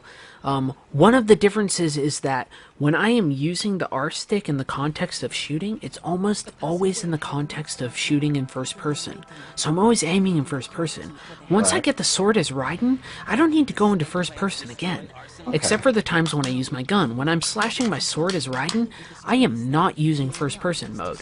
So that suddenly, through the use of camera, makes a big difference between the way I might have acted with, Snake, as opposed to the way I act with Ryden. And you'll see that once I enter into this big final battle sequence with Snake and Ryden. And hopefully, I mean, knowing me and my luck through this playthrough, Snake will die like 5 times. But the ideal way for me to interact with Ryden is to run around holding down L1 so that he can defend himself and deflect bullets, and then occasionally slash enemies, and then, Snake will shoot the ones that aren't defending themselves with swords. You're not very familiar with this game, right? No, I'm not. So you're going to see this big endgame sequence where I have to play almost uniquely in a form that I associate with Ryden. Meanwhile, alongside me, Snake is fighting with sort of the traditional methods that I understand, and there's this big separation between what I understand as associated with Ryden as associated with Snake. And you'll see right now, even this right here, I am naked, and the only thing I can do through the space that I'm going to enter is sneak. And if I get caught, run. And knowing me with no radar right now, I'm going to have to run. Why is he naked? What's going on? Why is he so... Okay. So here's the thing too. God damn it. Oh man, there's so much to talk about. So now the mission control is breaking down. So the colonel's like, you must continue your mission, right? Right? The Colonel's going to continually call me. I can't choke anybody. I can't do any cool, crazy stuff. Part of what's happening here is that my engagement with the space is being fundamentally limited, right? But also what's happening is that the game is breaking down, right? So the Colonel's going to call me, and I'm going to learn that the Colonel's not real. So the Colonel's telling me right now, turn the game console off right now, right? And yet, going back to certain games, that's something I have to do. For instance, in the Genesis version of X-Men, the first one, not Clone Wars, in order to defeat a certain level, I have to reset a console, and I have to hit the reset button in order to make my way past the level. Here the Colonel is telling me to turn off the game and is going insane, and this is also something that Big Boss tells the player in Metal Gear Solid 1 as they get close to the end of the game, or perhaps Metal Gear Solid 2, I can't remember quite now. But they say, you know, hey, turn off the game. And so this is where the entire fourth wall melts entirely. So I can call again. They're going to say even stranger shit to me, and I'm just going to pick up all these. You know, the Colonel says, honestly, you've played the game for a long time. Don't you have anything else to do with your time? And that's and that's not, you know, just the Colonel talking to me. That's Kojima talking to me. That's the player talking with me. I'm just going to risk getting caught up in the alert mode here because, honestly, I don't have time for any of the sneaky bullshit. And you just gotta spin kick like this one guy. So there's all of this stuff coming to a head. This is fucking terrible. Right? So if I call up here, I don't know what the Colonel's going to say, but it could be any number of things. So now it's... Even my patience has its limits. I just can't leave things up to you any longer. I'll do the fighting. You can just go home. It's all of these things... or these statements that want to devalue the player, right? And some of them call back to certain things from Metal Gear, too. So maybe he'll mention a certain mission, and it'll show clips of Metal Gear. Here it is, right? It's confusing. Like, now the mission control is confusing which game I'm playing. It's telling me to infiltrate Outer Heaven and destroy Metal Gear, and it's showing me all these clips from Metal Gear Solid 1. And so all of what's sort of happening in Metal Gear Solid 2 is it's taking everything that's come before it and just breaking it down, and it completely melts down in a terrifying way here. How does what's it called? How does Ryden take all this? Like, what is he like? He doesn't, right? By this point, we are associated with Ryden. There is no separation between the player and the actor. So, you know, the Colonel is saying nonsense to us, and it's nonsense to Ryden, but what the game is doing here is largely messing with the player. So, one thing you might have seen... comment on it, yeah, so one thing you might have seen very quickly is that there was a picture of a woman in the corner, and that's usually where your radar will be. But instead, for a brief instance, that was where, like, normal video was. Just a bunch of strange stuff happening, messes with the interface in order to highlight the artificiality of the situation. Now the Colonel is telling me about information from Metal Gear Solid 1. He's telling me, you know, bomb this corner so you can find President Baker. And so the entire summation of what's happened within the series comes to a boiling point, and it is really stressed in a way that's just sort of really uncomfortable. And the most Ryden never says is, the Colonel was acting really strange, right? But meanwhile, I have this call with Rosemary, who tells Ryden, you know, I was ordered to keep eyes on you. When we first met for our first date, it wasn't a mistake. I was sent by the Patriots. And at the end of it, you know, she goes out and she's like, I'm pregnant. Like, everything breaks down, and you're not even sure if that's real or not. Everything while you're moving through Arsenal Gear, every bit of Arsenal Gear is named after a certain part of the internal organs of a creature. So there's the jejunum and the colon and things like that. You're moving your way through this beast, this space, which is named after physical spaces within a beast, organs, wherein as you move through that space, it digests the player and sort of chews them up and fucks with them in a way that is, I wish, like, if I had played through all the cutscenes, like, this would make 10 times more cogent sense. But, you know, the kernel breaking down and sort of being revealed not to even be Colonel Campbell, but to be an AI construct that represents who Ryden thought would be his commander is significant, right? The reason that Ryden thinks his commander would be Colonel Campbell is because the player thinks that their commander in this game would be Colonel Campbell. There's no other reason besides that, right? So there's no context given to So the reason why Ryden believes certain things will be the case is because I, as a player who has previously played Metal Gear games, believes that certain things will be so, or at least that's what the game wants me to think. Also, Solid Snake just kicked me because I was running into him. But you can see here, now I'm engaging with the sword, and you'll see that every time I swipe, I'm just moving my stick back and forth. And then I can block, so I can do non-lethal, so I can hit Snake and I can block all of his bullets. So you might see me block all of his bullets right there.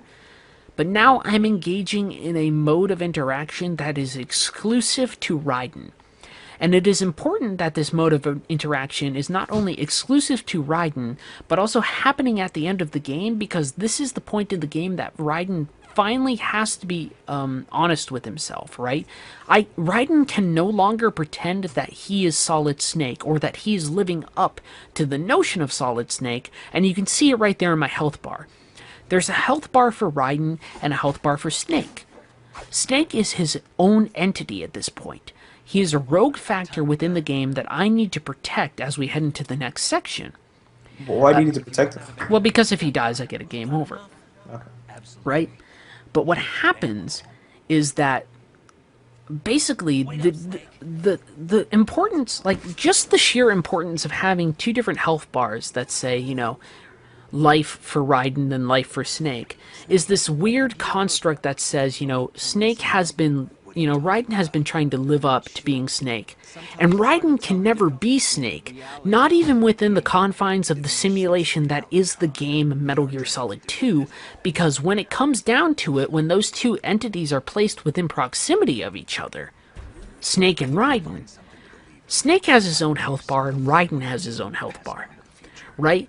And that makes them, not even just narratively, but within gameplay, these separate entities that cannot be merged. Ryden cannot be Snake. Snake cannot be Ryden. It's more important that Ryden cannot be Snake. Well, he skipped all that talk. The talk they just did with. Yeah, I'm skipping a lot of cutscenes right now. Okay. Well, at least I think it's kind of interesting that when Ryden asks Snake to have a conversation, a sort of intimate and vulnerable conversation, they do it in the codec. They toss it into the codec. Yeah, they talk which is kind of... And they do that with almost every possible intense conversation that happens within the game. There's very few times when characters interact with each other in strict verbal senses. Here he was asking Snake if he's ever enjoyed killing. Yeah. Because Ryden is finally... Also, when he was talking to Rosemary earlier, he's also fessing up to the fact that he was a child soldier, something that he sort of buried very deep. And his way of sort of engaging with that is to sort of confront that and wonder if maybe he's not alone in those sorts of interactions. Yeah. But this is, like, the whole difference between Snake and Ryden is this really big thing that is, like, definitely distantiated by, you know, like, I can put my sword away, but to put my sword away in this part of the game takes time. It takes time for me to put my sword away. This, like, what I'm doing right here, this is the interactions that you might associate with Snake. I'm not interacting any differently than Snake, but the moment I take out my sword, I have to take time. My actor slows down in a way that I don't permit, right? Like, if I'm sitting here, everything previously in the game, I'm able to switch from M4 to rocket launcher to anything else instantaneously. But the time that Ryden wants to take out his sword and assert himself as Ryden, the action has to pause, right? Ryden asserting himself as Ryden is this big thing. And the game marks it as a big thing by making it so that when I slow down,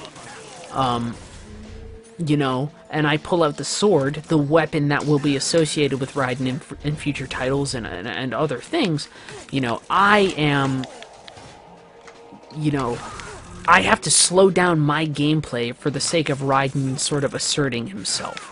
Yeah. Right? Ryden can't just pull out his sword instantaneously. It has to be actually a motion. He has to pull it out from the scabbard on his back, right? Or the sheath, rather.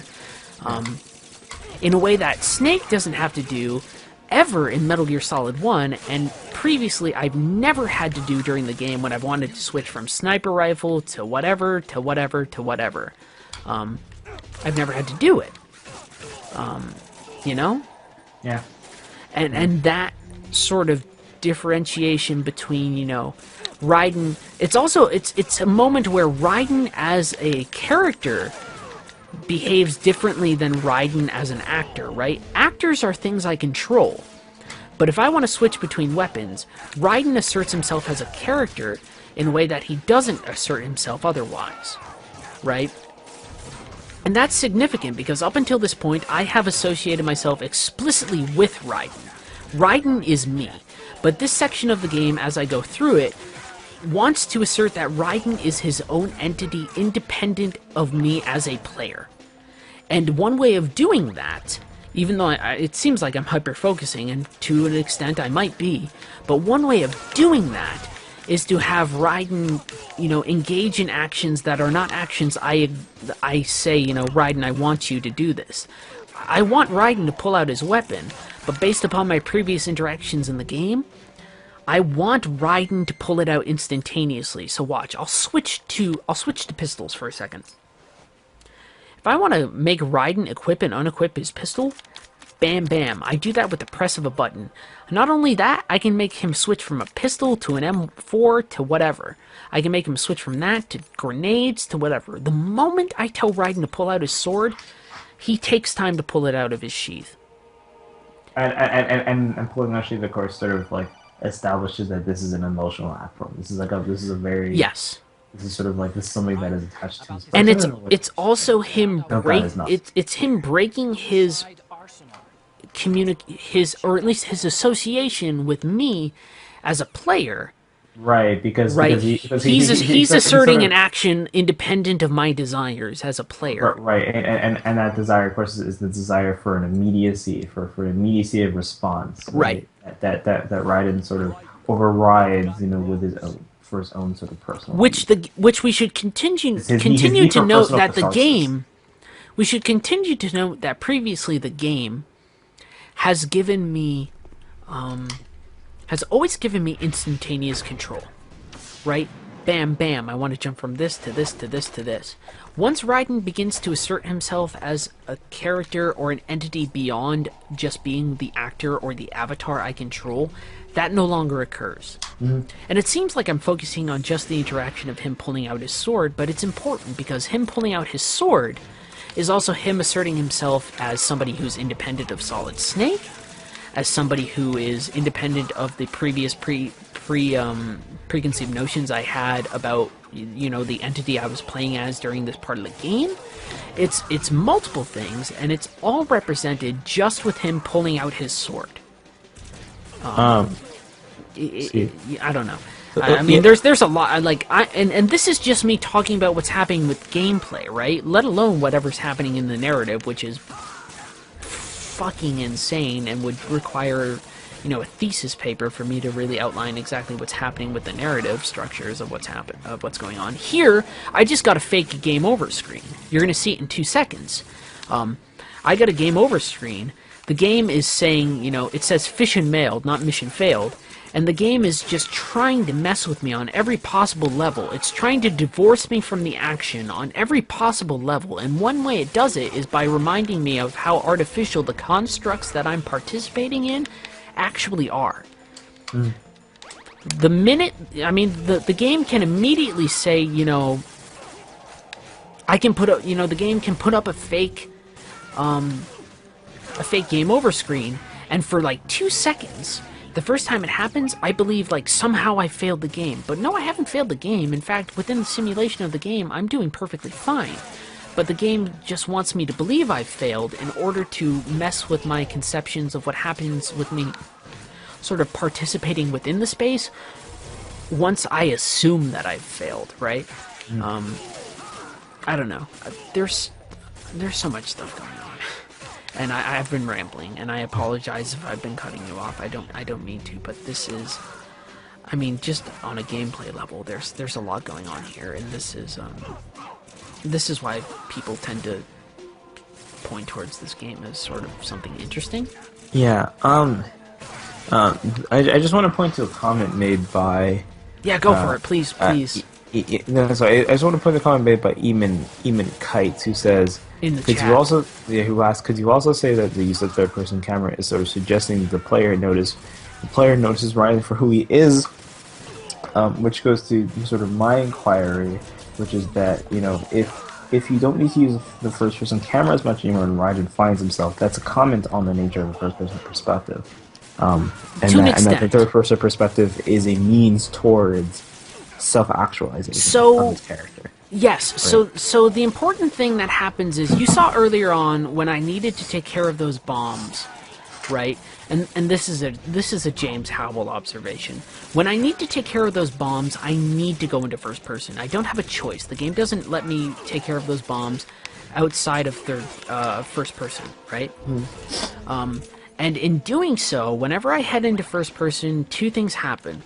One, I become more intimately familiar with the space I'm inhabiting, and two, I enter into the literal headspace of Ryden as an actor that I control.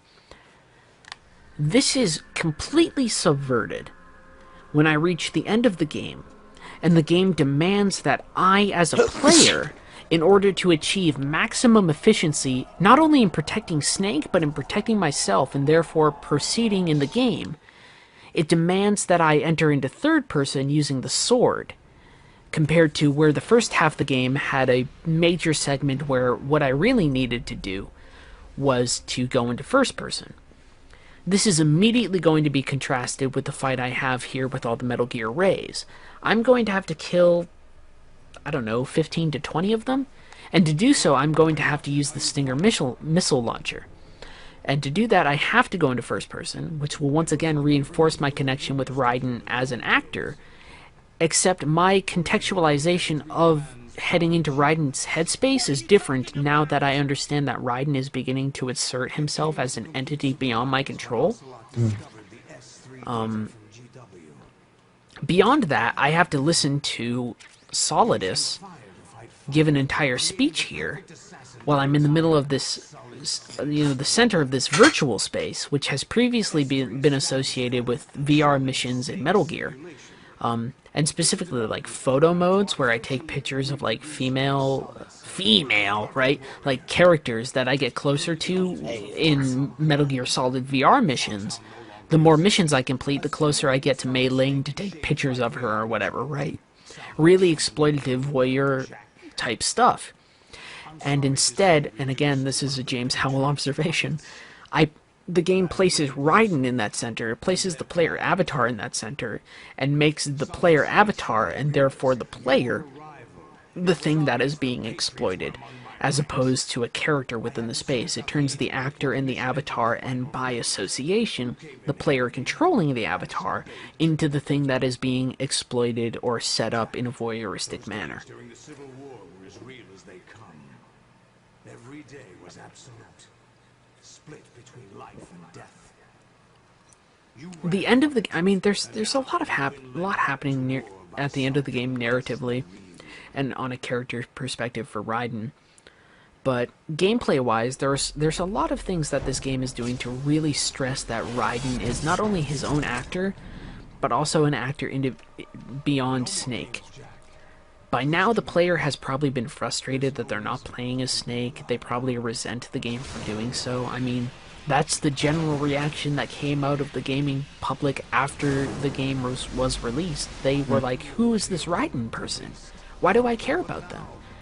And the reason that they didn't care about them is because they cared more about Snake, right? And in entering into a sequel, Kojima dared, right? to give players a character that not only was not Snake, but was not Snake on a major, major level, and also was a character that also poked fun at whatever insecurities they might have had, in ways that they had not expected. So here, by the way, is I need to deal with... On hard mode, I forget how many Metal Gear Rays I have to deal with, but it's quite a few. Oh, this is the one you fight in Ryden. Yes. Which would be. And these are mass-produced in Metal Gear Solid. In the first part of Metal Gear Solid, Metal Gear Ray is like a singular entity. It only exists as its own thing. I'm going to get hit and die here probably a lot. So one of the important, I need to deal with all these missiles first. They're firing a lot. One of the important things about Metal Gear Ray, at least at the beginning of the story, is that it's this thing that exists... Jesus Christ, there's a lot for me to say. So the Metal Gear of this game, also my battery is getting low, so that's extra textual stuff coming to bear its nasty head. And I'll have to pop in a controller that hopefully has batteries, or else I will be in a lot of danger. Jesus, what am I saying? So the Metal Gear of Metal Gear Solid 2 is a Metal Gear designed to destroy other Metal Gears. It's literally a machine designed to destroy the Metal Gears that came before it. That's textually significant. And in the context of the story, once we get to the point where multiple forms of this entity, right, of Metal Gear Ray can exist, we understand that there's nothing really special about Metal Gear Rex, which was the Metal Gear of the previous game. It's just this entity that can be destroyed, you know, via mass influx of forces that seek to destroy it. And a force that seeks to destroy it is this game, right? This game seeks to destroy what players previously thought about Metal Gear Solid 1, and it does that by co-opting images that they associated with that game, and then sort of changing them or remixing them in ways that they hadn't expected. And then one of the most important things is that it offers up a Metal Gear whose job is to explicitly destroy other Metal Gears. The Metal Gear of Metal Gear Solid 2 is a Metal Gear that's meant to destroy the Metal Gear that comes before it. And then we as players, as sort of a manifestation of our anger or frustration, right? We have to destroy, you know, dozens of these entities. And I'm doing so poorly right now. But right, like that's almost like an intertextual thing. I'm using that term wrong because I'm drunk. It's this function where I need to kill dozens of these things that exist to kill the thing that I love. And in doing so, I suppose I'm cathartically venting out the frustrations I might have about how this game isn't Metal Gear Solid 1. You know, in destroying the rays, I'm not only destroying symbols that are unique to Metal Gear Solid 2, right, and are mass-produced, which are also sort of comments on the notion of sequels as these mass-produced things that destroy the originals. I'm also enacting, if I am the typical player, my frustration against the game for not providing me with a, like, 1-versus-1 Metal Gear fight. Instead of fighting one big powerful Metal Gear, I have to fight multiple Metal Gears that exist within the fiction of the game to destroy what came before it. And that should be, to the average player, frustrating or at very least confusing. Because the symbol of Metal Gear Ray, you know, in a semiotic sense, points to notions that the player has about Metal Gear, and then says, I want to destroy these things. Which the player assumably holds as semi-sacrosanct, right? It wants to take all of these things that you care about, and it wants to shit on them. It wants to turn them into a pile of rubble. That's the purpose of Metal Gear Ray. it wants to take Metal Gear Rex, which is this symbol of Metal Gear Solid 1, and it wants to destroy it. It wants to make it obsolete. And not only can it do that, it can do that more completely because of the fact that Metal Gear Solid 2's model can be mass-produced in a way that Metal Gear Solid 1's model never was. If any of that makes sense. Yeah. I hope there's some cogency to the madness here. And the downside is that I'm probably going to die this first round. I have to... Yeah, there it goes. A beam hit me.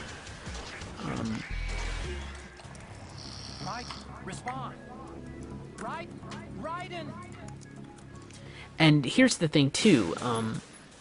I have to fight a ton of Metal Gear Rays, right? So, I forget the number. I think it's like 18 or something, right? So not only can I not properly just vent my frustration as a player by simply destroying Metal Gear Ray and sort of asserting myself as a player and saying, like, no, I will destroy this thing that seeks to destroy the thing that I value.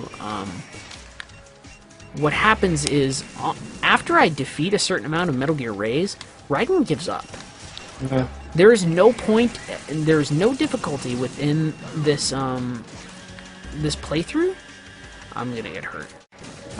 There's no difficulty within this playthrough that allows me to completely, eradicate the Metal Gears. I will always, no matter how much I want to fight on, at some point, Ryden will give up. So the difference between character motivation and my motivation as somebody who's controlling, presumably an actor that obeys my commands, that changes.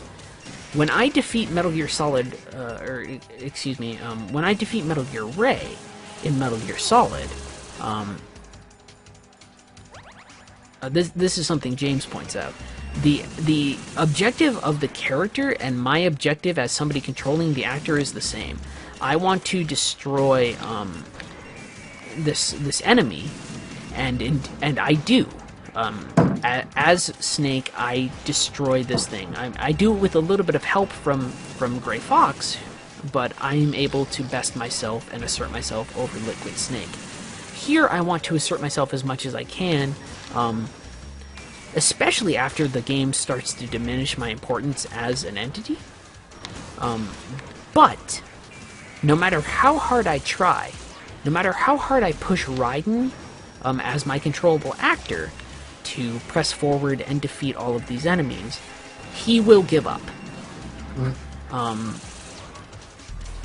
The actor objective and the character objective might be the same, but sort of the character's belief in themselves wanes in the face of the player's belief. I sit here and I play this boss battle thinking, I'm going to defeat all of these Metal Gears and I'm going to prove myself to be the badass that I thought I was.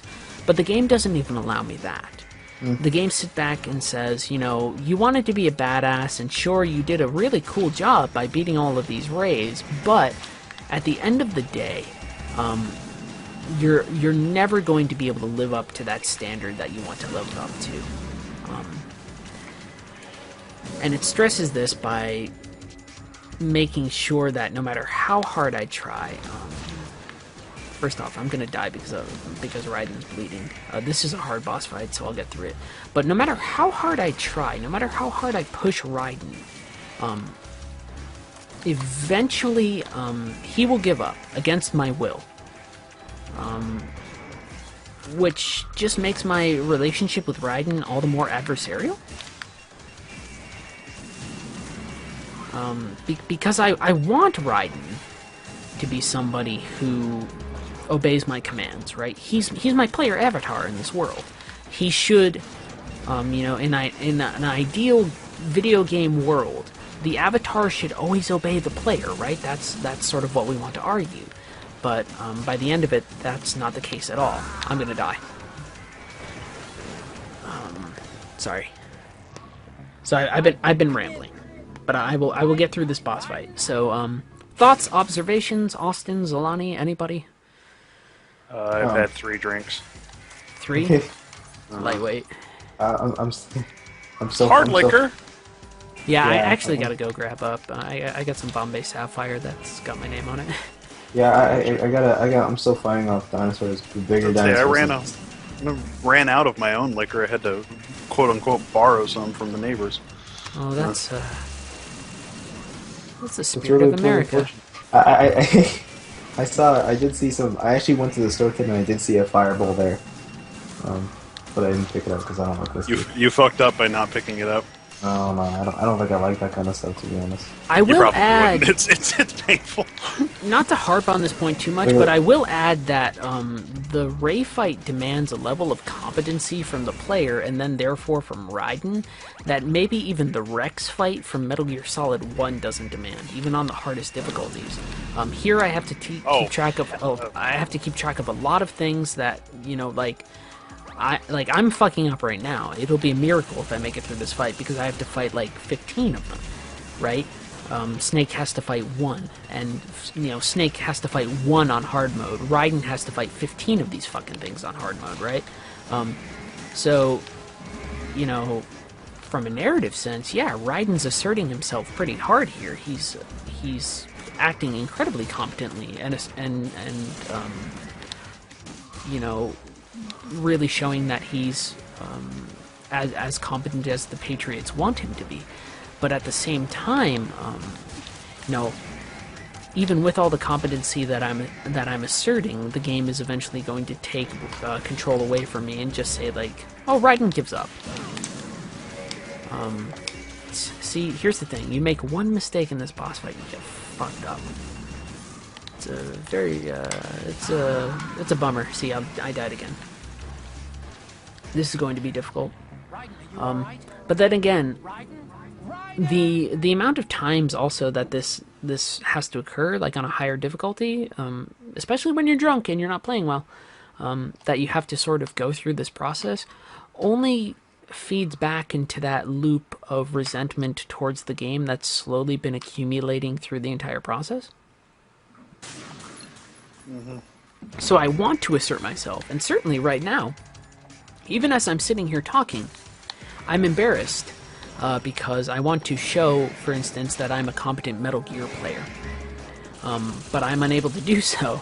And because I'm unable to do so, I have to figure out, like, okay, do I project my anger? And where do people generally project their anger? They project it onto the things they're controlling or the people who sort of are responsible for the situations that they apparently do not have control over. So in this case, I get resentful of Ryden because, you know, Ryden doesn't quite obey the commands, that I'm giving him. I say to him, you know, behave this way, behave X way. Oh my god. Prove that, you know, I'm competent, prove that you are competent. And I only have so much control over my actor. And that limited control is frustrating. And I will argue that that frustration is incredibly intentional. Oh my fuck. And couples with the image of Metal Gear Ray as this sort of anti-image of Metal Gear Rex that points to ideas that we tend to hate. Metal Gear Rex is this really cool giant robot with all this power that we get to beat, and in defeating it we get to assert our own competency as players. But here, I like, even defeating one enemy just isn't enough. You know, in any other game, I would defeat one giant robot and I would get a pat on the fucking back. But here, I defeat one giant robot and another just pops up to take its place. And no matter how much I want Ryden to assert himself, no matter how much I want to be able to assert my control over my actor, I'm just unable to do so in a way that's satisfactory. And I generally do not argue for intentionality, but this sort of manufactured sense of frustration or impotence, really, and impotence is probably the right word considering who we're talking about. Actually, I'm going to kill myself right now, just to do it, because the Ray fight's very hard. But this feeling of impotency, right? Let's call it that. It's right. Let's be nerds. this ludic impotency, right, plays back into a frustration that's been mounting throughout the game in general, where I've not been able to live out my fantasy of being like Solid Snake or quote unquote the uppercase, H hero.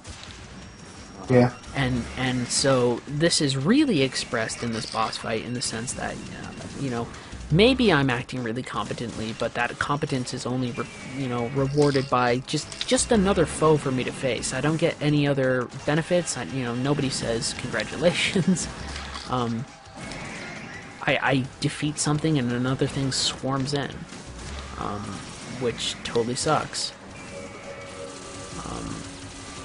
And hopefully I'll be able to get through those. And this will be an interesting playlist to put on the YouTubes.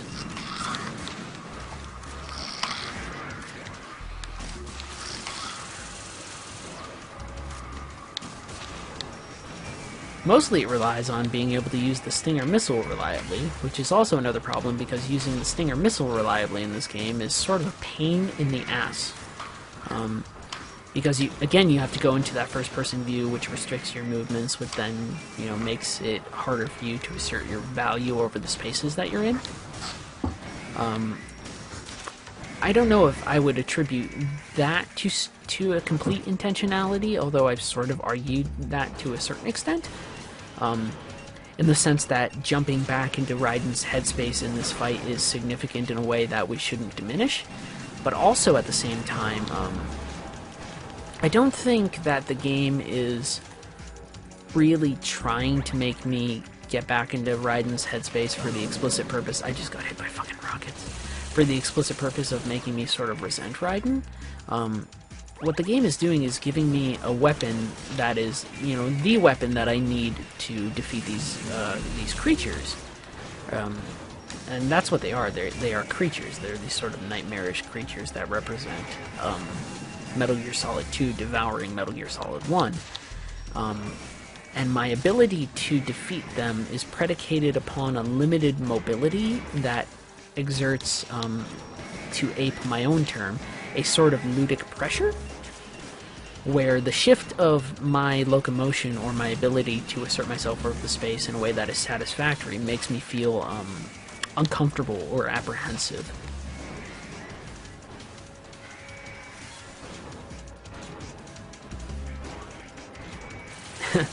Hello, people in the chat. I don't know if you knew what you were getting into.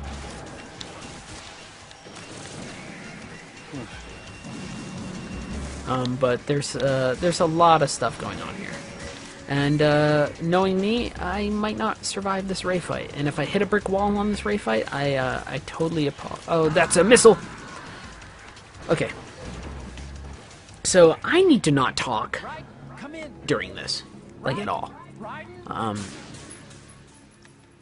Because drinking and playing Metal Gear Solid 2 apparently does not lead to satisfactory Metal Gear Ray fights.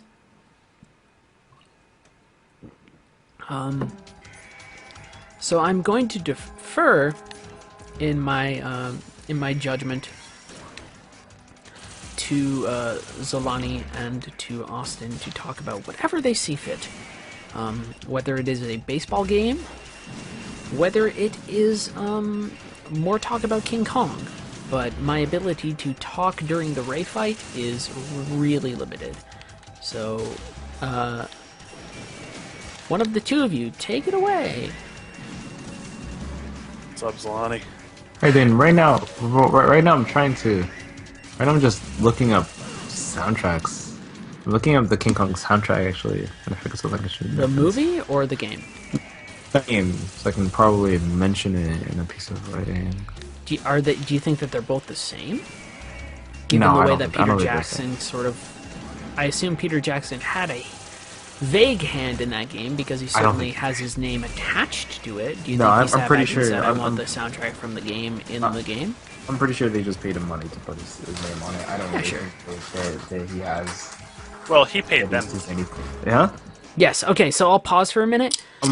Somebody asked, is this fight taking place in its rectum? Yeah, we're taking, say what you want to or interpret it as you want to. I am fighting a massive group of Metal Gear Solid Ray, or excuse me, Metal Gear Rays in Arsenal Gear in the rectum, in the place where shit accumulates. So take that however you will.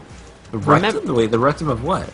Of Arsenal Gear. So every bit of Arsenal Gear is named after a part of the body, and in this case, the battle zone that I am taking part in, it is called the rectum. So if I pause for 2 seconds, Arsenal Gear, rectum.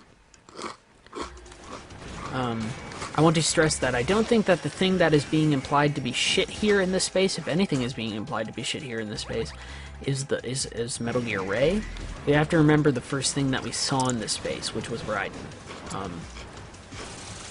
And via proxy, anything that is attributed to Ryden, we attribute to the player. So if Ryden is being pointed out as shit, the player is being pointed out as shit.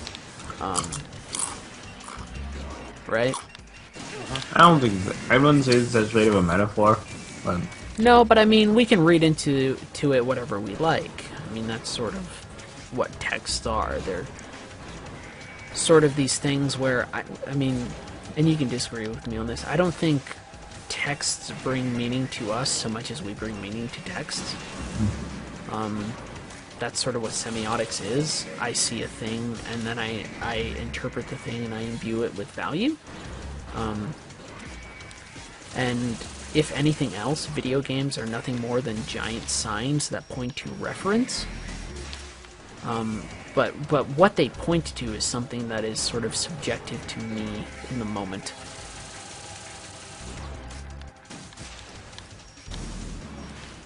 I'm getting hit by a missile. Fuck! So that cycle of frustration I was talking about, you're seeing right now in the fact that I just cannot assert myself over these Metal Gear Rays right now. I want to finish the game because all I have to do after this is do the Solidus fight, and the Solidus fight is actually kind of fun. Although it is very tempting to show off the cutscenes involving the S3 plan so that Zolani has a bit of a context for what the S3 plan actually was.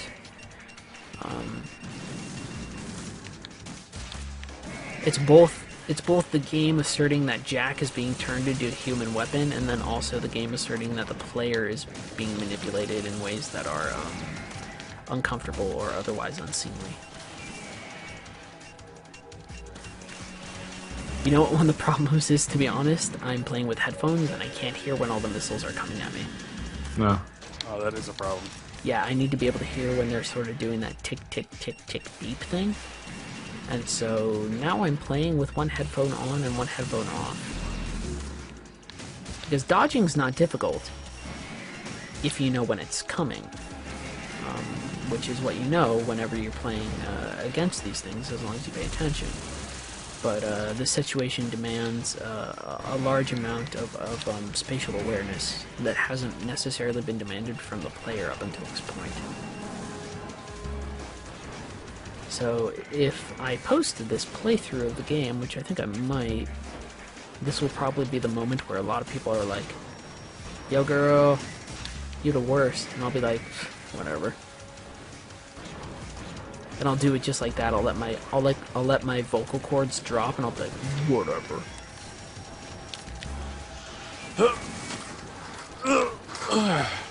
Oh, that was the worst aim I've ever had in a thing.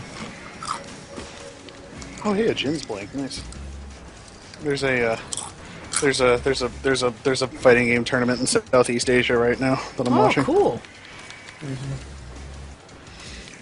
The biggest problem is actually if I take aim and it shoots rockets at me. That's no good. It's a good way of the game being able to kick my ass really easy. You get Ray RO2E and RO5E, which both basically spell out Ray Rose, which is kind of cool. I don't want to talk about it beyond that, but it's just like, oh hey, I'm sort of killing these metaphorical things that also represent my player character's uncomfortable relationship with his girlfriend. Weird. which is really bizarre. And it only occurs for a couple of them. So you can see on the screen the one that says Ray RO5E. It basically says Rose. And up until now, one assumes, based upon the way that Ryden is constructed as a character, that the player is supposed to find Rose annoying. And there's not necessarily a catharsis to be found in destroying Ray RO5E, which, because phrasing it that way is unfortunate in a way that's really ugly. But what is found is a sort of confrontation with those very things that the player might have found uncomfortable. Particularly, again, if that's a player who has a girlfriend or who has a significant other. Or even, I mean, really, players who don't.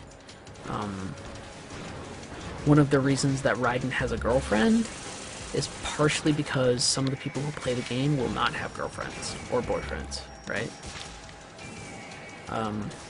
Ryden is modeled to be everything that the player is not, and one of those assumptions is that the player is not, for instance, for lack of a kinder term, let's say, sexually active. It's supposed to call into mind negative gamer stereotypes that make people feel uncomfortable.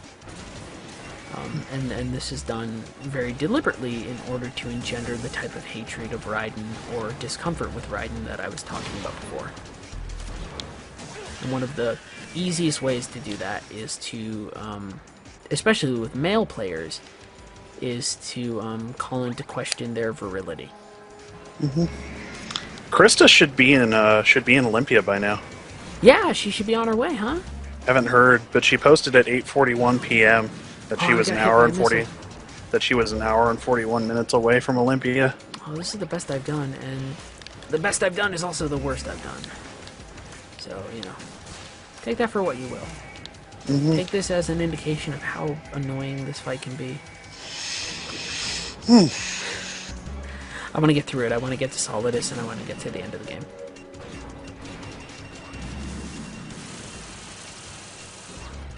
It's just a problem of there are so many things happening at once. So I just dodged missiles. There are more missiles coming. This portion of the game is all about being patient, in a way that the player probably doesn't want to be patient.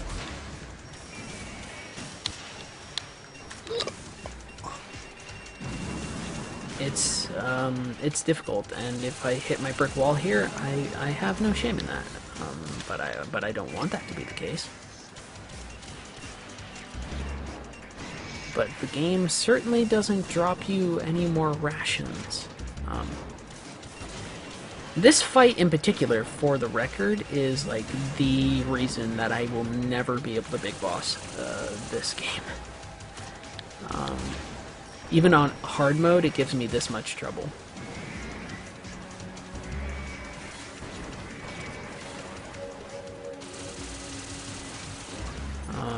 Whereas I've never had to engage with something quite as complicated as this.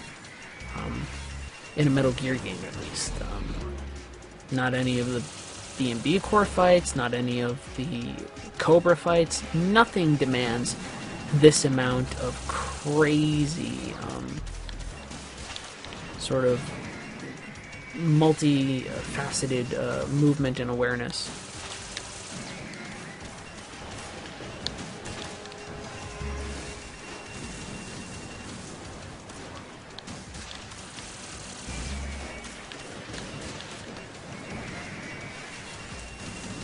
And I apologize to people who are watching who might be expecting a higher caliber of play or a more complicated approach towards this game as a whole. At this point, I'm sort of at the mercy of my own patience. So that's one ray. I'm gonna have to deal with like 5 more, maybe even more. I honestly forget how many it is for hard mode. Extreme, it's around, no joke, more than 20. More than 20 rays that you have to kill. And that is nuts. That's a lot of enemies.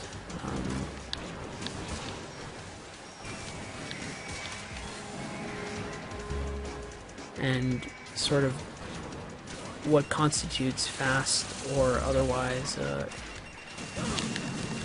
shit. I just got hit really hard and I can't dodge, I just died again. So people are gonna be here for a while.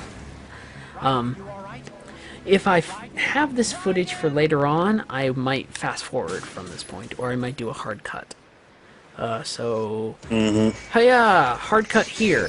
For those of you coming back from the hard cut that I have clearly put into this weird edited version of my stream, we're talking about the fact that this fight would be a little easier if the camera was pulled back a little bit further from the rays. Dodging the missiles is a big problem. And I'm skipping through all these Which of course brings me back to the point that if you're gonna do a big epic fight of any kind that involves lots of participants, that the best angle by far is overhead, pulled way out.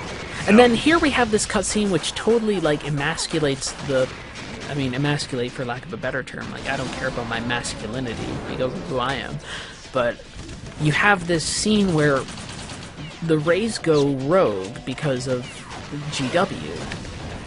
And Solidus just wrecks them, right? So all of this effort that you put in the previous thing, like, Ryden's asserted himself, but Ryden still finds the need to give up. And then you have a cutscene where Solidus just goes completely badass and beats the crap out of them. And then I don't think it's insignificant that this is followed up with the entire revelation of what is or isn't the S3 plan.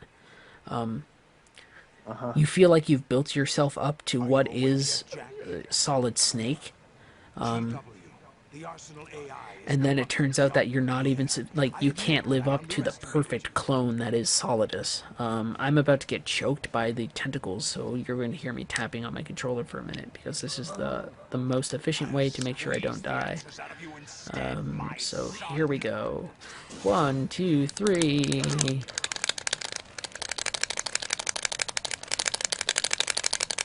There it is, folks. There it is. I'm still taking damage. Oh, god dang. On extreme, that's even harder. Also, if I look over here, I can see Snake. And also hey. Alright. So. Finally, we're done with this. The various people who have stuck with me through chat, you are amazing. They're talking about the similarities between the structure of this mission and Shadow Moses. There's way too much stuff to talk about textually on that level. Just suffice it to say that Metal Gear Solid 2 bases its structure on Metal Gear Solid 1, subverts it, and then makes that subversion basically the point of its entire plot. And then all of a sudden, Ocelot's arm gets taken over. So, I'm off to bury the Patriots for good, is what he says right there. Why do you think I chose Ocelot as my host? But before I go, I have a family matter to settle with both of you. And he goes, there's room for only one snake and one big boss. And that's all the Liquid Snake you're getting out of me tonight. It's not even that good. It's not even that good. The point is that... It's pretty damn good. I don't know if it's that good. But then you have the whole... Like, here's one thing we should say. The editing that was required after September 11th for this game, or at least that they felt was required after September 11th, which cut out a lot of Arsenal gear crashing into like the Statue of Liberty and other things, makes this moment where Solidus and Ryden appear on top of Federal Hall all the more surreal, which actually fits into the postmodern motif. Or well, they say that they're going to crash. Yeah, they just don't show that much of the crash. They just don't really show the majority of surprised. the crash. But I mean, if you look at documented Metal Gear Solid 2, if anybody has that, not many people have that disc. it was intended that it would actually I believe, I might be speaking unauthoritatively here, that it would actually displace the Statue of Liberty, the crash of Arsenal Gear. I wonder. I am a little confused that for the HD collection they didn't see fit to put those cutscenes back in. Although it is possibly very likely that they. Well, one, the people who made this game, Bluepoint, are known for simply working from retail copies of the games, which is perfectly acceptable. If you're just doing a quick HD upscale, that makes the game more viable on current hardware. The other thing is that I wonder if Konami actually still has those sitting around anywhere. You know, honestly, the answer is by now probably not. Besides, pretty much. Besides what you may or may not be able to find on document of MGS2, which isn't even all that much. So, you know, it's a very complicated thing. There's all sorts of meme theory stuff going on here that I would like to talk about, but maybe not. For those of you interested, I write about Dawkins and meme theory in the upcoming book that I'm gonna, or ebook or whatever, that I'm gonna put out about Rising, so look on the horizon for that. But there's a lot happening here that ends up being repeated in Metal Gear Solid Revengeance, or not Metal Gear Solid, excuse me, Metal Gear Rising Revengeance, in ways that are significant. The biggest thing that I was merely trying to imply is that the shift from being on top of Arsenal Gear to being on top of Federal Hall fits into postmodern notions of magical realism, wherein you travel from one space to another space without a lot of rational explanation. You know, you take an elevator and you end up in another reality or something like that, right? And that reality is sort of a reflection of the reality you came from, but not quite, and you get there through semi-mundane means. Here, the protagonist just sort of plummets off of this falling ship and just happens to, right, land at a place that is thematically significant and also emotionally significant to the antagonist, right? That's, I mean, from a script perspective, we understand why that's happening, but in terms of what this means, in terms of what it means to be a postmodern text outside of just pure self-reference, that sort of magical realism is important. So here's not too bad, although I just got swept up. Basically, you just wait for him to attack, and then you sort of follow up. I'm sort of messing it up, because I'm impatient, so hopefully I won't die.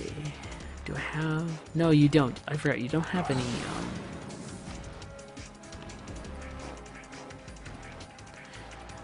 So hopefully I'll do okay here. But you want him to attack? I forget that he sweeps. I always forget that he sweeps.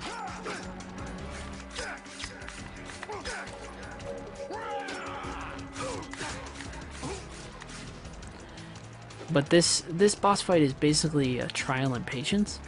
You just wait for the attacks to come. And hopefully you don't take terrible damage. But, you know, he comes in and he does that sort of 3-hit combo, and then you retaliate. The larger problem are the missiles, which I just fucked up completely because I forgot. For some reason I thought I went into some sort of blade mode that doesn't exist in this game.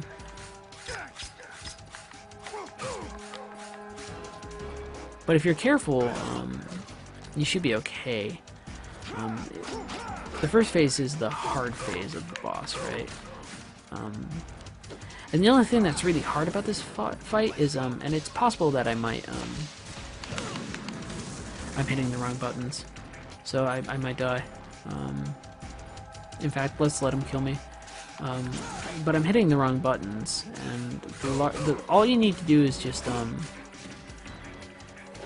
now that I'm remembering it, you just rush in, and if he uses, so let's let the missiles hit me and kill me. Yeah, I did. I got past Metal Gear Ray. Yeah, there's going to be a really, Are Are you trying to cut the missiles in first Yeah, person? so what you're supposed to, yeah, so what you do is you aim in first person and then you cut the missiles. So here's a better Okay. example of the fight. So he just attacks and you rush in. So this opening to Solidus, that was a solid opening. No pun intended. And you can see right there, I cut through the majority of the missiles. One managed to hit me, unfortunately. But if I play my cards right, I should be okay. Although another missile just hit me, so it's entirely possible I'll mess up. I'm not speaking authoritatively as a player here. There are just sort of tendencies and strategies that make this fight comprehensible and approachable. And one of them is that you just time your missile cuts like that, which I unfortunately did not do the first couple times around, but I managed to do the second couple times around. So it's like here again, 1, 2, 3. Oh, I fucked it up.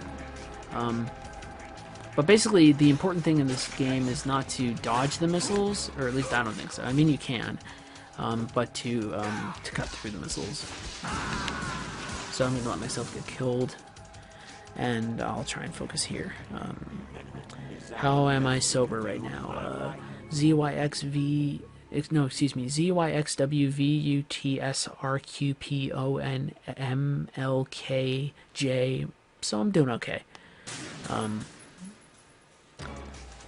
Dying early on the Solidus fight doesn't bother me, because it gives me a chance to talk about the Solidus fight. The Solidus fight is probably one of the most thematically important moments in a Metal Gear game, and not just because of the sword stuff that we sort of talked about earlier, but it's also because it's one of the few times, and again, throughout this entire stream and sort of playthrough, you're going to hear me sort of say that this is a James Howell line. It's one of the few times, if not the only time, where the actor objective and the player objective overlap. By which I mean that Ryden wants to defeat Solidus in the same way that we want to defeat Solidus, whereas before Ryden is sort of engaging in these fights by rote. And I'm running away from the missiles just for some additional safety here. Right? What happens with the Solidus fight is... oh, I got hit by a missile. What happens with the Solidus fight is that my goals and Ryden's are in, like, perfect alignment. Which is funny because Ryden is trying to assert himself sort of as an independent entity, removed from myself as from the as a player. But at the same time, in order to emphasize just how much Ryden has grown, it's sort of important for my objectives and his objectives to overlap. So when I'm fighting Fat Man, we both want to defeat Fat Man, but we want to defeat Fat Man for different reasons. I want to defeat Fat Man generally because I am a player playing a game, and Ryden wants to defeat Fat Man because Fat Man is like a threat to other people. In this case, I want to defeat Solidus to assert my own authority over myself just as much as Ryden does. And just so you know, if Solidus does that charge, you can just block the charge. So actually, if you run away, you can bait him into doing the charge.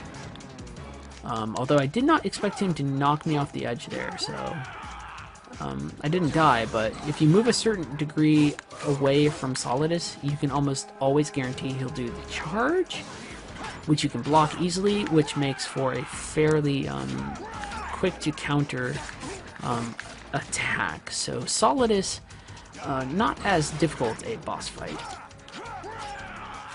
as you might think, for being the final boss fight of the game. But my objective here, defeating Solidus, is 100% in line with Ryden's objective in the game. And it's one of the few times where that is the case, and this is also one of the few times, as James notes, that Ryden actually defeats his opponent the same. Like, I can defeat Vamp, but my defeating Vamp is devalued by the fact that Vamp always returns. Even in this cutscene that follows, Vamp shows up in the background. So the 2 times that I defeat Vamp, are devalued in terms of asserting myself, like my player motivations, by the fact that Vamp survives. Here, when I want to defeat Solidus, and when Ryden wants to defeat Solidus, I win, and Ryden wins. Like, Solidus doesn't come back. Like, Solidus is dead as Dillinger here, right? Like, I succeed, and the game sort of concludes itself. In doing so, I reassert sort of my fundamental worth as a player, and Ryden asserts his fundamental worth as an individual. This is stressed by making sure that this is a sword fight, tying back into the conversations we've had about swords before. It's tied back to the notion of Ryden killing somebody associated with his creation in the past, so somebody who sort of mimetically, forged the individual who he is. It's reinforced by the fact that when Solidus tosses him a sword to fight him, the handcuffs that are shackling him are destroyed. There are all these things that enforce Ryden as an individual breaking free from an image that he had previously projected on himself until now. And this is finally completed when he kills Solidus in sort of a man-to-man battle, the same way that Snake does, or presumably does, at the end of Metal Gear 2 with Big Boss. It creates a warrior on par with Solid Snake, but somebody who has developed in ways that are different than Solid Snake, in ways that are significantly different than Solid Snake. And the reward from that is not necessarily satisfactory, because the victory that happens is that Ryden asserts himself as an individual. So whatever overlap I just had as Ryden in terms of what my player objective was compared to, I'm slurring because of the gin and all the various alcohol. Compared to, my player objective overlapping with the actor/character objectives, this is sort of altered or rejected the symbiosis that I might have reached with Ryden when he takes the dog tags off of his chest, sees my name on them, and tosses them and says that he's never heard the name before. Most people will have put in their name, or maybe a name that is significant to them, and Ryden takes the token of something that is significant to them and tosses them aside. This is an observation made by more critics than just me or James Howell or even Austin or anybody else, but it's a very important moment that he takes the dog tags and looks at them and says that he doesn't recognize them and casts them aside. The entire final boss fight is about relating with Ryden and then letting go and allowing Ryden to be his own individual. And I don't just mean his own individual as like something within the narrative, like, oh, now he's his own person, but I mean like Ryden as his own individual, like Ryden the digital entity becomes his own entity removed from me as a player. He suddenly has some sort of agency, and we can debate the degree to which this exists, but Ryden moves from being just an actor that I control to being a character that has true autonomy within the space in ways that I cannot anticipate. This is sort of what we were talking about when we were talking about the sword, the action of the sword being sheathed or unsheathed. But here at the end of the game, Ryden really asserts it by rejecting whatever association he has with the player, and that association is the name that the player has put on the dog tags. He casts that aside. I don't know if I can. I know you didn't have much. There's like 900 different other thematic things that we can consider going on here. What Snake is talking about here is also important too. The idea of whatever you felt, whatever you thought during this mission is yours. It's partially something addressed to the player. So, whatever I'm experiencing within the game space, whatever I'm experiencing vis-a-vis my reaction or engagement with the text and how it reflects back to me, is also exclusively mine and defines who I am as an individual. My playthrough is not your playthrough, and my playthrough has significances that are altered by my facticities, which are fundamentally different than what yours are or anything like that. I just realized in my haste to put everything through, I didn't actually put the right gender on my dog tags, which makes this moment not as impactful as it could be, but still has a certain interest to it. I'll find something worth passing on. Yeah, I was born in the year XXXX. It was pretty Right. hardcore out there. Apparently on my dog tags, I was born in XXX and Heather was a male, so, you know, dog tags are imperfect for expressing the thematic point I was just talking about, but still gets to it. Snake, what about Olga's child? Don't worry. The scene that's playing out plays into that magical realism thing again. As long as you keep yourself alive. You're dealing with the populace of New York City that isn't really concerned with what's happening. It's almost just like a curiosity to them, right? Like, they just walk around. Like, everybody who exists in this space, like, you know, are They're just, also the people of New York. well, yes, they're also the people of New York, but I mean, like, it plays up the artificiality of these individuals in order to stress the individuality of Snake and Ryden. So these people just sort of exist in the sea of vague NPC characters around Snake and Ryden. But Snake and Ryden are the principal characters within whatever's going on, so they're the ones who are acting uniquely, whereas everybody else sort of swirls around them in a way that's sort of haphazard or insignificant. You know, there's a guy in a business suit. He doesn't seem to be concerned that a giant Metal Gear has crashed into Federal Hall. Count me in. No, you have things to do first. And Snake denies Ryden the chance to join in on the follow-up mission in order for Ryden to take care of personal matters. Snake doesn't have that baggage anymore. Ryden does. And that... I say baggage in a way that implies that Rose is this thing to be dealt with instead of this thing to be embraced, but what Ryden... Oh, also, Ryden's got a lot of shit to sort out on his Ryden own. has a lot of stuff to sort out, but one of the things that Ryden needs to do is embrace his relationship with somebody who genuinely cares about him, because it sort of asserts his worth as an individual beyond, you know, his value as a combatant, right? One of the things that Ryden has in the series that Snake generally doesn't, outside of, you know, maybe his relationship with Otacon, is sort of a grounded romantic and family relationship, which just further differentiates him from Snake. And so Ryden's big thing at the end of the game isn't just defeating Solidus, who, you know, represents this monster of his past, but also involves him honestly engaging with somebody who has deceived him, and then sort of embracing his emotions and choosing what his future is. And I'm trying to talk about this as it's happening very quickly, so I'm not really dealing with it entirely, but both Rose and Ryden are sort of artificial entities, right?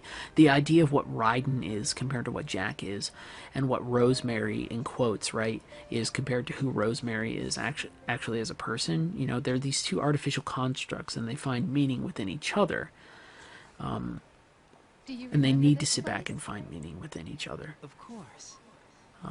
Otherwise, without each other, the two cannot hold, right? They're very complementary. They sort of balance out each other. Ryden cannot exist in the real world without Rose, and Rose can't really exist without Jack. Not just in a romantic sense, but in the sense that these are two complementary halves of a whole that have been fundamentally split in part by the Patriots, sort of a male and female partnership that has been fundamentally perverted by outside forces. This is like their first chance to really reassert their relationship in a way that's free from outside perversion or subversion. And the important thing is that in this case, it's because that they have somebody that they need to pass on their history to. They have a child that they're going to have to raise. Metal Gear Solid 4 sort of makes this arrangement complicated. I think it approaches the arrangement and the complication therein in a way that isn't entirely unwarranted, although can be somewhat unelegant, but at the same time, I think that it's important. Some people might say it's simplistic to have the relationship boil down to a parent passing to two parents rather, passing down information to a child. But that's generally what the question of what this game is sort of asking is, what do we value, what do we pass on, and for it to end with two parents having to contemplate what that issue might be in relation to what they teach their child, specifically two parents who have been wronged or living false lives, and then have to decide what is the truth they pass down to their child, is remarkably significant. So that's my weird playthrough of Metal Gear Solid 2, where we talked about all kinds of stuff. Thank you, everybody, for joining us. Yeah, it was great. For one of the better games ever made. Yeah, and my second favorite. It's anywhere in my top. It's somewhere in my top 5, and It is both my second favorite and what I think is the second best, which is a very strange overlap. Mm-hmm. And Hideo Kojima, yes, but don't forget Tomokazu Fukushima, also writing on this game. And Yoji Shinkawa for all those really military. Cool military he's the art guy. He's the art guy. I keep forgetting Motosada Mori, I believe, is the name of the who's the name of the military advisor. That dude has led a weird life. And keep in mind here too that there's an entire script unit, right? So if you want to sit back and ask yourself, well, sometimes there are people who I think who are tours who sometimes slip up. I bet you they don't have a script unit. For as much as I love Heavy Rain, and let me be clear, I think Heavy Rain is a good game. People can disagree with me with that. I think Heavy Rain is a good game. I play Heavy Rain, and it's fine. I play Beyond Two Souls, and it becomes very clear to me that David Cage needs a script unit. He needs an editor. Kojima has that. He has a team that handles that sort of thing. When the time comes for Metal Gear Solid, I keep on saying it, Metal Gear Rising, Revengeance, Etsu Tamari is the lead writer on that, but there's a lot of oversight by Kojima and some other people. It's not just a singular entity, and I think you'll find that many of the games that you enjoy are not comprised or written by singular entities. For instance, Austin, who are some of the people involved with writing just Final Fantasy VII? Ho! I'm glad you asked. Hironobu Sakaguchi came up with most of the story stuff, although Tetsuya Nomura also consulted with him on that, which probably has a lot to do with him designing the characters. Character designers on Japanese games, Japanese role-playing games especially, made by Square, tend to have a little bit of input on the story because they'll come up with a cool idea for what the character should look like and what that character looking like should imply about the character. And some things will be written around that. So Hironobu Sakaguchi and Tetsuya Nomura came up with the basic concept of the story and the basic outline of the story. The script for that game was then written by Kazushige Nojima with some assistance from a gentleman named Masato Kato. Kazushige Nojima this is his first major script aside from Bahamut Lagoon, which most people haven't played and I still need to play. He was assisted by Masato Kato, who had previously worked on Chrono Trigger and would go on to write both Xenogears and Chrono Cross, which are excellent. And then the game itself was produced by Hironobu Sakaguchi, but directed by the gentleman Yoshinori Kitase. So that's just an example of one game. That's a team of 5 people. This had 2 principal writers and then a large group of people working on the script, which helped make it so focused. Somebody in chat is asking why Tomokazu Fukushima did not collaborate with Kojima after Metal Gear Solid 3. I don't have a specific answer for that. He remained on the Metal Gear series up until Peace Walker. I doubt that there's any real negative reason for that. It just sort of comes and goes, right? So, it's hard for me to sort of figure out exactly what that might be. So, you know, I'm looking them up right now to yeah, find we're out. looking everything up, just trying to give you a good answer. And it shifts around, right? So, He also had a co-writer on 4, if I'm not mistaken. yeah, so there's a different writer on 4. So Tomokazu Fukushima still worked on Metal Gear Solid 1, and he worked up until Metal Gear Solid 3. That shifts. Which is his last game credit. So maybe Right. he just quit the industry. That 'Cause he shifts didn't go as to you work hit somewhere else. as you hit Peace Walker, and you don't really get any more information about Fukushima, which might mean numerous things. It might just mean that he's working on smaller projects that we never heard of. It might just mean that he left Konami. It might just mean that he just never collaborated with Kojima again. It's sort of hard Go to to the bathroom, we'll be back. yeah, it's sort of hard to figure out exactly why those things are. It's not necessarily a mark of any sort of negative parting of the ways. With Metal Gear Solid 4, Kojima wrote it with Shio Murata, who I don't really know the rest of his background, right? But the important thing that we're trying to note here is that Kojima tends to have a side writer or somebody else who's helping him out, or somebody else who's formulating the script. So for as much as we want to sit back, and certainly these games are games that are made by Kojima, and if you ever want to talk about auteur theory, these are some games that you can point to. I would suggest any game by Swery. 65 is another sort of thing. David Cage is a good example, even though David Cage isn't perfect. There's other examples as well. I would suggest that probably any game made by the Housers is also an example of games that function sort of based off of their auteurs. So Red Dead Redemption, and then Metal Gear Solid, Metal Gear Solid, Grand Theft Auto 4. So there's all of these things that go into sort of scripting a game. And, you know, people go back and forth. Right here, even in the credits, Shiyu Murata, gets a special thanks. So he's already somebody who's working with Kojima. I profess no real knowledge as to what's going on.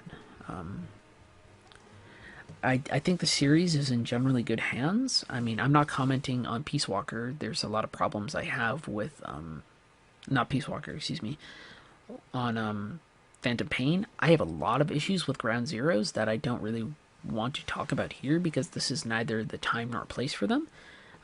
Needless to say, Ground Zeroes is a very problematic entry into the series, which makes me apprehensive about Phantom Pain, and we'll go from there. And people who have misgivings about what happened in Ground Zeroes, I think their misgivings are 100% well placed. In terms of what we have here, we definitely have a series that has an overriding voice that's then modulated by certain influences. Which doesn't necessarily happen as much anymore, in the sense that I cannot think of a comparable series where somebody has stayed on for as long. Yoshinori Kitase did Final Fantasy 6, 7, and 8, which is a not insignificant stretch of games, so that's probably one 6, 7, example. 8, and 10. And 10. So that's not an insignificant amount of, for example, Final Fantasy games, which is something that Austin and I have been throwing ourselves into rather enthusiastically lately. So that's an example of a voice on the series. Same thing with Motoya Toriyama and the Lightning series, which is 13-2, and Lightning Returns. But it's hard to think of many games that have a lot of influence in the same way. A Western designer of comparable vision, I would suggest, is somebody like Chris Avalon. The difference is that Chris can bounce from project to project and work on certain aspects of projects, and he's not necessarily the head of projects. So Chris Avalon's influence is definitely felt on Alpha Protocol, it's felt on Fallout New Vegas, it's felt on Knights of the Old Republic, intimately felt on Knights of the Old Republic too. And definitely felt in Pillars of Eternity, but, you know, that's also something marked by, I don't know, Josh Sawyer and a bunch of other writers coming on there. So here are my end results. So playtime, just under 7 hours. So this is a nice long stream. My codename apparently is Mammoth. My stats were pretty abysmal. I'm not going to save. And the only thing I will note, for those of you who are not aware, is that if you head back to the title screen after you finish a game, I should be greeted with the blue face of Ryden, which marks a sort of transition from what the game was at the start to what it is at the end. In terms of how we're handling things beyond that, I don't know what to say.